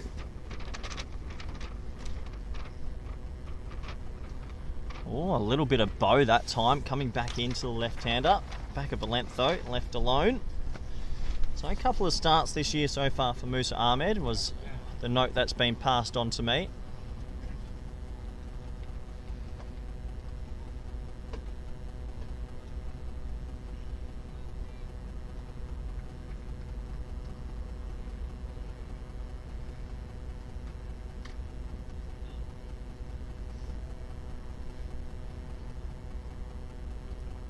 That's well bowled from Kingmar, and well, Kingmar in the last couple of months as well has bowled against some pretty big names and snuck off Quinton de Kock not long ago. Watched him bowl to Fakhar Zaman and Babar Azam at VOC as well.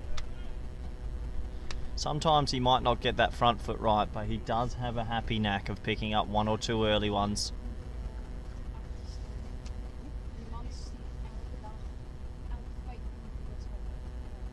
Martin in the chat saying we can see your email. Not my email. That would be someone around the world. Apparently maybe Adrian Van Treese's email. So if you want to get in contact with Adrian, what was that email, Adrian? Oh, that's funny. For people that don't know, we are hooked up through a couple of different cameras today, but we have it connected through the umpire's cam as well. So if you did see an email there, please don't give it too much spam. Or, if you want to be an anonymous tipster, let Adrian know what you really think. Oh, that's brilliant. That was my comment. That's well left from Musa Ahmed, who gives the old Ricky Ponting leave. Not afraid of that. And Vivian Kingmar with the successful over. And the score is, after 3, 9 for 1. What a nice little start this is for the Seafarers, who lost the toss earlier today, but were able to score 272, pretty imposing total.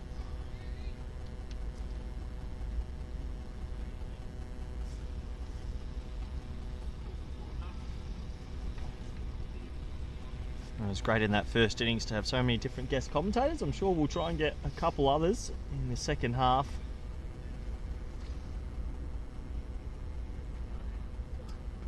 As Max O'Dowd plays that favoured little guide down to third man. What a great release shot it is.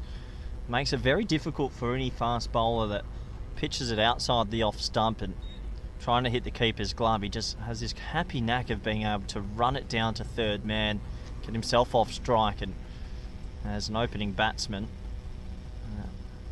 got to be pretty happy with that.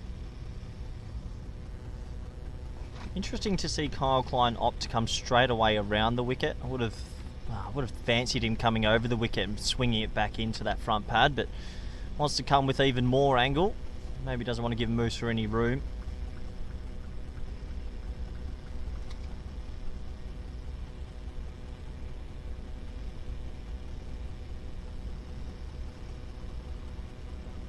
Oh, well, what do I know? Because I think that's going to be out. Well, big appeal. That foot planted across. I don't have the blessings of replays here, but you can rewind on your frog box by about 15 seconds and watch that again. Big appeal. Probably doing a little bit too much, if anything. First glance, though, thought that was going to be very close indeed. Bit of pressure here on the Hurricanes.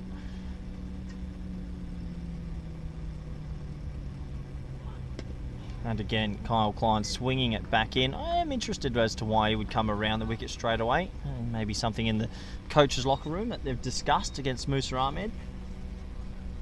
I guess sometimes when you come over the wicket to Musa and angle it across him, if you don't get the tail back in, it does release those hands.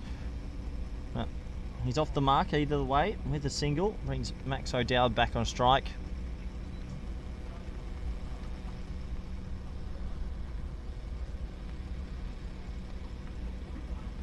As he times that nicely into the offside. Looks like a man that's got a bit of time at the crease at the moment. I wasn't there for his 186. Rod, were you there? How destructive was it, Rod? Brutal. What, it's that up there with some of the highest scores we've ever had in the top class? 186 is a big 100. Yeah, I don't think in my 6 years here I can recall many 150 pluses, to be honest. Yeah, just passed a note saying that Ben Cooper may be the last double 100. Hope Benny's doing well in Adelaide. If you go back a bit, Nolan Clark regularly made big scores. No, you're right. There haven't been that many big hundreds recently. Yeah, so for those that don't know, we'll say that one last time. Maxi coming off 186. He was on 91 not out against Punjab 2 weeks earlier, and I think that would have been big as well. The amount of time that was left in that game. This time, angled in from Kyle Klein and hit straight to mid-on. So they'll settle for a dot, and this sedate start continues. You can understand why. That new ball may be a little bit too paced off the deck. And the score currently is 11 for 1 after 4.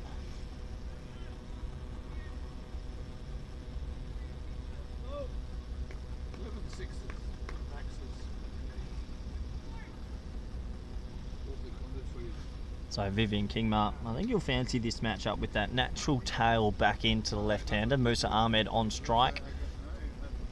Both these batsmen obviously want to give themselves a little bit of time, but they'll be pretty aware that you don't want this to balloon out to 6.5s or 7s on such a big outfield and such a slow outfield as well. You want to try and stay up with that rate as much as you can.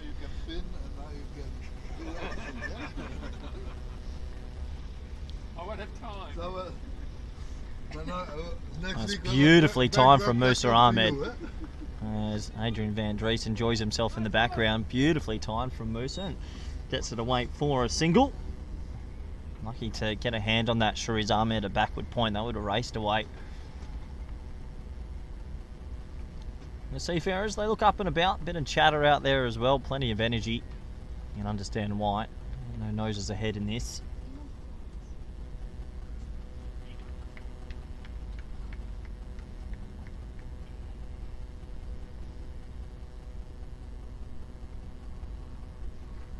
And that's well bowled from Kingma. Back of a length, tying Maxi O'Dowd up for a little bit of room. Probably not the most natural puller of the ball, so if you can keep it on that heavy length.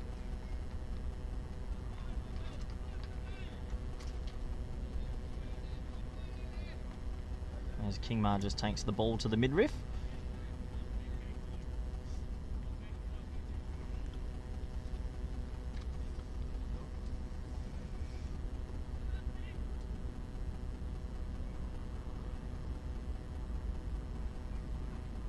Clipped away beautifully this time from Max O'Dowd, but he'll find that man at deep backward square leg / fine leg for another single. So he's ticking along, hasn't had to play a shot in anger just yet. Looking forward to watching Durham bowl as well. The man Mountain, nicknamed The Wall, 6'9". Very Suleiman Ben-like, actually. Tall left arm off spin. He'll come into the attack, I'm sure, sooner rather than later. Also, Sebastian Brat. Secunda Zulfikar might get a bit of a 12 today. Shariz Ahmed will see him, as that's the inner half of the bat, and just skittles away for another dot. King Ma seems to have some pretty good rhythm here at the moment. And got 1 for 5 off 2.4.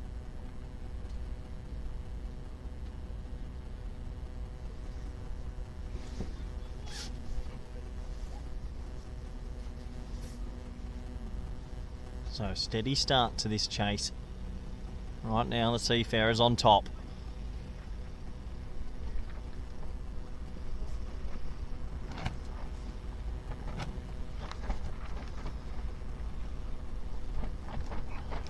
Was that short, wide and crunched? Well, I tell you what, they've got a man at sort of short cover point and almost blew his hand apart. It might have been uppish, but he got every piece of that Musa Ahmed. That's his zone, that's where he's strong, and that's probably the hardest hit 4 we've seen today. Will that release the shackles just a little bit? See King Ma remonstrating with himself about his wrist position, but what a shot. That's 4 runs to Musa. His first boundary of today, second boundary of this chase.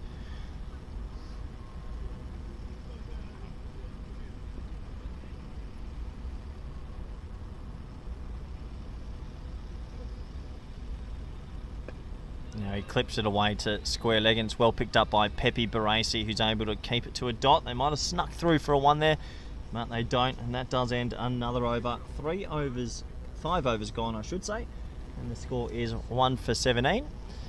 Does give me an opportunity to bring up how good the lunches were here today. Can I just say thank you to everyone at Kampong Cricket Club, because that might be one of the greatest lunches I've had in a long time. And with a little strawberry cake option at the end, pretty good lunch.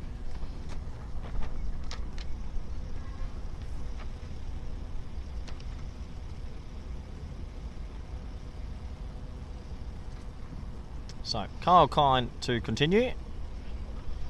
That's well bowled. That's a good line, that's a good length. Max O'Dowd just a little bit pushy there at that one.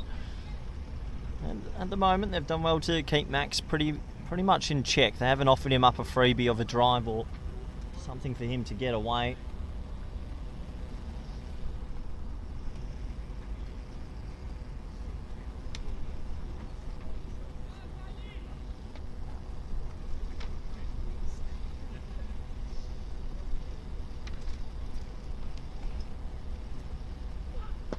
It's a little bit over pitched and he misses out on that one. He'll be disappointed. Maybe he couldn't get it past mid off, but finds Sebastian Brutt there at wide mid off. You just sort of feel O'Dowd might fancy putting one over the top here. We know he has brute power, brute strength.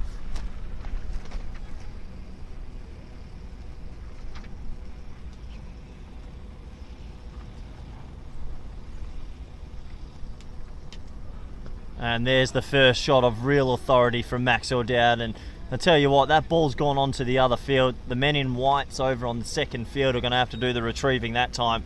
Hit with disdain, and that's 4 runs. What a nice shot from O'Dowd. And that's what good players do. They wait for that ball, they get it, and then they put it away.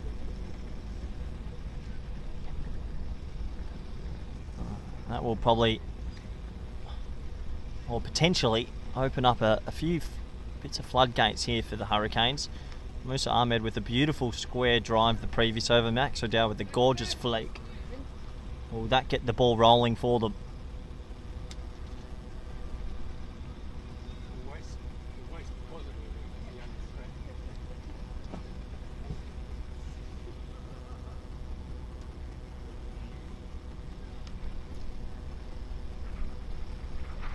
Oh, that's well played as well as he blocks that down to Shariz Ahmed.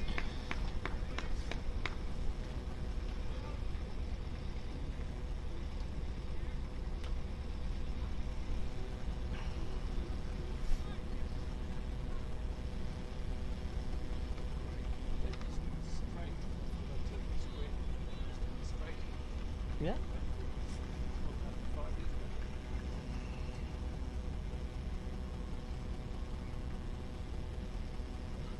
Hit hard on, it burst through his hands. That's definitely an opportunity. You'll say it's half a chance, but he hit it so hard, did Max, and it burst through sort of extra cover. You put it down as half a chance, but when it's a player of this calibre, you've got to hold them. And it goes away for 4, and I tell you what, the compilation video on the couch tonight, I know Max will be looking back at his footage right now because he's hit that pretty hard indeed. He's looking like a man in form, and he continues on. 2 boundaries this over.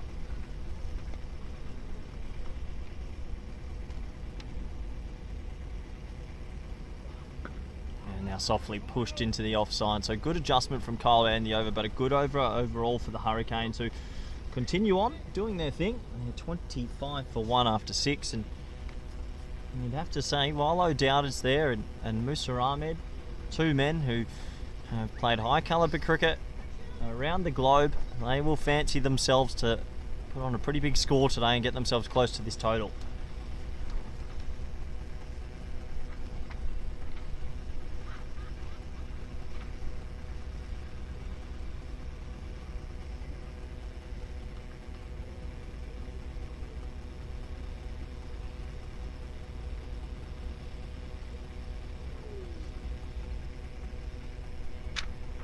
So King Ma to continue, and you can understand why. He's got fantastic figures at the moment of 1 for 9.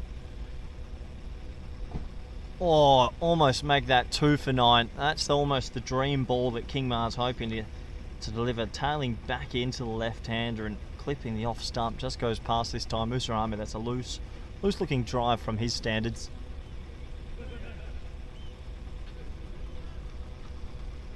So a little bit of tail here. Wouldn't be surprised if he goes for maybe a surprise bouncer as well. If he's thinking maybe Moose is lunging forward just a little bit.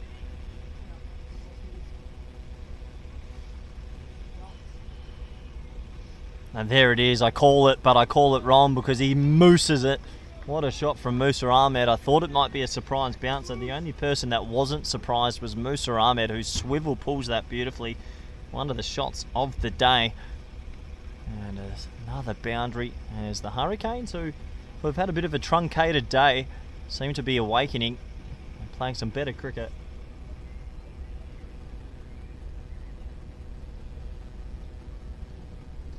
I think King Ma probably opts to go back to his natural length here.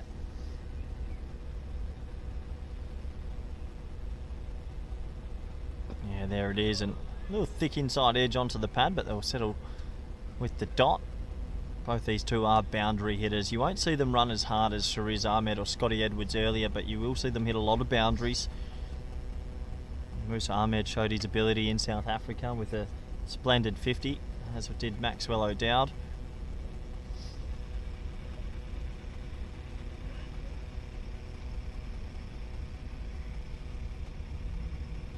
King Ma in the middle of a pretty good spell here.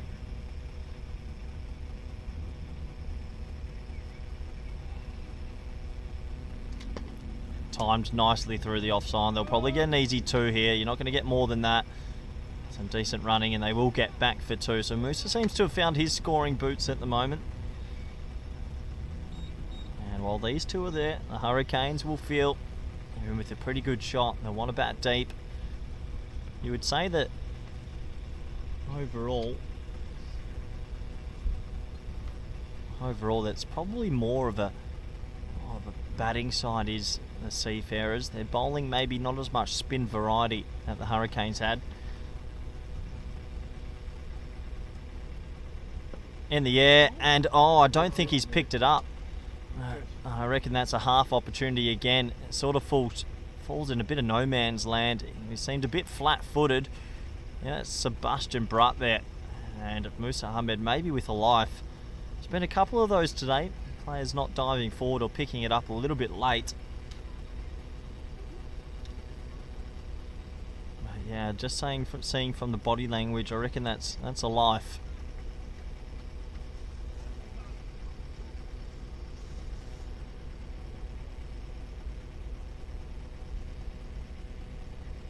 Oh, that's decent delivery and well fielded from Vikram Singh to save a leg bite.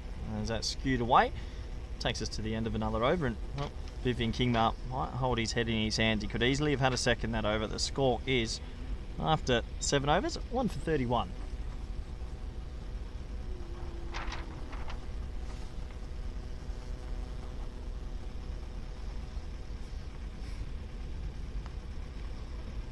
There's Kyle Klein, looks like to be going back to the top of his mark, so he's going to continue here to Max O'Dowd. A couple overs left in the power play. You got to wonder, does O'Dowd start going a little bit more aerial, or does he feel like he's pacing himself well? He's raced to 14 off 16, Ahmed's 12 off 16. Here's that little dab shot, and it gets through Vikram Singh for a single. That's what he does. You see a lot of teams try and employ a sort of, I wouldn't say it's a third slip, more of the gully or bit of a floater to O'Dowd, so he can't play that rundown, just to try and dot him up a little bit, but he does have a happy knack of getting it left and right of that fielder. Kyle Klein opting to come around the wicket again to Musa Ahmed. They've got a sort of tight catching cover point, extra man on the offside. There he is, right on cue. Smacked it straight to that tight extra cover point. Dot ball. Musa Ahmed reminds me a lot of Vikram Singh, extremely strong in that area. Most left-handed batsmen are.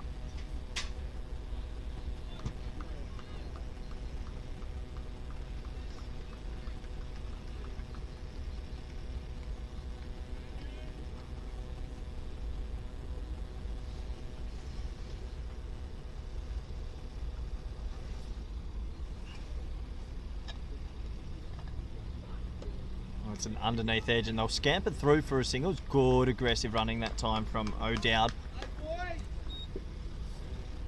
And as these two start to build a pretty nice little partnership, the early dismissal of Hassan Zulfikar not hurting the Hurricanes too much.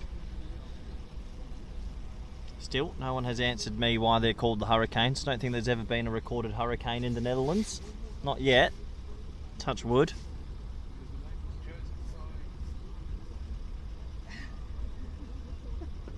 As that's a better length delivery, and you can't do much with that, just pushes it into the offside.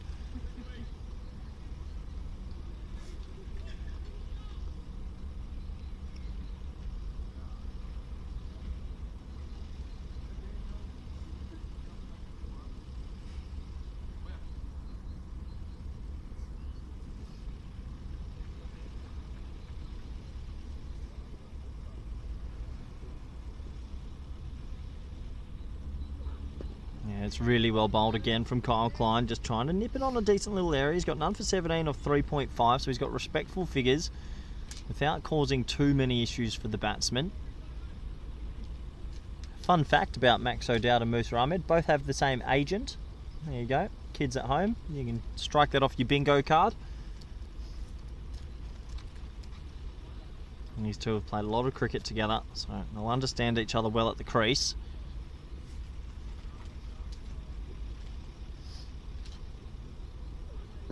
That one stays a tad low. I won't say remarkably low, but just a tad low, and a couple of dot balls to end that over. And Klein, well, Kyle Klein that is, he'll be pretty happy. 4 overs, number 17 with the new balls. A good effort. And the score at the end of 8 overs is 1 for 33. Does feel like they have gone through these 8 overs remarkably quickly as well, as we might see a bit of an inventive bowling change here. It looks like Vikramjit Singh's going to be the first change bowler. Didn't expect that. Having a look out on the field, you have Sikandar Zulfikar there, Durham. Who else can roll there? Sebastian Bratt, but he's probably more of a bowler later in the piece. Vikram Singh has been working on his bowling quite a lot. He's a little bit sharper than what most people think, and well, he's going to have a newish ball to work with here. Will he be able to get some lavish movement?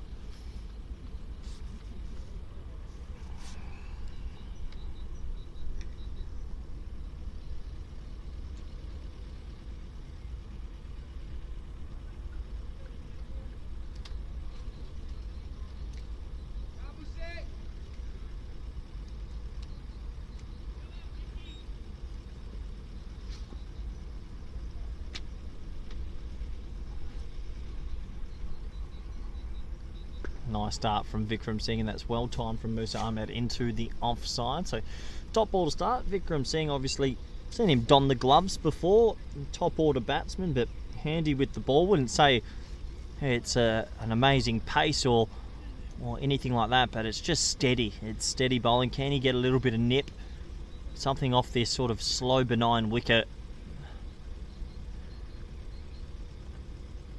And a little bit too much width on offer.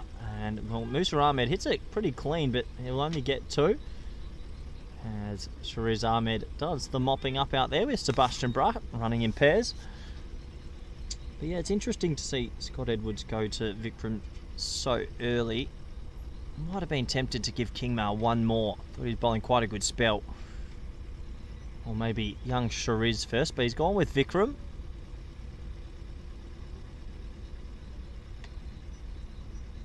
As that's a slower ball, and I think you expect to see a lot of that. A lot of changes of pace, a lot of craftiness.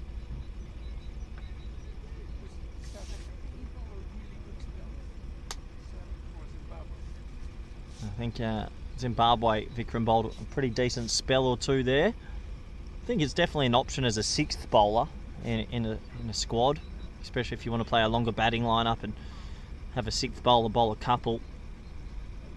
Oh, that's high in the air. He's going to get a wicket. Can Edwards get there? You bet he can, and he holds on to it. The gangling Edwards, he shuffles away, and the masterstroke works from captain Scott Edwards, and Vikram Singh rewards his captain by making him run 20 metres and take a catch. Gets a little bit big on Musa. It did look like it kicked up a bit. That's a pretty big wicket in the context of the game. Musa Ahmed was looking good. He was 15 off 21, and well, the second wicket goes down 35, and it's going to be up to somebody else in that middle order to offer Max O'Dowd a bit of support. And you would say now 2 wickets in the power play. Seafarers have their noses ahead.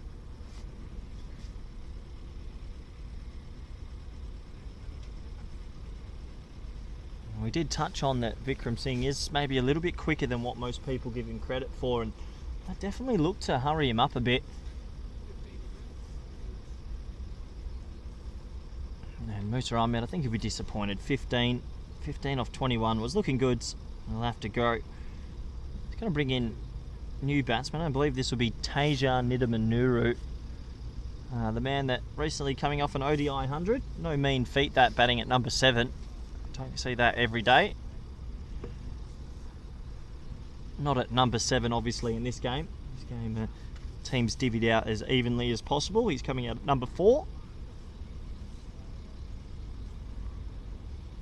Looking forward to watching Teja bat here. He's one of the more, I won't say pretty, what's the word for it? What word would you use? Good looking player to watch when he's in. Elegant's the word I'm looking for. He's a timer of the ball. Yeah, a bit of stylishness to him, and he'll be looking to playing an innings of substance here. Himself and O'Dowd both have a bit of a history in New Zealand.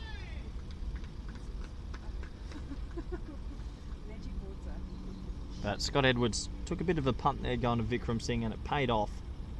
Teja ready for his first delivery.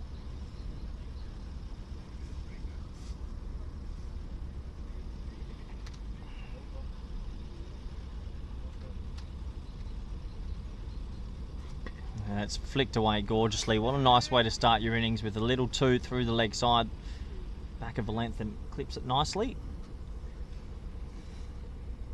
A shot of authority, actually. Wasn't the worst ball you'll ever see, but he's off the mark, and Vikram might be a short spell, only maybe 2 or 3 overs for him, but he's already done a lot of damage.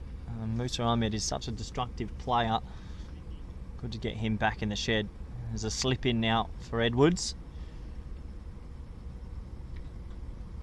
Short, and well, Teja looks like he's in a bit of touch. Not afraid to take it on early. We'll end with a dot ball at the end of another over. 9 overs down. The Hurricanes, they are 37 for 2.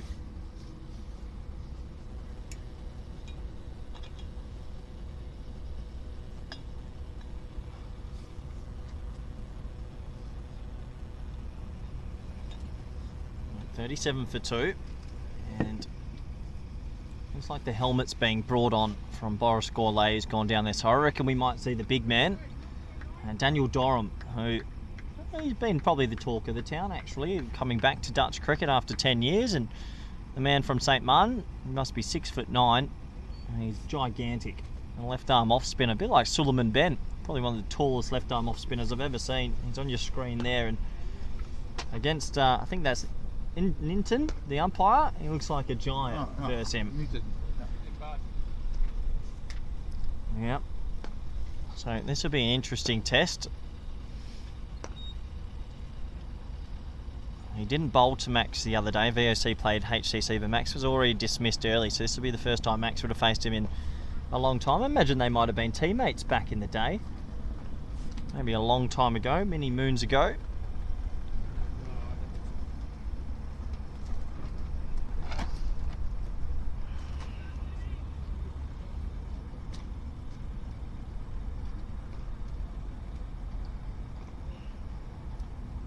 wat?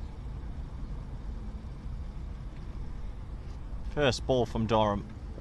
Yeah, it's nice. A little bit up and over. Gewoon even kijken. I think Max O'Dowd might spend a couple of deliveries here having a look.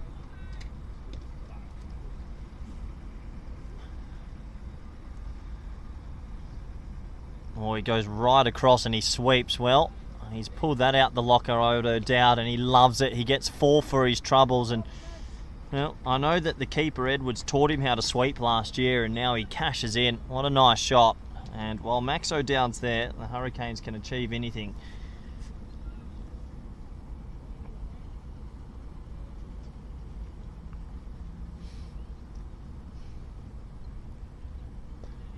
Adding the sweep shot to his locker has definitely changed his game a bit, Max O'Dowd.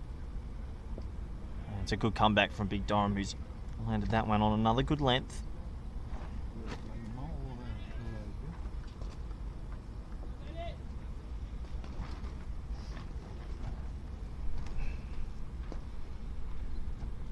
Oh, that could be close, you know. Well, a bit of an appeal, maybe sliding down the leg side. Adrian Van Dries gives me the shake of the head in the commentary cube.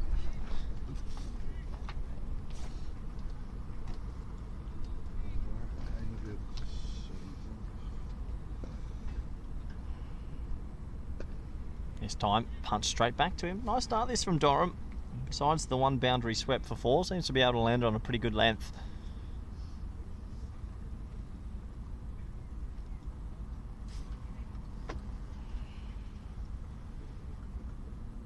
Oh, and this time gets it wrong. I've put the kibosh on him, so he goes over pitched, full delivery, and O'Dowd isn't going to mess out on that. The compilation video for the couch later is building.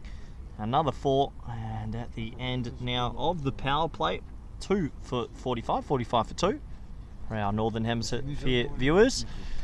And you would say with those 2 early wickets still after the power play, Seafarers are ahead in this game.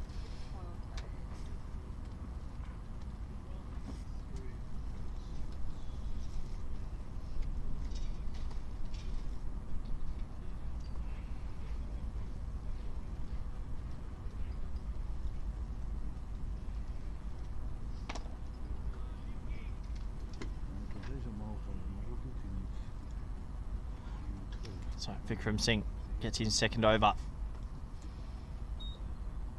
Oh, a big appeal. I think it's high though for me. It's nice and straight, but it's a bit too high. And they'll look back on the replay a little bit later and say, yeah, you're right in the commentary cube. It's good delivery. It nipped back in, and there's a couple of gestures there from some fielders saying it's high, and it did feel high. Once again, Vikram, a little bit quicker than what most people give him credit for.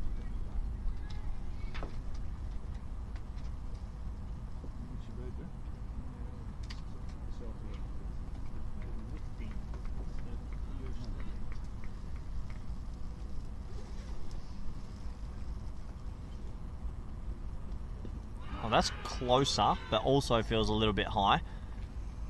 And 2 back-to-back appeals, and Tasia, well, looked pretty confident walking out there. He's wrapped on the pads a couple of times, both balls going over the stumps.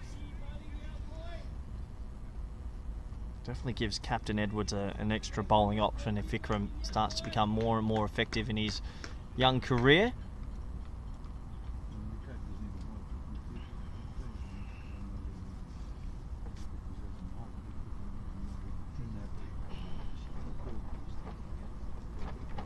And now he beats the bat. So just offering something here is Vikramjit Singh. He got Musa Ahmed out last over with the ball that sort of took off a little bit. Extra bounce this over. Pad beats the bat.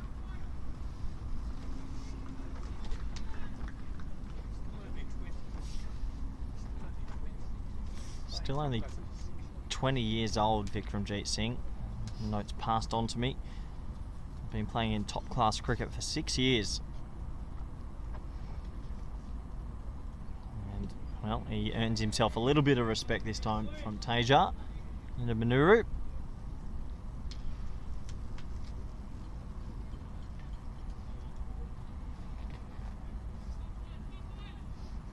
So plenty of chatter out there. Let's have a look at the field. I know we're outside the power play. Only 3 boundary riders, deep cover point in place, deep third man, fourth boundary rider going back now on the leg side, deep mid square leg and deep fine leg.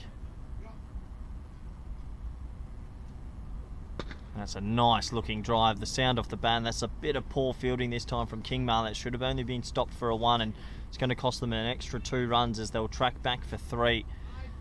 Nice sound off the bat from Teja Nidamanuru, who picks himself up a 3.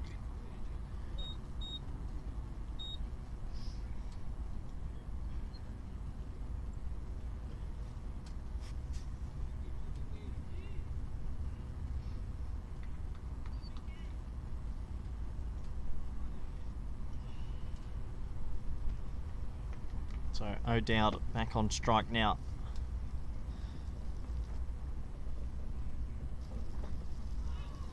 And this time a little bit of a slow ball into the pitch. A little edge that stays in Max O'Dowd's pad. You can't be out that way. So that will take us to the end of the over. And the score at the end of 11. Hurricanes have got themselves to 48 for 2, trying to build a partnership.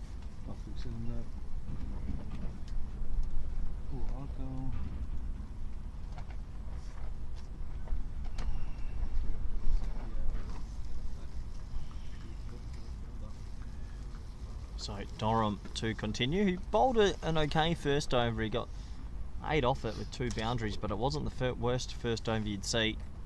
He'll be bowling to Teja. And it'd be interesting to see here the sort of field that Scott Edwards sets. You know, he's been looking at some different fields and different varieties to run for the national team, especially when the spinners are on. See if he does it here or if he goes a bit more stock standard. Seems like a very straight field.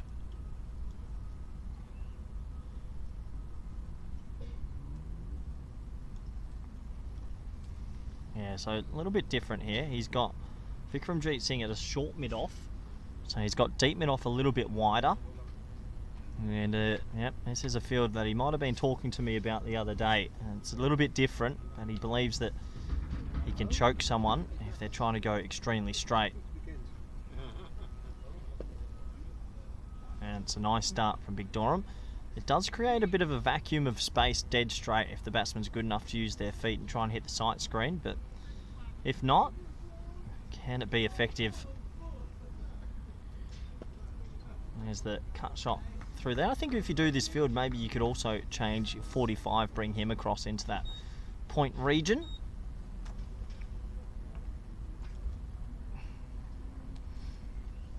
So similar sort of field here for O'Dowd, and interesting, I think O'Dowd might fancy himself to go straight.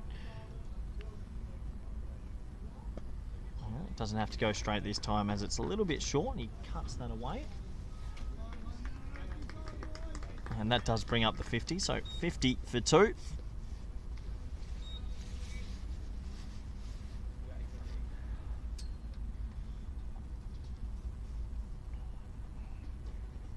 That's well blocked from Teja back, and it seems like our screens are going a little bit bright, so apologies for anyone that's getting the extra bright screen every now and then.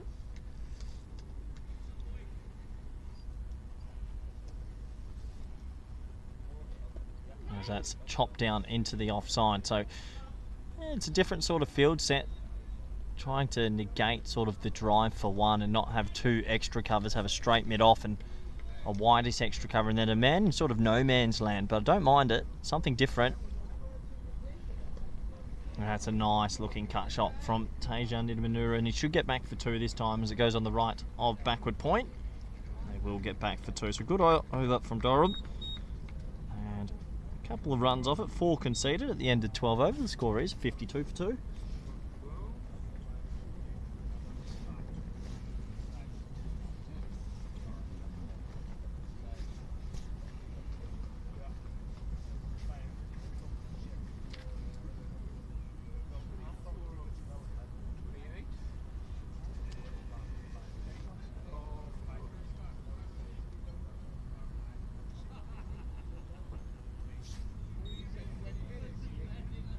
Looks like Vikram Singh got a pretty good second over. Gets himself a 3rd now. Another inside edge onto the pad for Max against him, so no one able to really get a hold of him at the moment. Struggling to get him away. Bowling a nagging little length.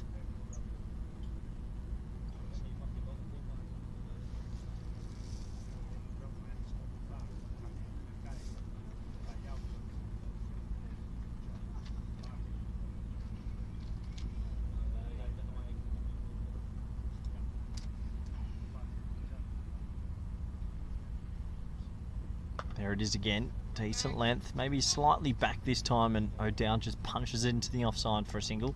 Feels like we've gone to that middle stage early of this 50 over fixture.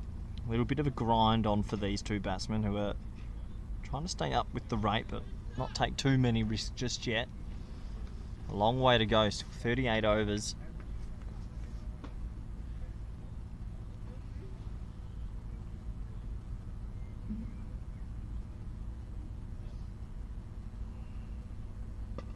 Tasia wanted a piece of that. He thought about launching that to the moon, thickish inside edge, and they get through for a single.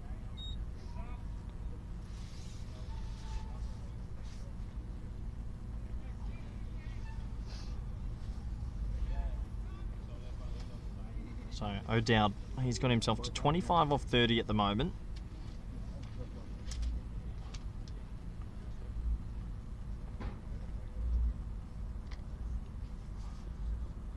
This time, a little bit slower, well pushed into the leg side. They'll think about 2, but never on this time. Not with O'Dowd at the crease. He gets himself another single. And Vikram Singh bowling a pretty effective spell here. We still haven't seen young Shariz Ahmed. I don't think we're far away from seeing him. And Sebastian Bratt, against Sikandar Zulfikar might roll his arm over for a couple as well.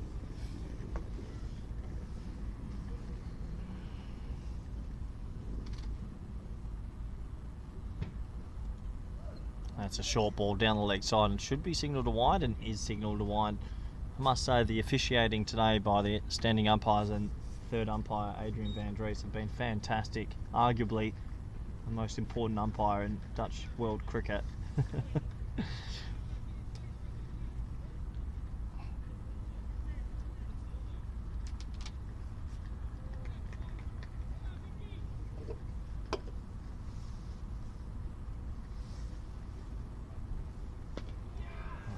Oh, it was a big appeal from Scotty Edwards, but a fair bit of wood on that one. So another dot ball as the sun starts to peek out from behind the cube. Feels good on the back. It's been a bit of a chilly day here today. 21 degrees tomorrow in the Netherlands. Cloud and then a bit of rain for top class a weekend. Get ready for some rescheduling. Dare say there might be some sore bodies in Dutch cricket that might enjoy one of those rain days.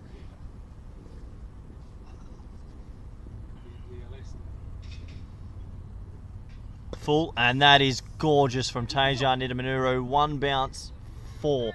Gorgeous batting. You could see him setting up for that. He was hoping to get something in his half. He gets it in his half and he classes it. And Nidamanuru, who rolls off the tongue with the last name. What a shot. 4 more runs.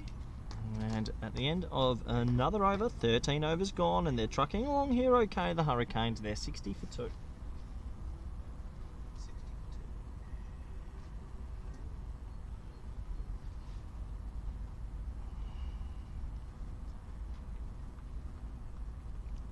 You can see there on your screens Edwards talking to Vikram.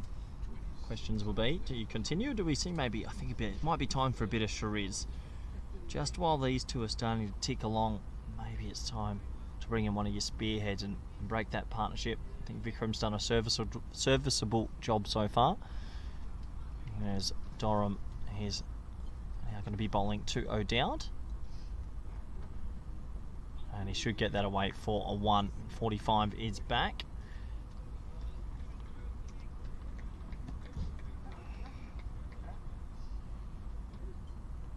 So still with this different sort of field, there is a big hole dead straight if you're brave enough to go it.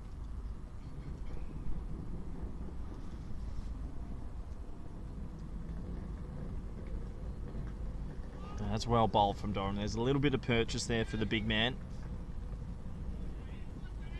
Bounce, of course, coming at such a height. Must be one of the taller left arm spinners we've ever seen. Oh, that's really well bowled again. Slightly fuller this time, and Tasia can't do too much with that.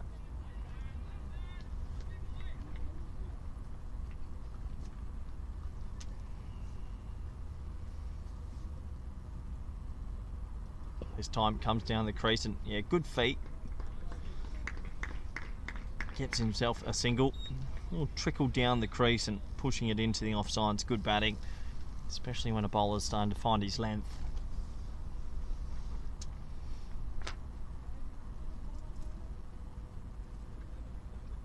This time a little bit of an underneath edge. That ball's an arm ball from Durham. Speeding that one through. It's a good spell from the big man. Pretty mechanical action, doesn't look to do too much. Changes of pace, changes of flight. There it is. You could just see he was arcing up, and that might go into the swamp. Yeah, not quite the swamp, but still 6 runs. And well, there's the first one. I think he hit 11 on the weekend in 186. That's the first one out of his 33. Add that to the compilation video he'll make us watch on the couch later tonight. And the score is, after 14 overs, it is 68 for 2.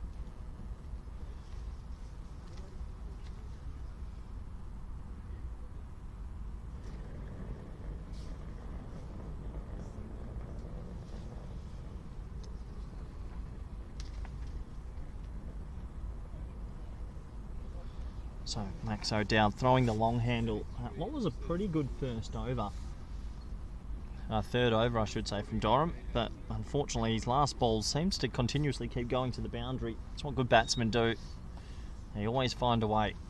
Vikram, he's going to stay on at the moment. I thought they might have changed it up now, but gets himself another. In the air, and that's why he gets himself another. A pretty loose-looking drive from Tasia, and he has to go. It did seem like an innocuous-looking delivery, full straight. But the bat has skewed in his hands, and another wicket goes. It's a big one. The partnership was brewing. What was the partnership, Rod? Yeah, partnership of 33s in that sort of no man's area. It could have grown into something beautiful, but unfortunately, life isn't always beautiful. Tasia Nidamanuru has to go, and that might take us to the first drinks break, and I think it might be drinks. No, maybe not. Looks like the players are getting back into position. So 3 wickets down now, 68 on the board. This brings out Noah Cruz at number 5. Noah playing for Melbourne University in the Great Land, Australia.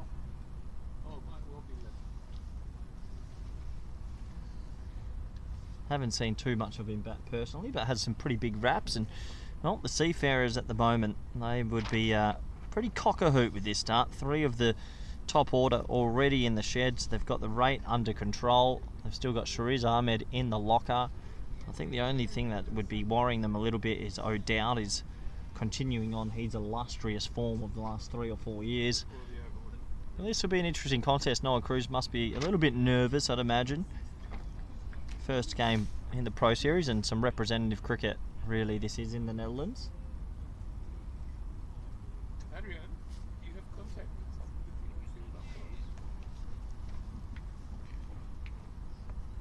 So, a few changes in the field. They're going to put in another slip, and Vikramjit Singh, who's had a 50 today, has also got too far. And I dare say, if they go on to win this game, might be putting his hand up for man of the match. First ball to Crows. Well timed through backward point, and they should look for 2 if they're quick enough. And just the 1 in the end. Durham does well down there at third man to keep it to 1. Another wicket here. If they do end up getting the big fish O'Dowd pretty soon, could be an early curtain call.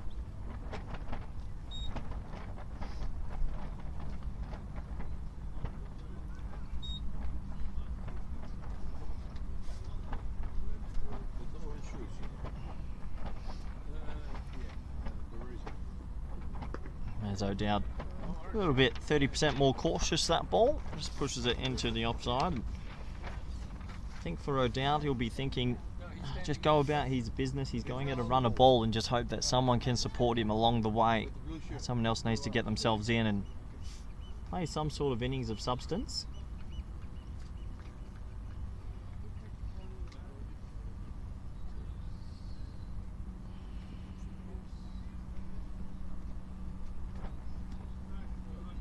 That's well bowled from Vikram once again, getting it slightly fuller this time, and O'Dowd respectfully playing it.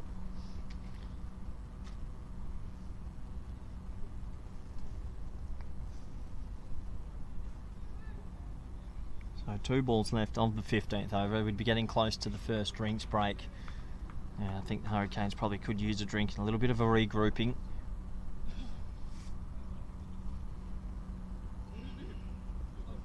Short cut with some serious power, but straight to the sweeper for a single.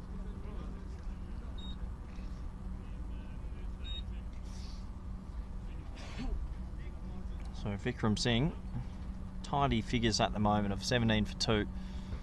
Dare say it'll be pretty hard for Captain Edwards to get the ball out of his hand.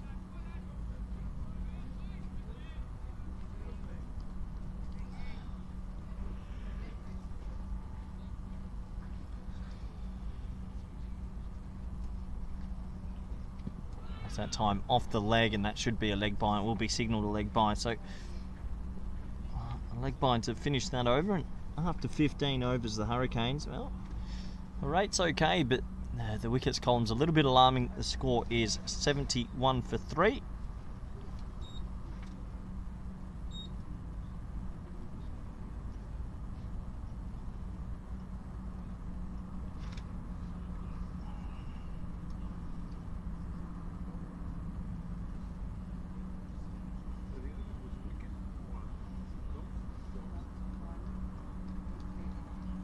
Still looks like that the tall left arm off spin of Durham's going to continue.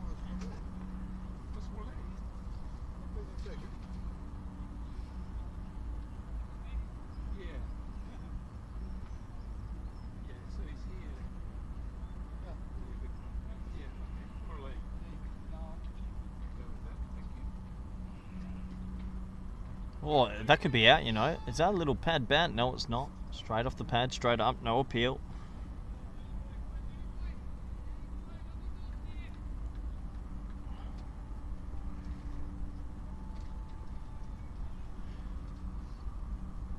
Oh, well bowled from Durham again, who's just finding a little bit of rhythm in this belt. Obviously, O'Dowd's been able to take him for a few, but no other batsman's been able to look too aggressive against him just yet.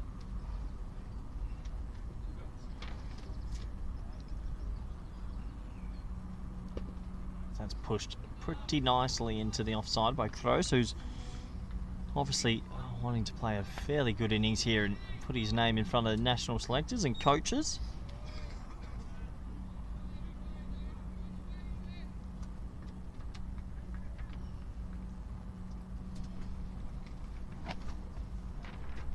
Oh, he's gone. He's got the big wicket, and O'Dowd has to go. Looked like an underneath edge. A very good catch from Edwards up at the stumps. It stayed extremely low outside off stump. And, well, another wicket goes down. And for the Hurricanes, that's the big one. That's the fish they wanted. I think that's going to take us to drinks with the Seafarers in control of this contest. 7 minutes to drink. And apparently it's 7 minutes to drink, so they might be able to sneak in a couple overs or 2 before that. And the score is 72 for 4.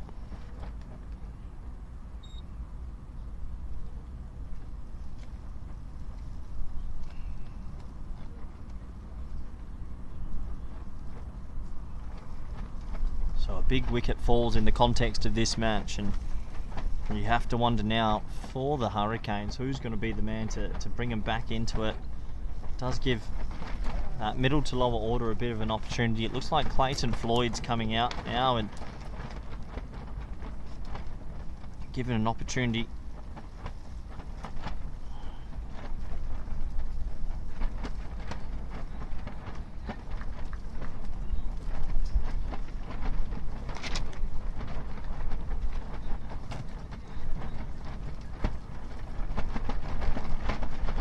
So the wind has really picked up here.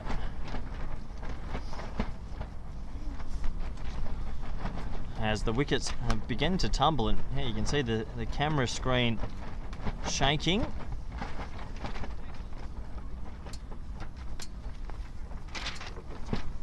And just going a bit wobbly as the wind out of nowhere. It's quite calm and easy conditions has picked up, and well, the wickets have picked up as well. Like Clayton Floyd's come out up the order, and he'll be wanting to get himself in firstly and see what he can do.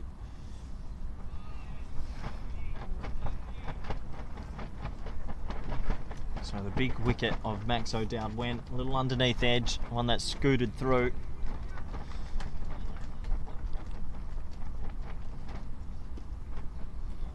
That's well bowled, little bit of flight.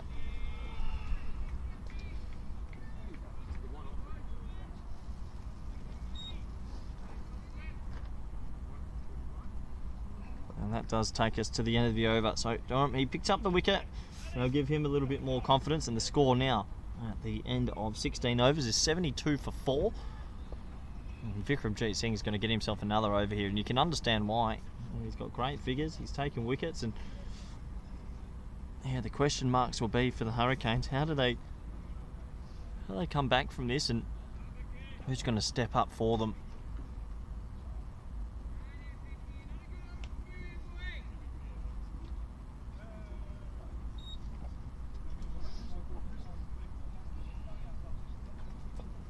Oh, that's a glorious looking shot from Noah Cross. That might be one of the shots of the day, and that's going to go all the way to the boundary. Well, slightly over pitched, and that is glorious. 4 runs, punched down the ground. And that's one for his personal highlights reel tonight when he gets back home and sits on the couch and thinks, I might look that one up because that's a glorious shot.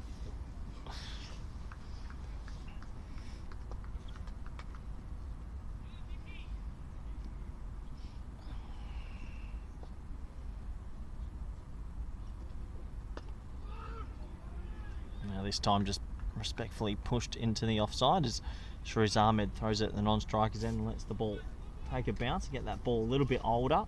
Usually frowned upon from umpires, but allowed to happen.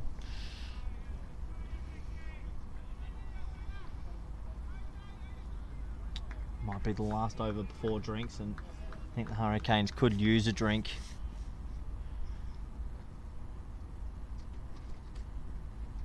That's pulled beautifully as well. He's timed that. The noise off the bat was fantastic. And Noah Cross gets himself 2 boundaries in 3 deliveries.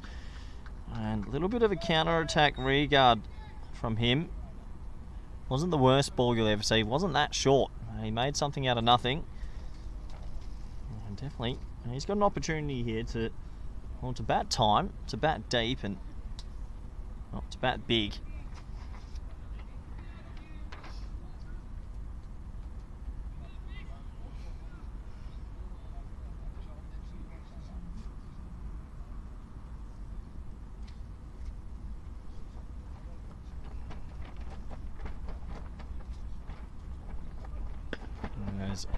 Well defended again, and well, the noise off his bat at the moment sounds like a man that's in form.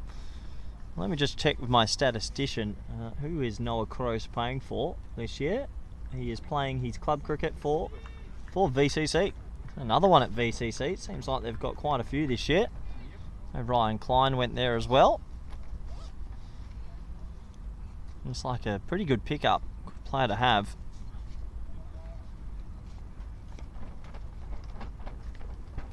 This time a slow ball from Vikram, clever bowling, and well, open face down to third man for a single.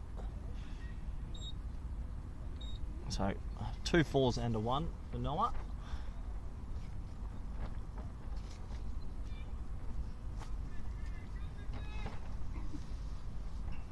Vikram with pretty good figures so far, despite a couple of boundaries in this over. He's only gone for 26 off 4.5. I do think this might be the last one of his spell. I've been saying it for a while.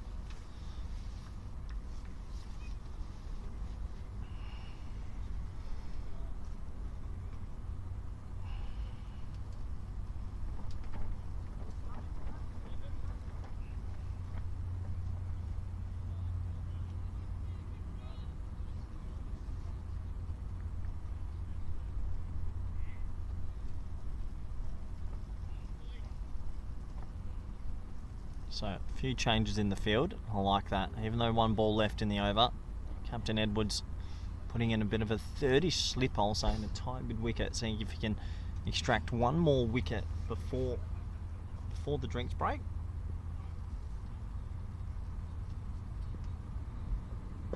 And it's pushed into the leg side, and that should take us through to drinks. So at the end of the very first little session here in this run chase, Hurricanes, well, 81 on the board, but 4 wickets in the wickets column. Not easy to come back from that, but we'll be back in 5 minutes after the drinks break.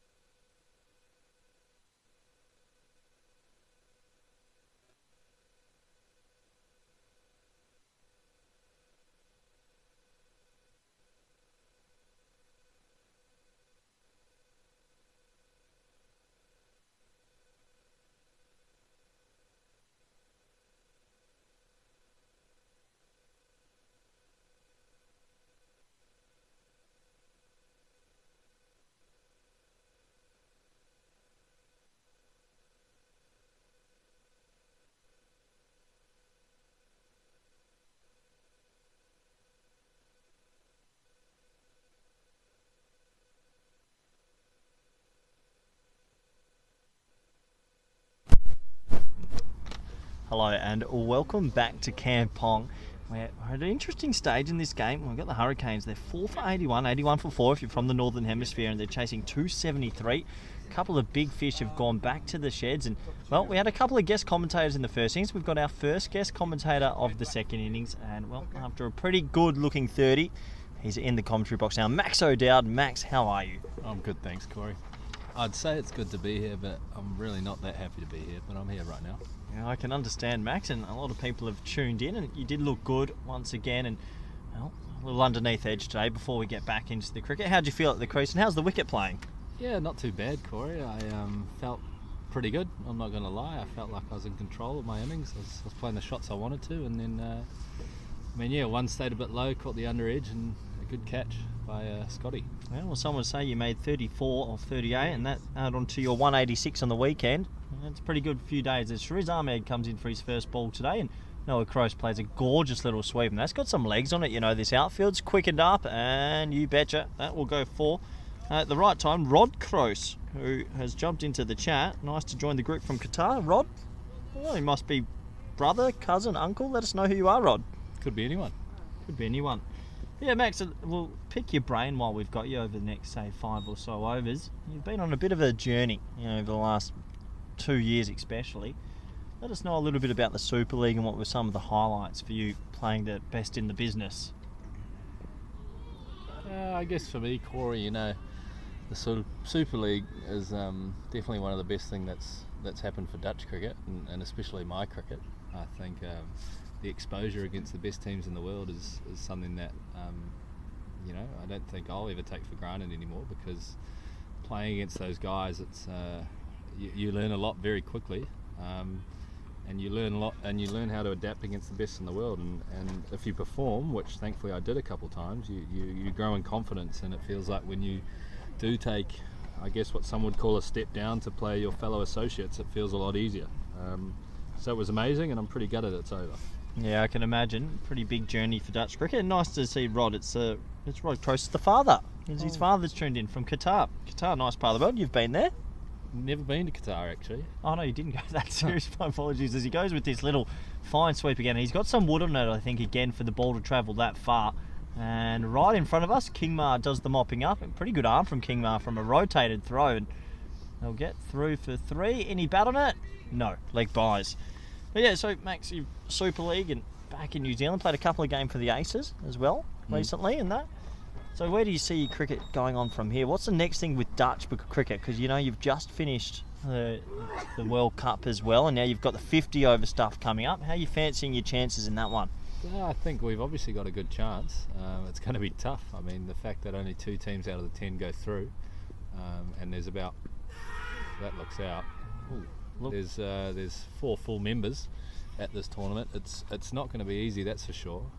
But I mean, we back ourselves. We played against the best in the world, and we've shown that we are able to compete and we can perform at stages. So hopefully we're just consistent enough when it comes to the qualifiers in June, July, that we're able to, I guess, spring an upset and be one of the first 2 teams to go. Yeah, and also going all the way to Zimbabwe, almost a second home ground these days. I know you're a big fan of it. I love Zimbabwe. It's one of my favourite places in the world, especially Bulawayo. But no, Harare is going to be good. I've been there about 6 times, I reckon, in the last 3 years. So no, looking forward to it. Well, honestly, one of the best fan bases I've ever played cricket in front of. I've played in front of big crowds, and Zimbabwe had a smaller crowd, but just had, like, the atmosphere felt like I was at a Premier League football game, Corey. It was unbelievable. Yeah, and I know you're a big West Ham fan, so that's obviously a big thing for you. Absolutely incorrect. I'm a big Arsenal fan. Oh, my we're apologies. top of the league. Yeah, you are currently top of the league. As coffee's brought to me, it does take us to the end of another over the Hurricanes. So I'm struggling a little bit at 81 for 4 off 17. Croce, he's got himself to 11, joined by Floyd. Looks like Sebastian Brutt, the king of Hermes cricket. Looks like he's going to get his first chance today. Let's talk a little bit about the Pro Series. I've been calling it the Fairtree Pro Series. As you should. As you should. Thank you to Fairtree for everything they do for Dutch cricket. Captain of one of the sides, you win the toss, you choose to bowl 270. What went wrong, or what just didn't click for you guys? What was a little bit off today as a captain's view? I think in hindsight I made the wrong decision by bowling first to start off. Bit of Nasser Hussain 2003 Ashes. Almost. I think I fell into the trap of Kampong, which I've played at Campon quite a few times, and it's always a great wicket, but it's known to be lower and slower. But it felt a bit soft underfoot this morning, so I thought, you know what, maybe our bowlers can get something out of it early. But to be fair to their openers, they played it well, and we didn't actually get as much as I thought we would get, compared to how it looks now, where it's shooting a bit, there's a bit more sideways movement, the slow balls are definitely gripping more. And in terms of what we didn't do right, I guess we probably bowled too many boundary balls on an outfield which is pretty slow. And then also I don't think we were aggressive enough in the field in terms of our intent towards the ball. I think there was a stage there where you saw Scotty and Shariz Ahmed literally playing tip and run. Every time they hit the ball they'd run, and that's not really acceptable at this level.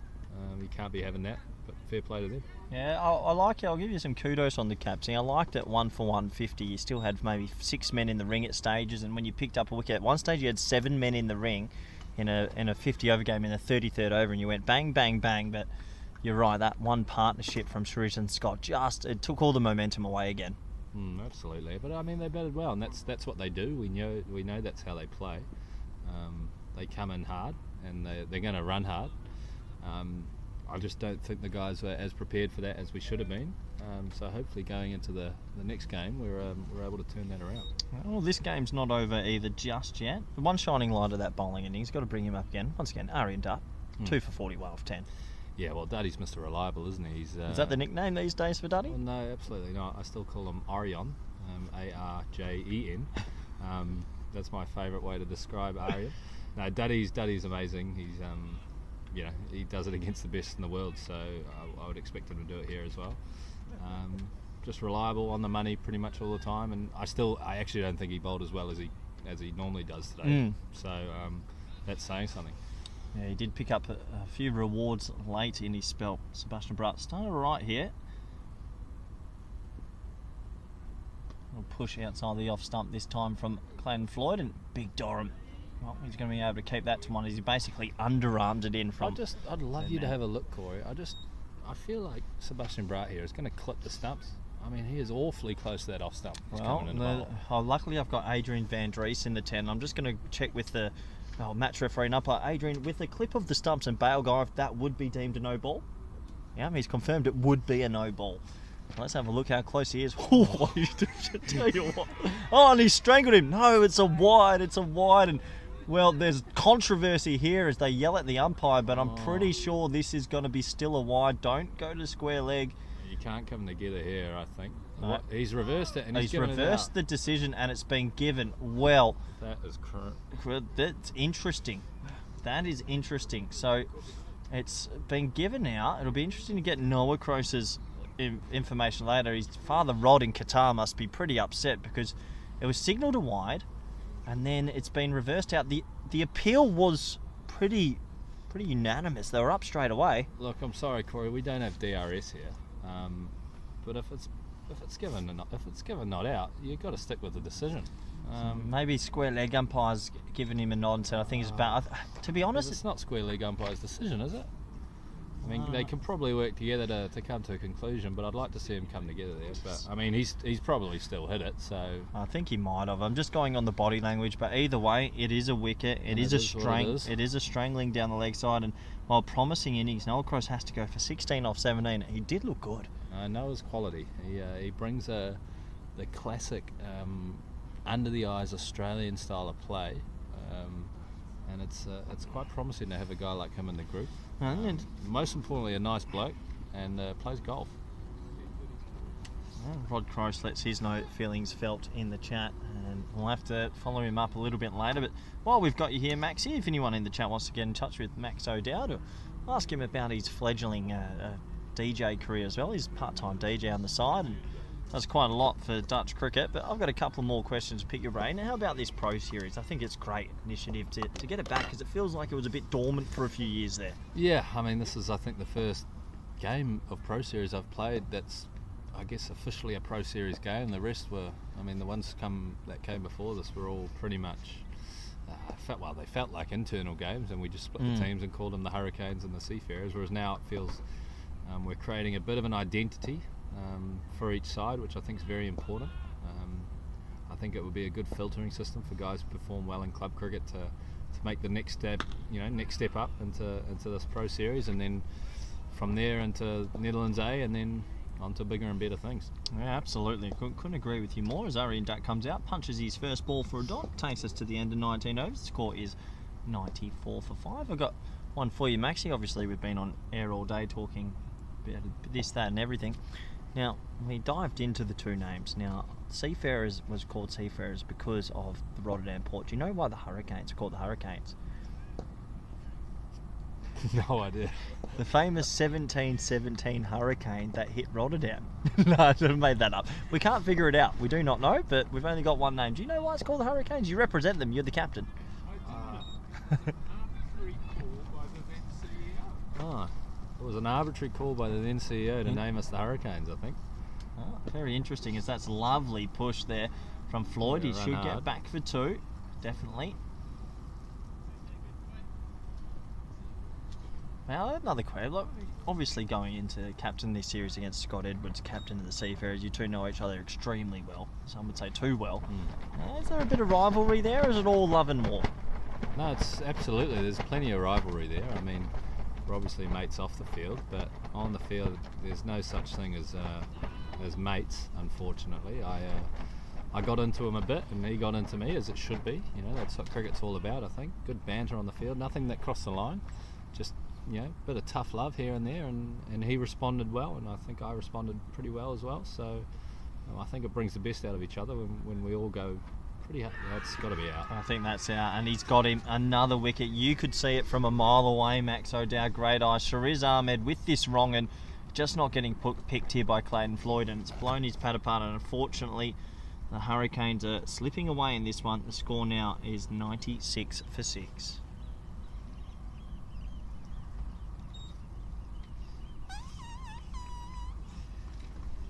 96 for 6. Max, you know your Hurricanes team a little bit better than myself. I know you never want to give up in an ODI chase, but at the moment, someone's going to have to play a pretty remarkable innings.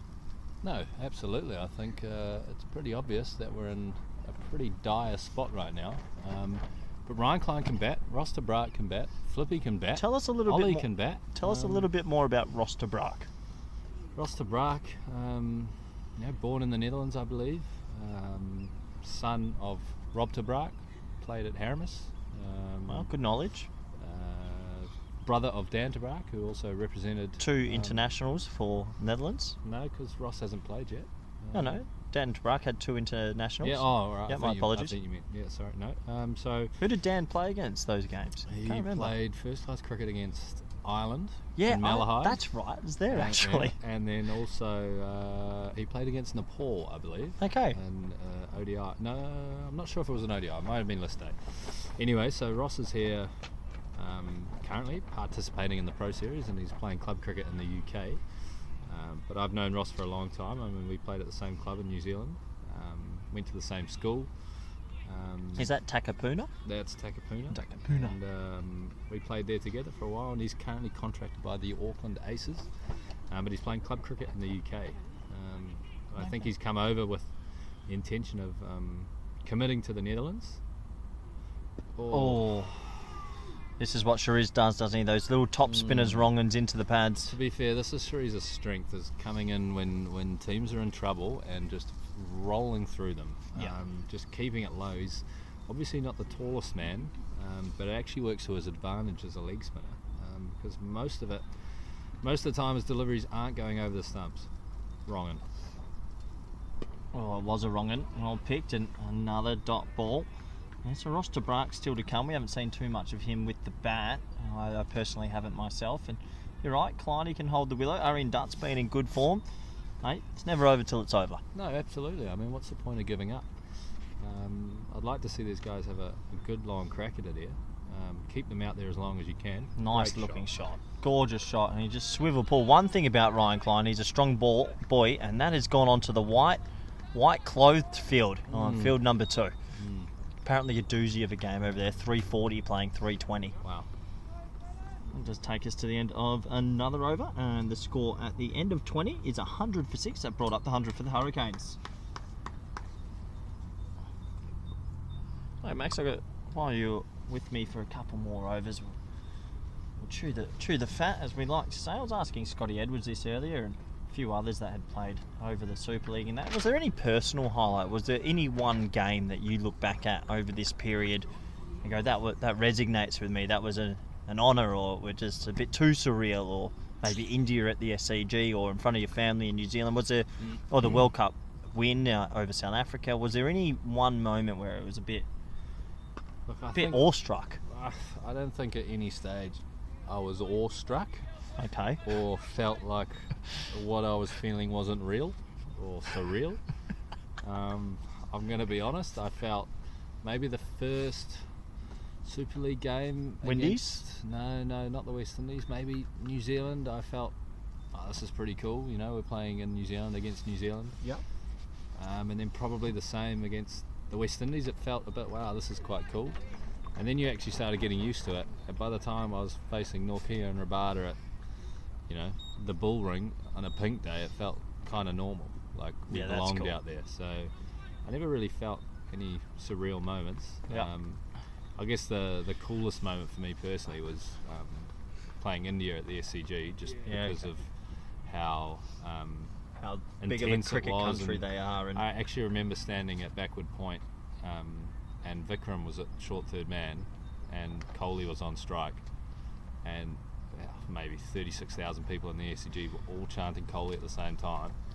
And I looked to my left and I just saw Vikram with this massive smile on his face.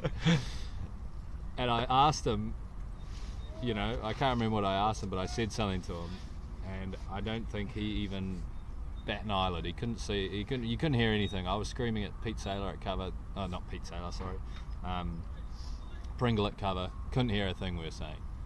So that was really cool. But yeah, I guess proudest moment, I don't know. Scoring runs is always great. It's nice. Shot. Oh, lovely timing throwing in dutt. Yeah, that's nice. That's interesting. Everyone's got obviously different things that were. What was Scotty's? Scotty's was. Give me a moment. It's been a long day on the chat. Let me have a think. I mean, the best moment I experienced was definitely beating South Africa. No, that wasn't Scotty's. It was something different. It was he said the World Cup qualifier where you beat Zimbabwe or whoever you beat in the semi-final to make sure you were qualified. The USA. He said just the way the vibe was, and that was a moment that he looked back at. That was one of the best moments. Yeah, that's fair. I think in terms of performance, the game where I was like, that's awesome, was probably that USA game and South Africa. So when we beat South Africa, it didn't even feel like, it wasn't like, oh wow, this is like, oh, this is amazing, like what an underdog story. It almost felt like, well, we just played better and they just didn't play as well. But it's not like they were terrible. Isn't it crazy, the magnitude of that win? Probably didn't know at that stage, but a loss there, and you'd be playing with Ireland, Scotland, Germany, Jersey, Denmark and Austria in a qualifier next month. So it's pretty amazing that win has now vaulted you guys to the 2024 World Cup. You're there, guaranteed. A few thank you messages from Curtis Campher and the Irish squad and the Scottish squad. You know, they were happy with you as well? They were pretty relieved that we managed to make it, because that means the fact that only two of I'll tell you right now, those teams go through is crazy. I tell you right now, Italy in the dark horses, 100%. And they've got Ireland first. Italy, Ireland. That's going to be an absolute humdinger. That'll be a humdinger. Is at the end of another over. 21 overs gone. 103 for 6. Any questions? It's quite disappointing. You've come in at a quiet time, Max. It's been a long day. 50 over cricket isn't everyone's cup of tea, but we've had some faithful viewers with us all day.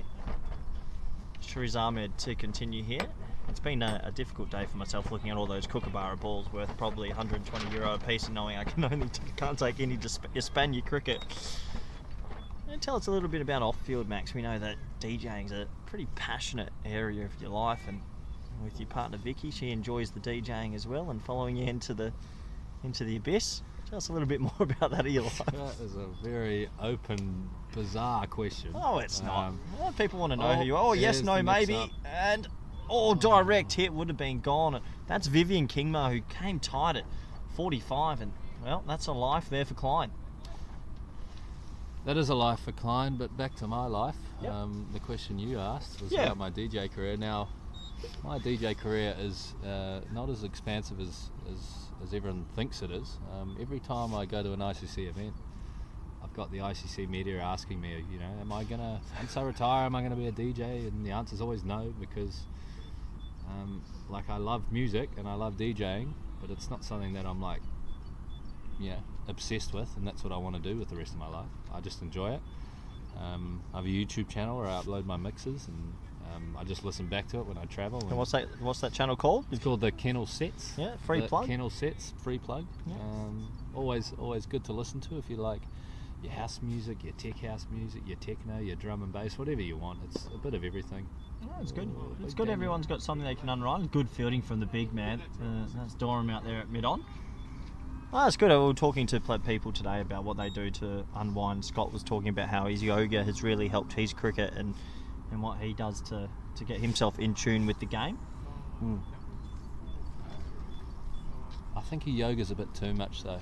Unfortunately, that 2-hour yoga session last night really killed me. Yeah, you can go the other way. And Cherise, once again, quick through the air. But, well, Sebastian Bright's pretty quick off the blocks. I'm not sure if there's two there. They're going to go. Good arm here's in trouble. No. Good running in the end. Tough to judge here at deep fine leg. 2 runs added to the total. Corey, Cricket Spain have jumped up how many spots in the rankings? Cheeky little 3 spots overnight. Cheeky little 3 spot. That must be pretty exciting for you. Italy and Germany are below us now, which is a nice little European jump actually. Will be the highest ranked team that's not at the qualifier. Sure is to continue. Well, flicked away. Nice timing. That is from Kleiny. He's a brute of a man, Kleiny. Thought he bowled extremely well this morning as well. 5 overs, none for 9 in his first spell. This is Kleiny's kind of wicket, I think. You know, he just runs in skiddy, top of the stumps with one that just nips back or nips away. So no, I was very impressed with Kleiny, and I think his hip was pretty sore as well, unfortunately. So no, very, very impressed with the way he bowled today. And his attitude, as always. His attitude's great. Just had word from our match referee as well that was confirmed there was an edge to Noah Cross. Noah's admitted it. So at the end of the day, the right decision, I guess, was made. As takes us to the end of another over, 108 for 6. We'll have one more over with you, Maxie, before we let you go for the day. One last opportunity for anybody that does want to say hello to Mr. Opening Batsman Maxwell O'Dowd, who I think maybe we could touch base on this 186 that you've made the other week, and that's been talked about a bit today. I wasn't there, unfortunately, but 186, that must have been your top 3 scores ever. Yeah, it actually is the 3rd highest I've ever scored. No, it was good fun. I to be honest, I struggled a bit at the beginning. It's always the way. Just really tried to hit the ball a bit too hard, and out at ACC the grass is very long, so I started to realise you actually have to hit the ball in the air to get value for your shots. But no, I was ably supported by Juice, Lane Berry and Scott Edwards, who guided me to my 100, and then I guess from the 100 it just kind of was a bit of a free for all, and it just came off. What stage did you get to the Nirvana period where everything's just pinging off and you're just going? Maybe in the 43rd over. Yeah, nice. Yeah, that's a beautiful state of mind. The leg spinner came on, and my only thought was try and hit it for 6. Yeah. And there's no better feeling as a batter when you just have that license where you're just like, I'm going to hit every ball for 6. As the King Mark comes back in, and well fielded there from Shariz Ahmed at backward point. Keeps it to a dot. Yeah, it's a nice way to start a season with a big daddy 100 as well. Sort of sets you up for the rest. And a double header this weekend for yourself. And stoked. Playing Wednesday, double header, another midweek game, and another double header probably. Is there any stage as a cricketer that you do feel quite fatigued, or are you just used to it now? No, I'm pretty fatigued. I'm not going to lie to you. This in 7 days I would have played 5 ODI games, which is quite a lot of cricket. Yeah, that's a lot. Even for a professional cricketer, but yeah, I mean it's what we do. It's what we get paid to do, so I can't really complain. I'm definitely not complaining. But it is a lot of cricket, and I guess the last 2 years have shown that we've just been non-stop pretty much throughout the summer. And quite late questions come in, and questions come from our statistician Rod Lyle. Rod, you wanted a question? Is that the most 3s you've run in a single innings? The question is that the most 3s Max has run in a single innings the other week? I don't actually even know how many 3s I've run, but if it was over 4, probably. That's driven away. Well, Scott was making you run 3. Oh yeah, that's right. Classic Scotty. Yeah, so that'll be a 2 to Klein. I have a question for you, Corey. dinner tonight. Are you excited?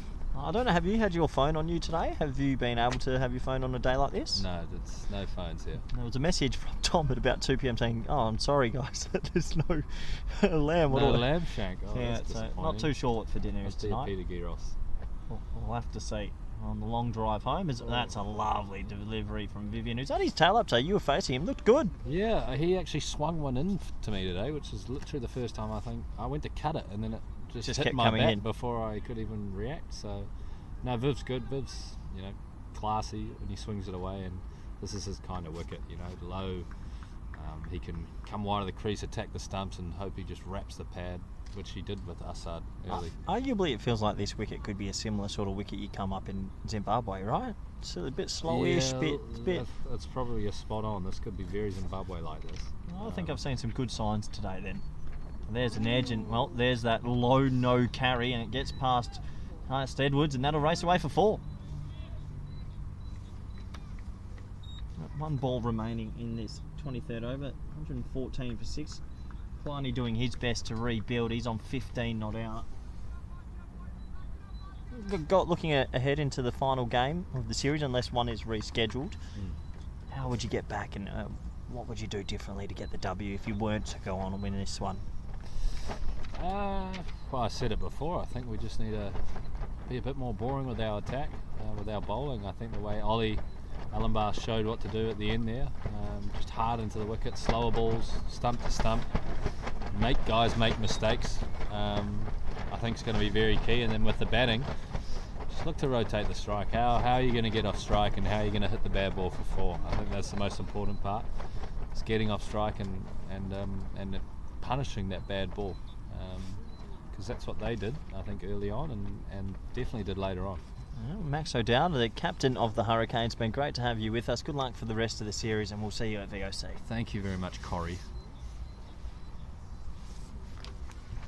So, back to the action now. That was our first guest of the second innings. What a guest it was, Mr. 186, they call him in some traps around Netherlands. 114 for 6. Shrews Ahmed to continue with his wrong-uns and little top spinners here. The wind has picked up once again. Just comes every now and then. Gets extremely blowy out here in Kampong. Let's push all to the field. That's a tight one. Direct hit? No. A little bit of a spray throw. So Duddy gets himself off strike, and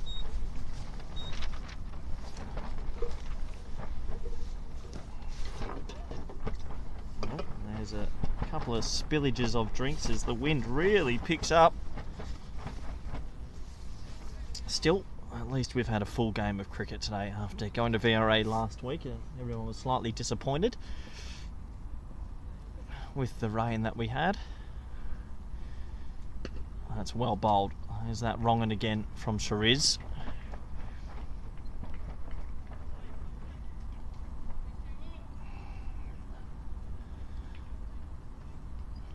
So, slip in place. Quite an aggressive field. 7 men in the ring, actually. Very aggressive. Well, that'll be hit out to one of the men outside the ring. Should only be the one this time. He's timed it quite well, and yeah, that's really good mopping up. I think that's Kyle Klein out there with the fielding. These two trying their best to get back into this contest, but you do feel like the ghost might have been run already from the Hurricanes. Too many early wickets in this one. But while Harry and Dutt and Ryan Klein are out there, 2 men I know very well won't be wanting to give up that ghost just yet.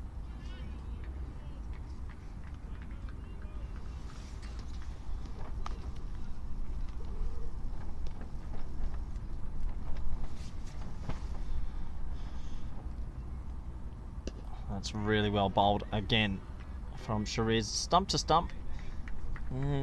Might be written down as a leg spinner, but really more a top spinner, a slash off spinner if anything. A lot of balls back of the hand, skidding on, stump to stump bowler, no width on offer.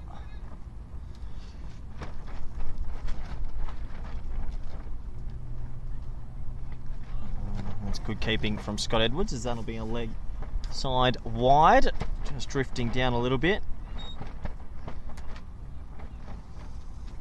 24 overs almost gone here in this chase. Nothing wrong with the run rate at the moment, just that wickets column. That one a bit full and he crunches it, and that's what you have to do as a batsman. If you do get the ball over pitched, you have to climb into it, and Aryan Dutt says, sorry little buddy, I'm going to put that one away for 4. One of the shots of the innings, and at the end of 24 overs the score is 121 for 6.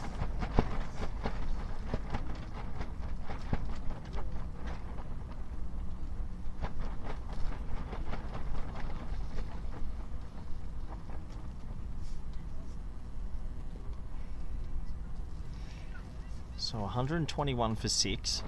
Yeah, good little partnership brewing here. I'll look at the statistician. What's the partnership at the moment, Rod, after a couple of wickets? 25 run partnership, so they were 6 for 96. Might only be a 25 run partnership, but at least it gets the score ticking the right way. If you can do that again at another 25, turn it into 146 for 6, you start to believe again maybe.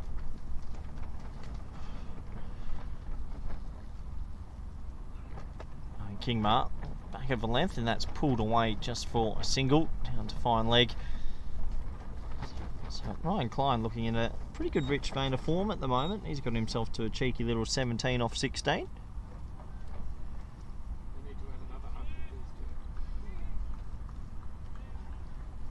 Still Ross to Brack in the sheds as well, apparently quite handy with the willow in hand. But you're right, there might need to be a pretty big partnership from these two. Shot for none. Well, cricket's a cruel game. You can play the most beautiful shot of your career and get nothing for it. He crunched that. That's what they always say, there's more room in the air. So could go over the top of the offside. After that shot to cover point, they've decided to put the sweeper back now. Almost at touching 5 o'clock now.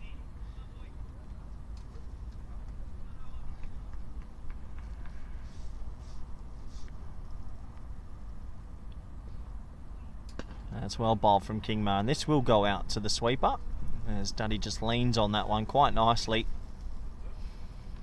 And just a 1. I think both teams have had interesting moments throughout the day, but Seafarers seem to have won more moments compared to the Hurricanes, and are able to keep wickets in hand, and that's why they were able to make such a good score. Hurricanes had moments and had chances to try and grab this game by the scruff of the neck, but just haven't been able to capitalise. Oh, in the air, and well, it lands in a big pocket of space. A little bit of luck this time for Kleiny. Closed the face a little bit early. It just balloons in between cover and point. If they had kept that sweeper cover up, might have been a catch.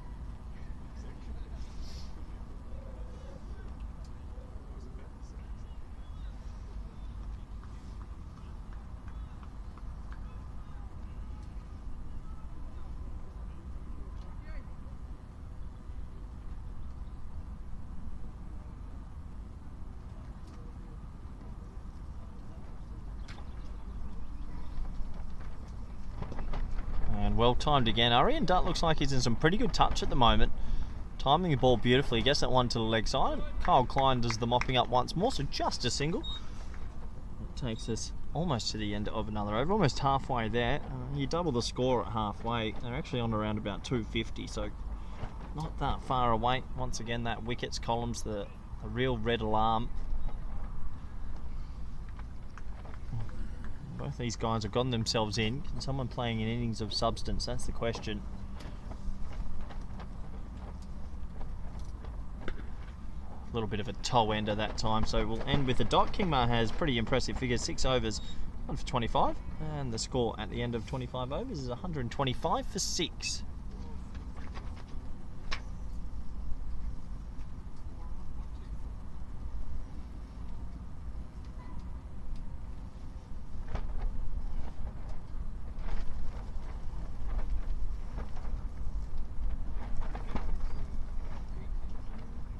So it looks like Shariz Ahmed will continue, and you can understand why.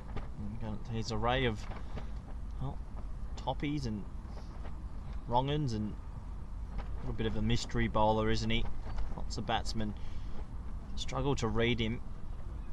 Why not keep him on if they can take 1 or 2 more wickets? Could be on for an early finish.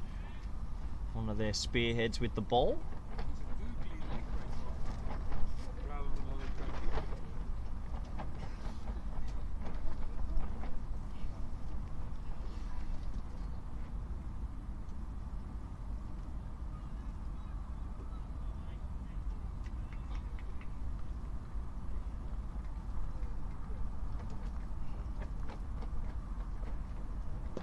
There it is again, and that's well punched from Arian Dutt down the ground for a single.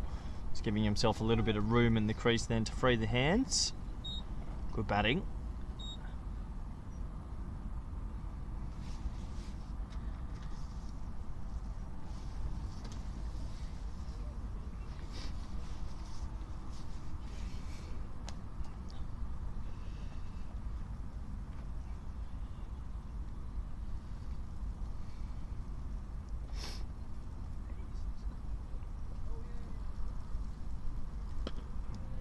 A little bit quicker again from Shariz. I think that was the traditional leg spinner. Stump to stump still.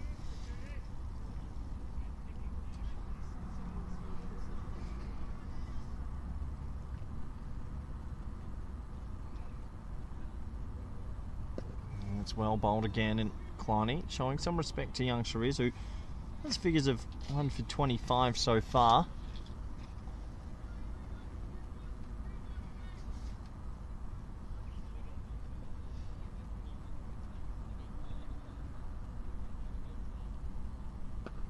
Oh, that's an aggressive shot from Kleiny. Doesn't get it.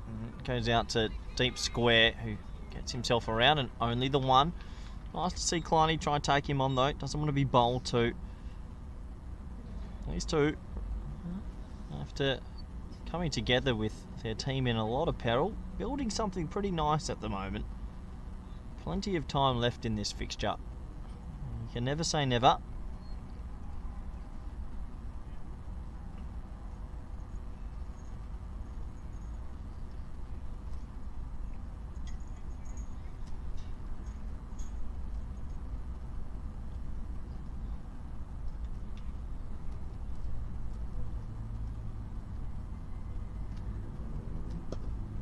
Nice looking shot again from Arian Dutt, who's really focusing on playing Shariz straight. Probably the right option. Don't want to get too cross bat against him. He is quick through the air.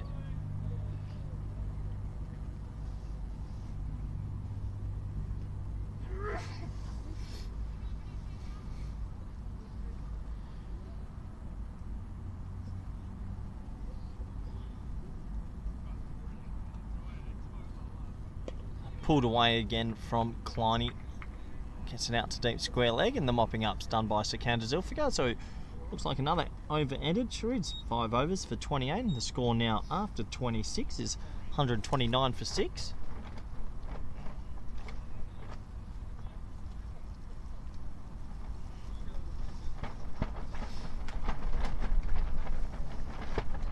So it'll be interesting to see if they stick with Kingma, but I have a feeling they might be making a change. The breeze is really pushing down your screen at the moment. So they might be going back to the tall left arm off spin of Dorham. He's a man mountain. You can see there on your screen when he's next to the umpire. There is no comparison. So a bit of spin from both ends at the moment.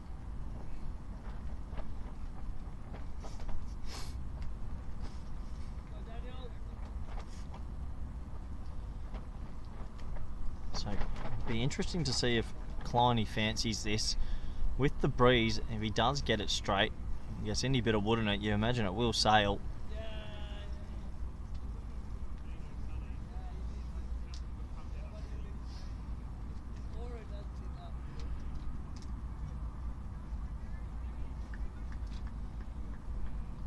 So mid-on has stayed in the ring.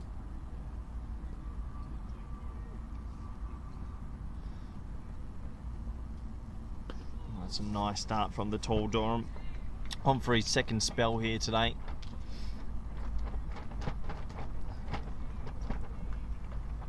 Coming from an extreme height, I have a feeling Klein might try and take him down here. Well, gives himself a little bit of room. Good fielding from Shariz there at cover, so 2 dot balls. Yeah, it's good bowling, just slipping it in onto the stumps, a little bit of skid.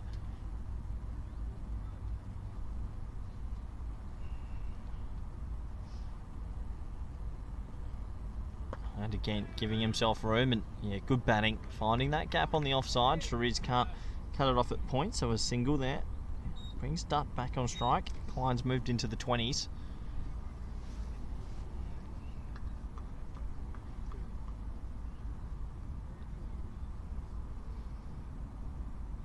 Slight change in the field. Looks like Dutt's got a little bit more of a defensive field.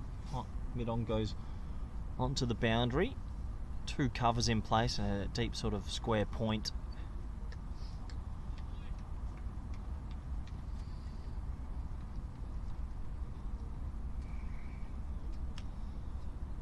Oh, it's really well bowled. Oh, seems to be able to land it on a pretty good length. Durham, good consistency.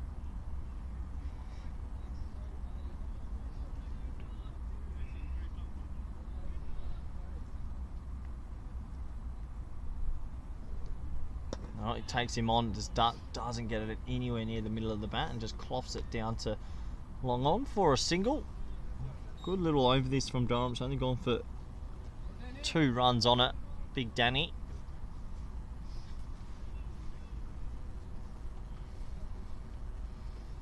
So last ball of the 29th.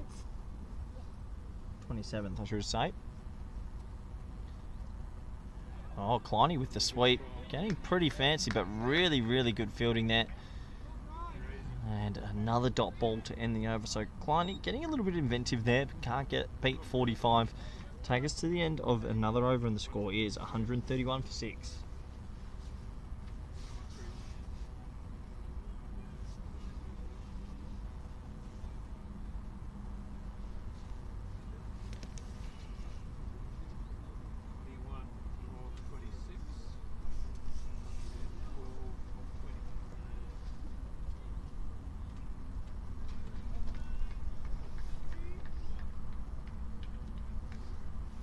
So Shariz Ahmed to continue.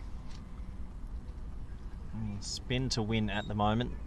And right now Seafarers still in pretty much big control of this game. I think if you had the WASP or the win predictor, I would say something around 85 to 90% still for the Seafarers. As that's pushed to backward point for another dot ball, and this is what the spinners have done well. Very stump to stump, not offering too much width.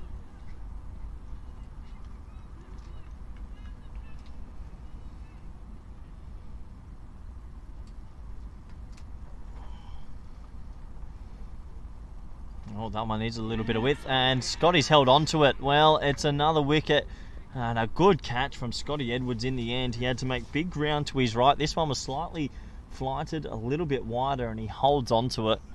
That's probably one of the very few balls Shariz Ahmed's bowled where it's a little bit wider of the crease, and well, Duddy's eyes lit up. He looked to play an expansive drive but a thin edge, and well, they call him Sticky Edwards for a reason. It just sticks into his gloves and he holds on to it as another wicket falls and into his belly, some people are telling me, and that might break the back, or the camel's back, you sort of feel, for the Hurricanes. A nice partnership was growing, and unfortunately it has to end for them. You look at that scorecard, 34, 15, 14, 16, 12, 21.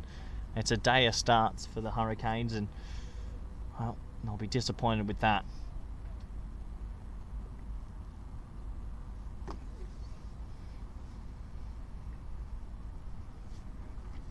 Looks like a new man coming out to the crease. It looks like it might be Ross Tabrak walking out. Ross Tabrak played a fair bit of first-class cricket in New Zealand for the Auckland Aces. Haven't seen much with him with the bat, admittedly. I look forward to seeing what he has to offer here.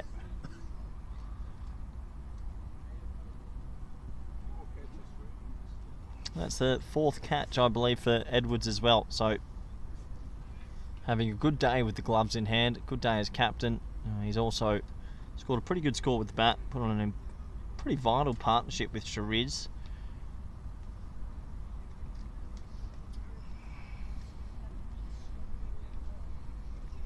Slip comes into place now for the new batsman.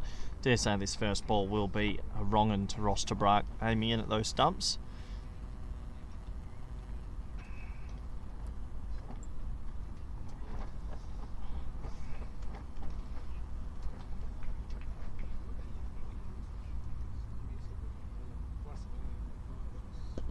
Well, might have been, might not have been. Tough to tell. Full and straight, and Tabrak starts with a defensive stroke. So 3 wickets remaining in this game. Still plenty of time out there if the Hurricanes apply themselves.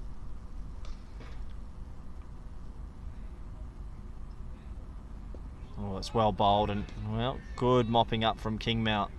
It's sort of a hybrid backward square leg there, not really 45. Bit of both in between.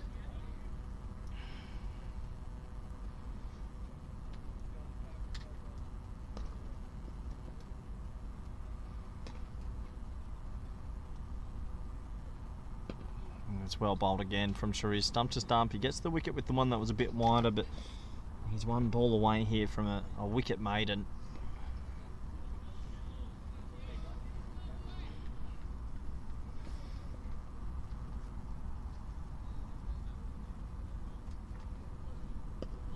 As that is pushed to mid-wicket, and that will be another dot ball to end as the score after 28 overs is 131 for 7.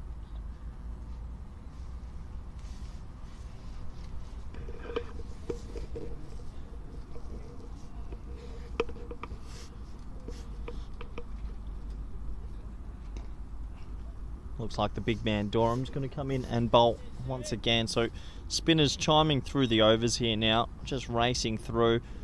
You can understand why. They've been pretty effective overall. They've done a good job, and they've just picked wickets up at the right time, the Seafarers. Feels like they've been in control of this game right from the start. Klein still there, looking pretty good, but running out of partners.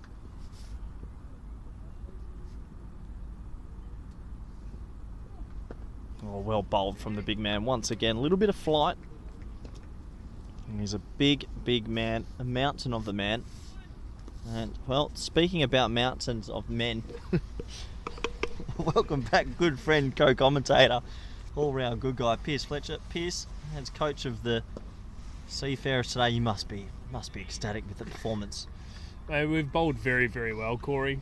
Yeah, great to have big Daniel Dorham. I like the look of him. He's huge. He is a monster of a man. Met him this morning. Wasn't there at the game on Saturday when the VOC boys took on Harsasay. Incidentally, VOC did win that. Adrian Vundendry sitting beside me, not best pleased about that one. But nonetheless, yeah, he's a gentle giant for sure, Corey. But yeah, very skilled bowler, very canny is probably the word. Is Suleiman Ben someone that he looked up to, or did he look down to? I was about to say the same thing. I think Suleiman Ben was even taller, which, if you honestly think about that, it's ridiculous. It's just a scary thought. Like, he is a massive human. But yeah, really interesting phase of the game. You know, from a KNCB Netherlands coach perspective, really good opportunity for Ryan Klein here to put a partnership in from a Netherlands perspective. I know he's been craving an opportunity to sort of further his batting, and he's worked hard on that, going to VCC for that reason. So an opportunity today to show those skills. Yeah, it's nicely pushed down the ground, and just a single to end that over from Dorham at the end of 29 overs. It's 132 for 7. Yeah, but look, you know, we probably struggled in terms of just sort of finding that sort of death partnership as Corey runs away. So the guest commentator is now lead commentator. Rod Cruz joining from Qatar. Corey, have you seen this?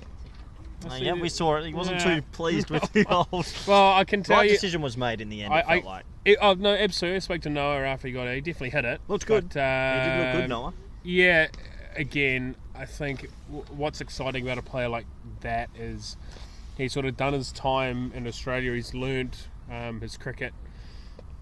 Oh, in the air, this could be out. He's picked him out. He has picked him out, and that is mighty disappointing. And that's your man, Ryan Klein. And yeah, he's looked so good. He gets a short one from Chiriz, and he's pulled it straight down his throat. Yeah, actually, a very good catch there by Sakana, just dropping on him there at the end. And again, very safe pair of hands. Zulfika is generally very, very good in the field. But yeah, Ryan Klein would be disappointed with that one. You'd think sort of dragged it. Dragged it just into the leg side. I mean, he was the only man out on that side of the field, so he'll be desperately disappointed. Am I wrong to say that it just feels like it's been one of the days Seafarers have been noses ahead the whole day? It just feels like he's with the ball, with the bat earlier, you kept wickets in hand, you put on a partnership. There was one stage where you lost 3 for 10, but then Chiriz and Scotty, great partnership. The running between the wickets is what every partnership should be, and then with the ball, just effective, just always effective. It's almost been a perfect day. Yeah, I put it a lot down to Dean Munsamia's S&C, sort of getting the boys right and ready, and also Scotty's leadership. I think is an intense character on the field and wants that intensity from the guys, and I think that's really where we've sort of brought it today. In terms of that sort of part of it. I just had the scorecard up in front of me. I think that's the 7th score between 13 and 33 here for the Hurricanes. That's probably something that I know their coach and I know Max O'Dowd will be looking up at as captain. Yeah, I know was pulling his hair out a little bit about the performance. He's a bit disappointed. I mean, it just feels like they haven't really been able to get anything going. They lost Assad early, and then Musa came in, played a couple of nice shots, but again that same thing of just not being able to kick on it. Even for us as a team, we had 2 guys that get 50 and get out, and sort of put us back in a position where we were quite vulnerable. But that partnership between Sherry and Sherry and Scott, it was really critical. But also the way they went about it was brilliant. I mean, I think Scotty's really epitomising his own leadership of the national team, and being able to bring that to this level is really, really awesome. So.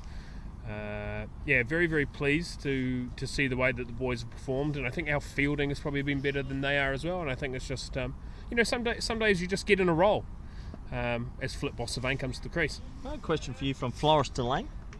Yeah, Floris DeLanga. Yeah, VCC. What do you think of tomorrow's clash, Pierce?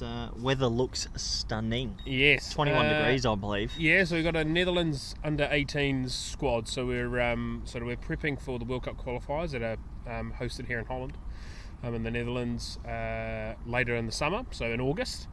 Is that August? Is it? Yeah. So that's busy month. It will be a busy month. month. Women's are on as well, aren't they? At that time? Yeah, I think just before, and then the T20 Euro qualifiers are on as well around that for the men's for Scotland. Pack it all in. there's plenty of cricket going on, so basically what we've done is Sherry's properly spinning a web.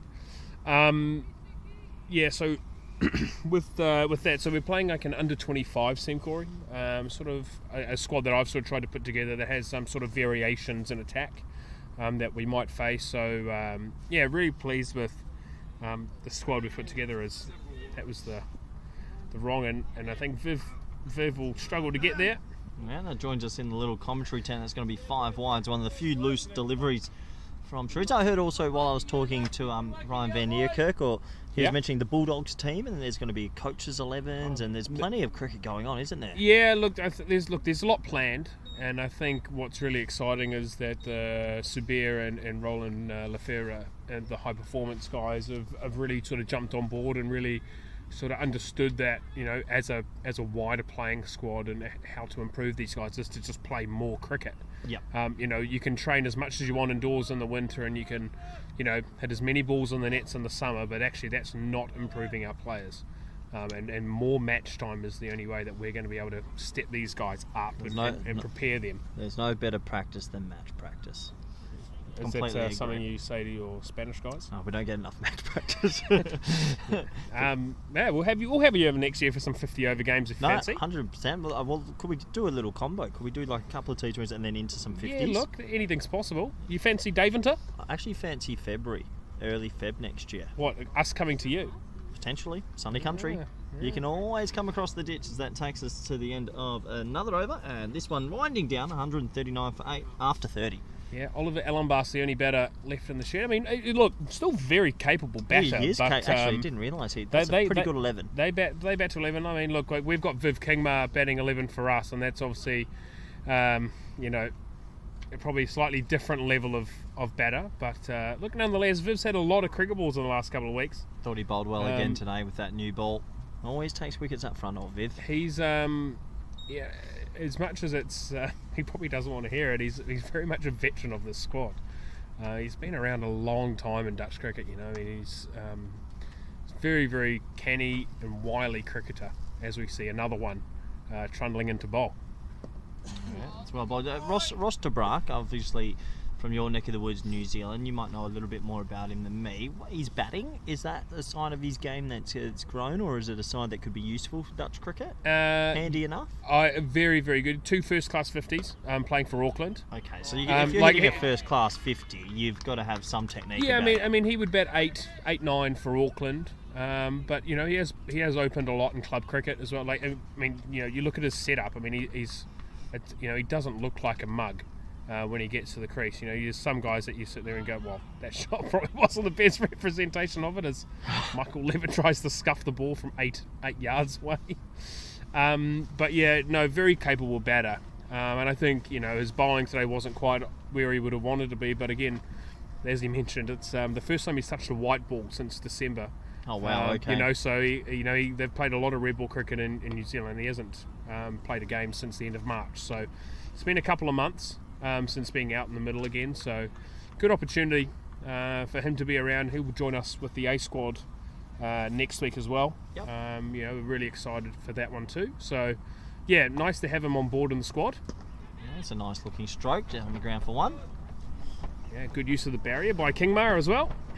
Yeah, it's good to have him in the sound. Another left arm bowler, another option. Always good. Yeah, and especially with you know, depending on how Fred Clarkson's availability. Big Red. You know, it's a good friend of both of ours. But you know, what a man. Yeah. Yeah, you know, if he's not available for the qualifiers, then you know we need to be able to sort of build those stocks up in terms of those skill sets. So great to have another left arm seamer. There's another couple floating around in club cricket that we want to try and develop, but you know. Oh, that's out. Thanks for coming. And it's the tall left arm off spinner of Durham. It's maybe a little bit of an arm ball, and that is gone absolutely plumb. You know, I would love to see Durham at the T10 in Spain at the end of the year because he's a giant. Yeah, well, I was speaking to him earlier. He's here for the whole summer, so good on him. So we'll see what comes of it at the end. But yeah, very, very easy decision for Malik there. You know, it's been a tough day. There's been a lot of decisions for the umpires to make today, and you know, on a wicket like this, that can be a little bit up and down. And again, was turning early and probably has sort of got better, and then sort of started to deteriorate a little bit this afternoon. It's not easy conditions to umpire in. So 9 for 140 now after 31, and look, nothing wrong with the rate. 140 after 31. But that wickets column has just steadily been ticking over. The spin twins of Shariz Ahmed and Durham now, 5 wickets between the two. And it brings out Ollie Ellenbaas, probably one of the more talented number 11s I've ever seen. But this game looks like it's going to an early close. Yeah, look, you know, I'd be disappointed if we were to lose from here, Corey. But look, just so you can have a look at some of the bowling stats, if there's anything that stands out to you. But yeah, it's been been a very, very professional performance from our boys, I'd say. Man of the match for me, I think with that little twofer and also a little 50, it's hard to look past Vikram as an all-round display. Making 50 at the top, and those 2 wickets he got, Musa Ahmed, he just seemed to quicken him up a little bit. And his second wicket, there's a lot of Ahmed on that scorecard. Neda Manuru, 2 pretty good players. He might take the cake for this one. Yeah, look, I think, you know, again, Vikram is a very, very talented cricketer, and you know, in that sort of position in the game, he loves a challenge. You know, and I think it's when the game's easy, or when he feels like he doesn't have to be switched on, he really doesn't switch on. And then when he is on, you know, we've seen it against the world's best. You know, when he's on, he's up to the level. So it's that challenge for him is to bring that overall level up on a far more regular basis. Like to Braak on strike here, and well, bowled from Shrews again. He just stumped to stump, and well, he stumped to stump, and then every now and then he puts one a bit wide, and the batsman seems to edge it. He just has that golden touch, doesn't he? Yeah, I mean, he's worked on his leg spinner Corey. I mean, obviously, everyone knows about the wrong and maybe other than Clayton Floyd today, he didn't seem to pick it particularly well. But everyone sort of knows he's got that wrong but just being able to, again, with that Arian duck dismissal, being able to go slower, wider, and use the leg spinner a little bit more, just offers that threat to both edges of the bat. It brings the stumps into play, but it also brings that guy in the slip cord into play as well. So, yeah, really impressive. What I would also say, Corey, is someone that has really stood out to me is the skipper, Scotty. I mean, those two catches, the catch off Max O'Dowd, top catch. Not many keepers taking that, and also the catch off Arian Dutt was quite wide and sort of just had to scramble a little, but he stayed calm enough. As Alan Bass, I don't think, picked the wrong one again. I know Heino Kun did mention it to his players, because I did ask him after Clayton's dismissal, but they do seem to be struggling to pick him up. He is a very, very skilled bowler, though, it must be said. Yeah, he is. He's very talented, and yeah, you're right, Edwards under the radar, 4 catches to him. And a little inside edge, thickish inside edges. Ahmed, desperate to pick up one more. 17 wickets in the top class already, 3 today. Man's looking at the top of his powers. Yeah, a young man who had the opportunity to go to South Africa earlier in the winter, really, really took his opportunity there at the Gary Kirsten Cricket Academy. Stepped into the squad when they linked up. Oh, that might be it. No. Nathan's a very good umpire, very, very calm under pressure. So stifled appeal, he wasn't having any of it. But yeah, back to Sherry, just a guy that has worked really, really hard on his game. And looking at his batting, today, the way he went about it was, elite level, I think. The way he was scrambling runs, he just needs to continue to add probably something to his short ball game. If he can pull out a better pull shot or get that ramp a little bit more as a first option rather than sort of a duck and then into the. Yeah. I think they'll be mightily impressive. I liked his periscope. The old periscope over the keeper's a good option. Yeah, and it's just saying, that's the option I want to use rather than almost going under first and then trying to go to it. It's like the big man, Durham, will he be able to wrap it up? Ross Tabrag on strike and nice looking stroke. He'll get a single and brings Ellen Bass back on to face him. But yeah, Durham as well has been impressive. I liked what he's offered. It's not a left arm off spinner that's overly trying to do much, and that sometimes is more effective. Just on the line, on a length, and changes the pace. Yeah, and it's just trying to say to a lot of our guys through these middle overs is try and get the players to take the ball off the stumps. Great shot by Ellen Bass. That's a great shot from a number 11 coming down the wicket. Bit of Mark Waugh-esque whipping that away for 2. He'll probably doesn't even know who Mark Waugh is. That's upsetting. That's highly upsetting. One of the more stylish players off his legs. One wicket to go here at Kampong in this game 2. Your jacket come off today at all, or you just been stuck in the shade? Been in the shade, so the jacket stayed on. Yeah, it's. I must say, whilst it looks stunning out in the middle, I think the boys are all right out there. It's probably quite a nice temperature, but under here it is. It is mightily chilly. You get that breeze through. It is cold today. So thankfully not wet though after the VRA last week. No, spot on. I think it's been great that we've had so much sun. So yeah, very, very pleasing from that front. Well, then we go, and we'll look forward to the next game at VOC, our stomping ground, on the 16th, on 2 Tuesdays away. Yeah, absolutely. Yeah. So, do you know if that first game will be rescheduled? We're unsure yet. It looks like the Pitbull game will be. That could be it. He gets it over him, and it's a leading edge, sort of misjudged. Yes, no, and I think that's Roy out there, isn't it? Yeah, Alex Roy. Just sort of ran in a little before. It just sort of plopped over him. It must be quite a nice bat from Ellen Bass. Names for us in that Bulldog 11? Bulldogs? I sort of drafted a list up, so. While we've got time, if we don't lose that last wicket. Look, this is not. I haven't even spoken to these players. Heino, Kun, and myself. We're going to be putting some feelers out in the next couple of days. Yeah, it's at the end of 33 and 146 for 9. Look, this is the 11. This is the 12-man squad I've got of pros that I think could be quite handy. So the Bulldog 11, just to remind people if you haven't heard, might be a coach's 11 that will play a Dutch 11. Yeah, overseas players. Cool, that'd be great. So go on, run it through. So my opening batters, I've got a few. Harvey S is great, Teo Walborough. Oh yeah. And he'll open beside wicketkeeper batter from Kampong, Ben Pomare. Okay. So we need a keeper, and Ben is probably going to step into the Northern Districts men's team squad this year. Probably go on contract, I'd expect. Okay, give me. So those are your opening batters. Give me your 3, 4, 5. My 3, Your 4, engine 5. room. My engine room is the biggest of engine rooms, Van der Jaar. He's going in at 3, 100%. I'm then going VOC's own Lane Berry at 4. A bit of reputation on Juice.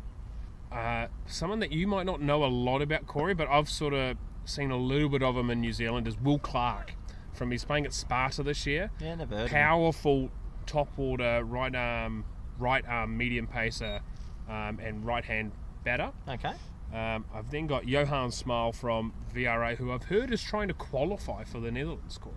Interesting. Yeah, so he's still a few years away, but nonetheless, would be a nice addition. We have Thomas Hobson. Yeah. Good all-round option from ACC. Michael Hart. Yeah. I know you've met him. spent some time with him. Nice guy. From Excelsior, sort of right arm seamer. Then we've got Alian Mahmood from Punjab, so he's a left arm off spinner. So again, a big challenge for this national squad moving forward is playing spin. So we have him. We have Daniel Dorham sliding into that team because we want to play against him. Well, he's technically from a different country. Yep, fair enough. Eddie Visser, right arm seamer from VRA, and Motion Shafiq as well. You know, on top of that, we also have some other guys in the mix. Guys like Daniel Doyle-Calais from Hermes. Yeah, get my boy in. I forgot about get him in. Give him a run. Yeah, well, you never know. I never know. I'm not sure if Van der Jaar wants to play any more cricket than what he's already playing. That's an associate. So, as the higher associate, you have to look after the little associate. It's an associate agreement. Okay, all right, I'll see what I can do. Grow the game. Yeah, Hashtag stronger together. Hashtag stronger together. I'll see what I can do. But Nice. yeah, so look, I think from my perspective, looking at that list, I go very, very strong batting group, right? I go, it's elite batting group. The bowling group, decent without being like amazing. So I think it would be quite an evenly battled game. I think if the Dutch were to bat first and get a decent score on the board, I think an opposition would find it quite tough to score back against them. And you got to remember that the Netherlands 11 last year, not Netherlands 11, a Netherlands squad, beat the pros last year. Yep. Actually here at Kampong. It was actually quite a good game in the end. There were some good pros here last year, wasn't there? There's always some good pros over here, isn't there? Biff is Alan Barswell. He's moved himself on to 4, so that sounds good. Plenty of cricket coming up. But yeah, the next one that we'll all be together for the Pro Series on the 16th at the home of cricket, VOC Rotterdam. Yeah, I think you'll find a very nice spot to commentate there, Corey. I think I might be up on the top thing. Might be a bit sunny. Yeah, it might be sunny. Your visor hat might have to come out for that one. Yeah, you never know. Yeah, I'm not sure what wicket Renee will have prepared, but... Oh, that's almost crept onto the stumps as, well, the cricket gods don't want us to go for an early dinner as it trickles past the leg stump, and at the end of 34 it's 148 for 9. You know what's also quite nice there, Corey, is Rod Lyle didn't actually say anything was wrong with my Netherlands, with my overseas pros 11. Oh, he is fixated on that scorecard, and he's zoned out from listening to me talk about my pros 11. So he didn't give me any other names. So it means I must have done something right, which is always helpful. I feel like you have. It sounds good, Beard. Yeah. Plenty of stuff coming up. It's a busy time. Yeah, in Italy Dutch cricket. T20s as well. The week after that. I'm super curious to who they'll bring, and I want to see that squad list. As you know, I know them quite well. Look, and I'm sure you can find some inside information for me from Bergie. I would be able to know everything. Well, to be fair, we might be seeing Bergie next week with the Netherlands A team. Ah, of course, yeah. Against Northants. So. Well, it'll be interesting if they're bringing Campiano and a few other those star players, and mixed with some of their more local players that are in Rome. It's actually quite a good team. Kalagigame and a few others. Yeah, no, they put us under pressure. Oh, this could be it. It'd be a good maybe catch. not. No. It'd be a great catch. Well, the ball would actually have to carry. Old 2-man Bermuda triangle, and another single takes them to 149. One away from that 150. This game just trickling out the last few moments. Yeah. Look, they still have to try and win, so you got to look to score where you can. But you know they're a long way from home, as Durham continues. Well, or you could take this as batting practice and really frustrate the masses. Look, yeah, look, it's possible. a bit disappointed. Secunda Zulfigar hasn't had a bowl, but Yeah, it wasn't required in the end, as that's hit high in the air, and that will be... It's Kyle got a Klein, it's chance, catchable. it's a chance, and it's dropped. Well, he's actually back-heeled it as well. It's gone through the hands, gone through, hit the ground, and then he's back-heeled it in front of himself, but that's 2 more in this game. Just won't end, and that's the 150 up. yeah, a ripple of applause. from the Bonus point. Hurricanes. The bonus point has been... Oh, wait, are we doing bonus points for the Pro There's Series? no bonus points here, mate. I don't even know. I think it's 4 points for in and 1 point for a rain out. Nonetheless, yeah, Corey. But I think, you know, who have you seen today that's really impressed you? Overall, I was pretty impressed with Shiraz's innings. That's the best I've seen him play live for me. But I just think it's been an all-round effort from your boys, actually. Everyone's done a little bit. Everyone's sort of chimed in. I think Wesley and... It was after drinks. It was after drinks for me. The first 5 overs after drinks set the tone. Wesley and Vikram just took it on. 6, 7 and over, basically, with their eyes closed, changed the momentum. Scotty and Shiraz wrestled it back. Even at the end, Secunda Zulfikar's innings can't be discredited. 245 playing 275 is a huge difference. And then with the ball, just consistency. Kyle Klein's spell wasn't that bad either. Like, he's bowling to Max, who's in serious touch, and he bowled pretty tight. You've actually had maybe 6 or 7 men that have put their hand up today, and they can all go home and say, I've had a good day, you know? Yeah, absolutely. No, I've been really impressed with the boys' attitude today as well. You know, everyone stepped up and wanted to step forward. Even like a guy like Boris Gourlay, whilst it's not been his day with the bat, he sort of, you know, he still really tried to make sure that effort and energy is there. And I still don't mind the thought processes of Boris. They had mid-off and mid-on up. They had an off-spinner, and he thought, I'm going to clear it. And I like that thought process. Corey, you're spot on. The shot selection was absolutely correct. The execution of the shot was not. And that's, you know, he struggled for runs to start the season, but it's just trying to give him that confidence of actually not getting gun-shy. Yeah, absolutely. You know, I don't want to see him walk out there and just start blocking the ball. That's not going to help him improve as a cricketer or want to step to the next level. So, you know, we'll give him as much confidence, as much time as he needs to find it back, find that confidence back. You know, hopefully he gets some runs on Saturday and takes it into the A Tour next week. Yeah, absolutely. 3 balls left for Ahmed, who's got great figures of 3 for 39. I'm sure he'd love a little 4-fuck. Can he get that wrongin'? Pitching on 4th stump, spinning in, blowing a board and wrapping this up. Yeah, well, yeah. I think for everybody's sake, we'd love to be able to enjoy the sun. Oh. Alan Buster's looked to hit that to the absolute moon. Alan Buster's just finding a way not to get out, just doing enough. To be fair, I like the intent of the shot. It's probably just a touch loose. But again, you know, from an A-side perspective, seeing Ollie's improvement from last year to this year is really, really pleasing. He's put a lot of time in, a lot of his own time, a lot of his own money into sort of being available and getting to trainings, getting from trainings, doing fitness work with Dean down at VRA, doing one-on-ones with himself through the winter, being able to sort of coordinate his own training to try and improve and try and push his Netherlands team case. And, you know, listening to a few guys, they were really impressed with the short ball. Like, you know, where's getting hit doesn't happen very often. He's not a man that gets rushed on the ball, you know. Well, he swats that away, and that's going to hit a pocket of space. Big Dorham's going to have to get down, and well, the big man does quite well. Tabrat wants to take on 2, and that's good aggressive running as they'll get back for 2.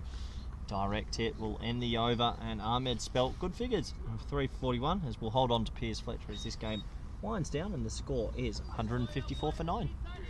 Yeah, excellent spell from Sherry. You know, again, you know, you've got a guy like Scott who brings his own presence and energy in the team, and then you've got Sherry who's just a bundle of energy.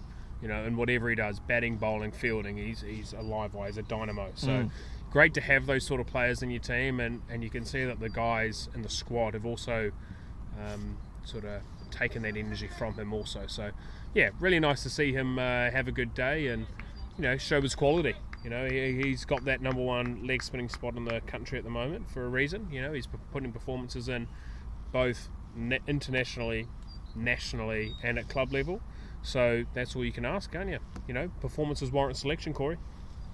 Yep, stats don't lie. Durham to continue. Unless Rod Lyle wants them to. Oh, and how is that missed leg stump? Unbelievable. The cricket gods are saying you boys need to spend more time at the field. Kick him over. We definitely haven't taken that second drinks back. It was meant to No, have, I feel meant like to have happened, but the umpires have given that extra little bit of time. It'd be hilarious if he didn't take the drinks break and they've had it 50. Well, I think you just truck on. yeah, and just keep going. I'm feeling the wicket's coming though. I mean, there's only so long that you can keep knocking ones.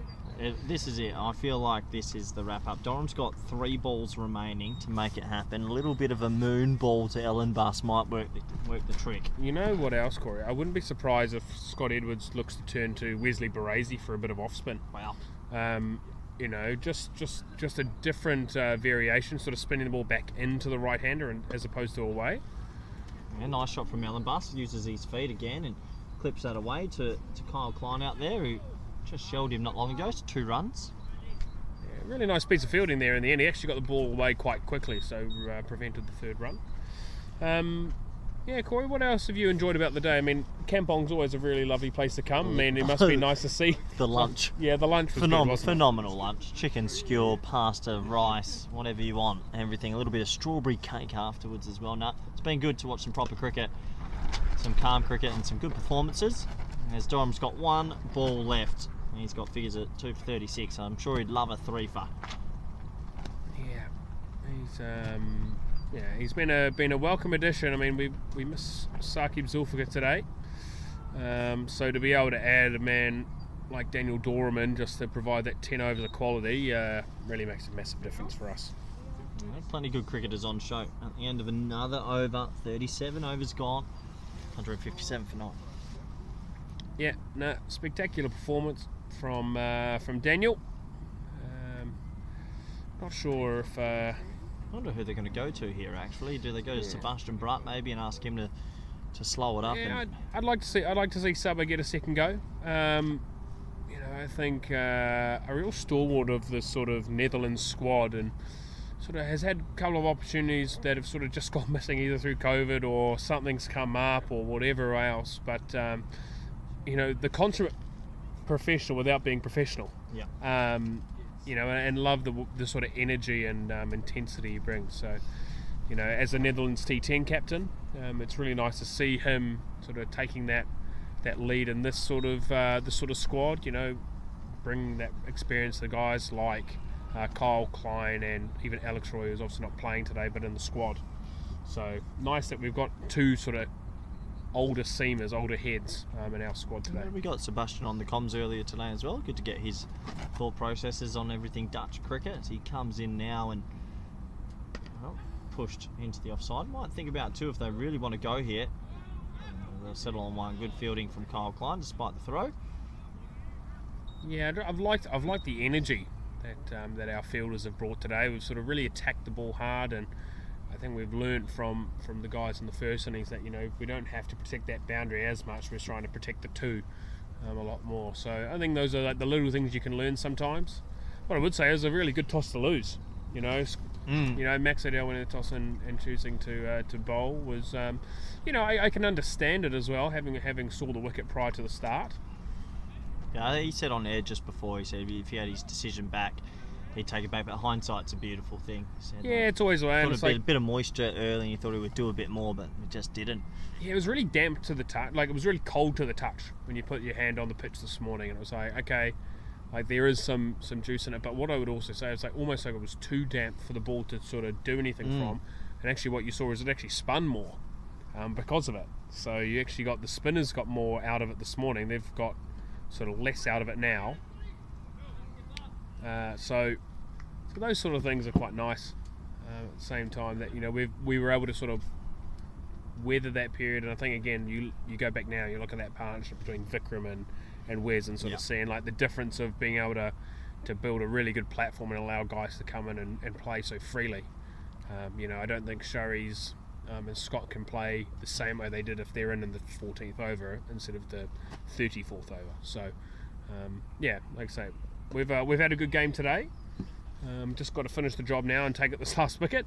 It'd be nice if it was sooner rather than later. Well, the way this partnership's brewing, you never know. Look, you've got to get it down to under 100, and then I'll And I might have to jump off the comms, maybe go and send a few messages out there. But Well, to Ellen Bass's credit, he's faced 26 deliveries, and so has Tabrak. So they've definitely been out there for a while. yeah, look, they're both very capable batters in their own right. You know, so yeah, it'll be interesting to see. I mean, from what you've seen, Corey, I mean, you can see the benefit of this sort of fixture, can't you? 100%.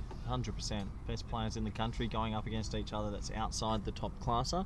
Just a little bit more intensity, a little bit more real, and more cricket like this, you can only benefit. Yeah, I mean, this is as close as we're going to get to domestic. international cricket, you know, before we go.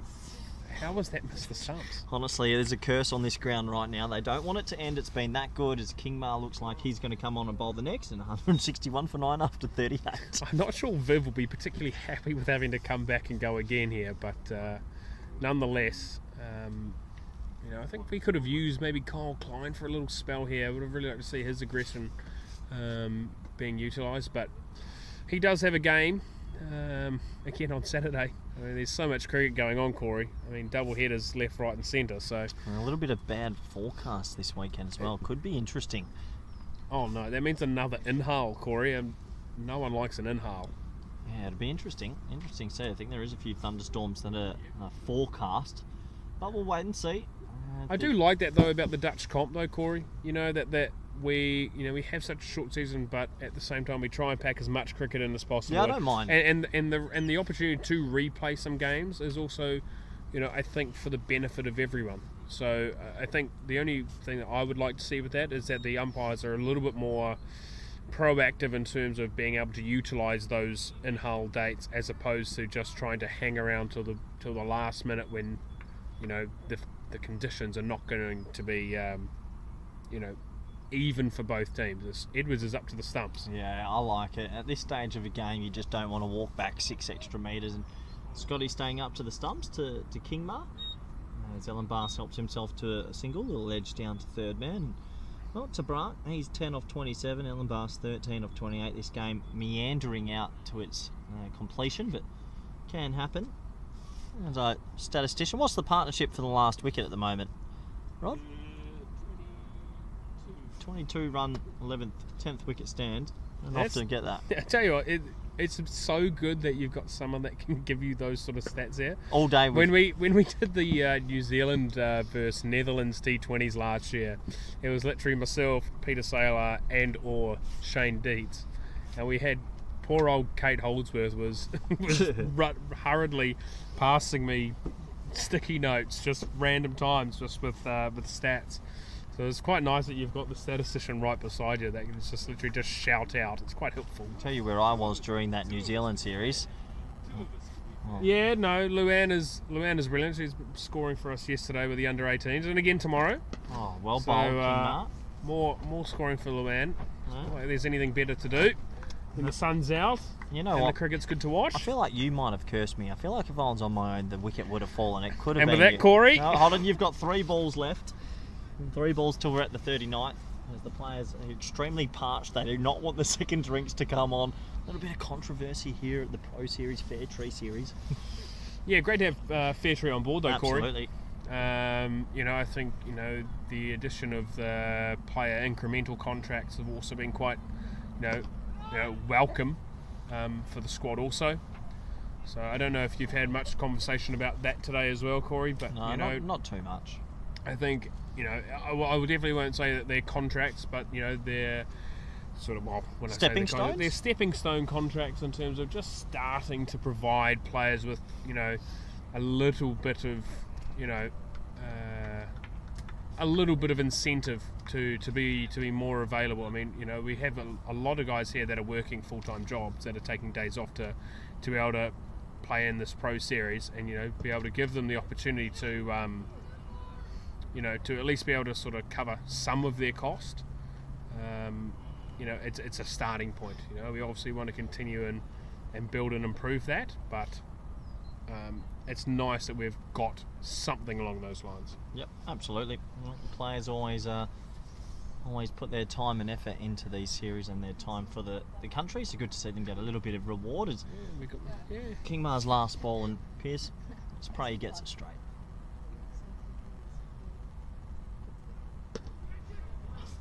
It's a lovely shot by Tabrak. Alex Roy on the field as the 12th man. He's been Piers, busy out there. I just want to say congratulations. I think you're going to go one up in this Super Series, and I look forward to seeing you again very soon. Corey, really appreciate it. Look forward to the interview later on. No worries, Piers. Piers Fletcher, everyone, all round good guy, and well, coach of the Seafarers today, who look like they're going to get to a pretty comprehensive victory. Might not be over 100 runs as we would have thought half an hour ago, but will be by quite a few still. So, still down to this final wicket. We'll see if the curse is over, and will there be that final wicket of this game? Credit to the 10th wicket partnership though, not to just throw it in and apply themselves. Goes again, but straight to mid wicket this time.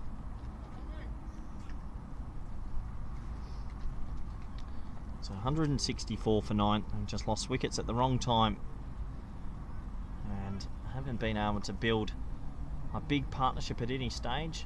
Only Max O'Dowd looked pretty threatening at the top. A lot of starts in this innings.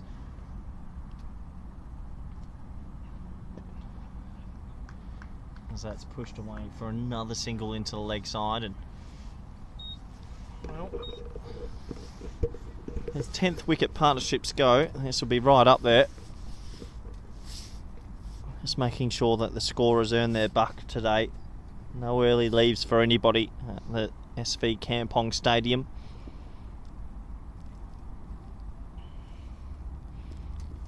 Oh, it's a bit of a slow ball into the deck, this time by Sebastian Braat, who beats Ross Tabrak's bat.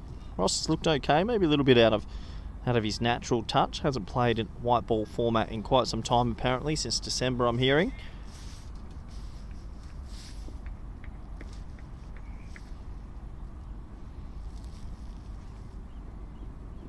This time onto the pad as Scotty Edwards flicks his glove away. Another dot ball. So it looks like we will trickle into the 40s overs.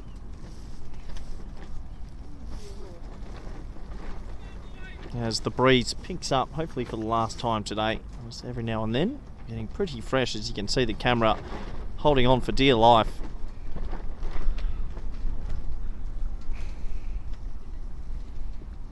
Chipped in the air, but into a big pocket of space, and Ross Tabrak will probably get 2 more to the total.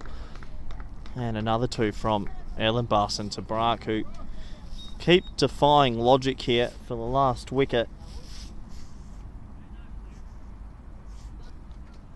Just the partnership growing in stature. Probably one of the bigger last wicket partnerships I've seen live in some time.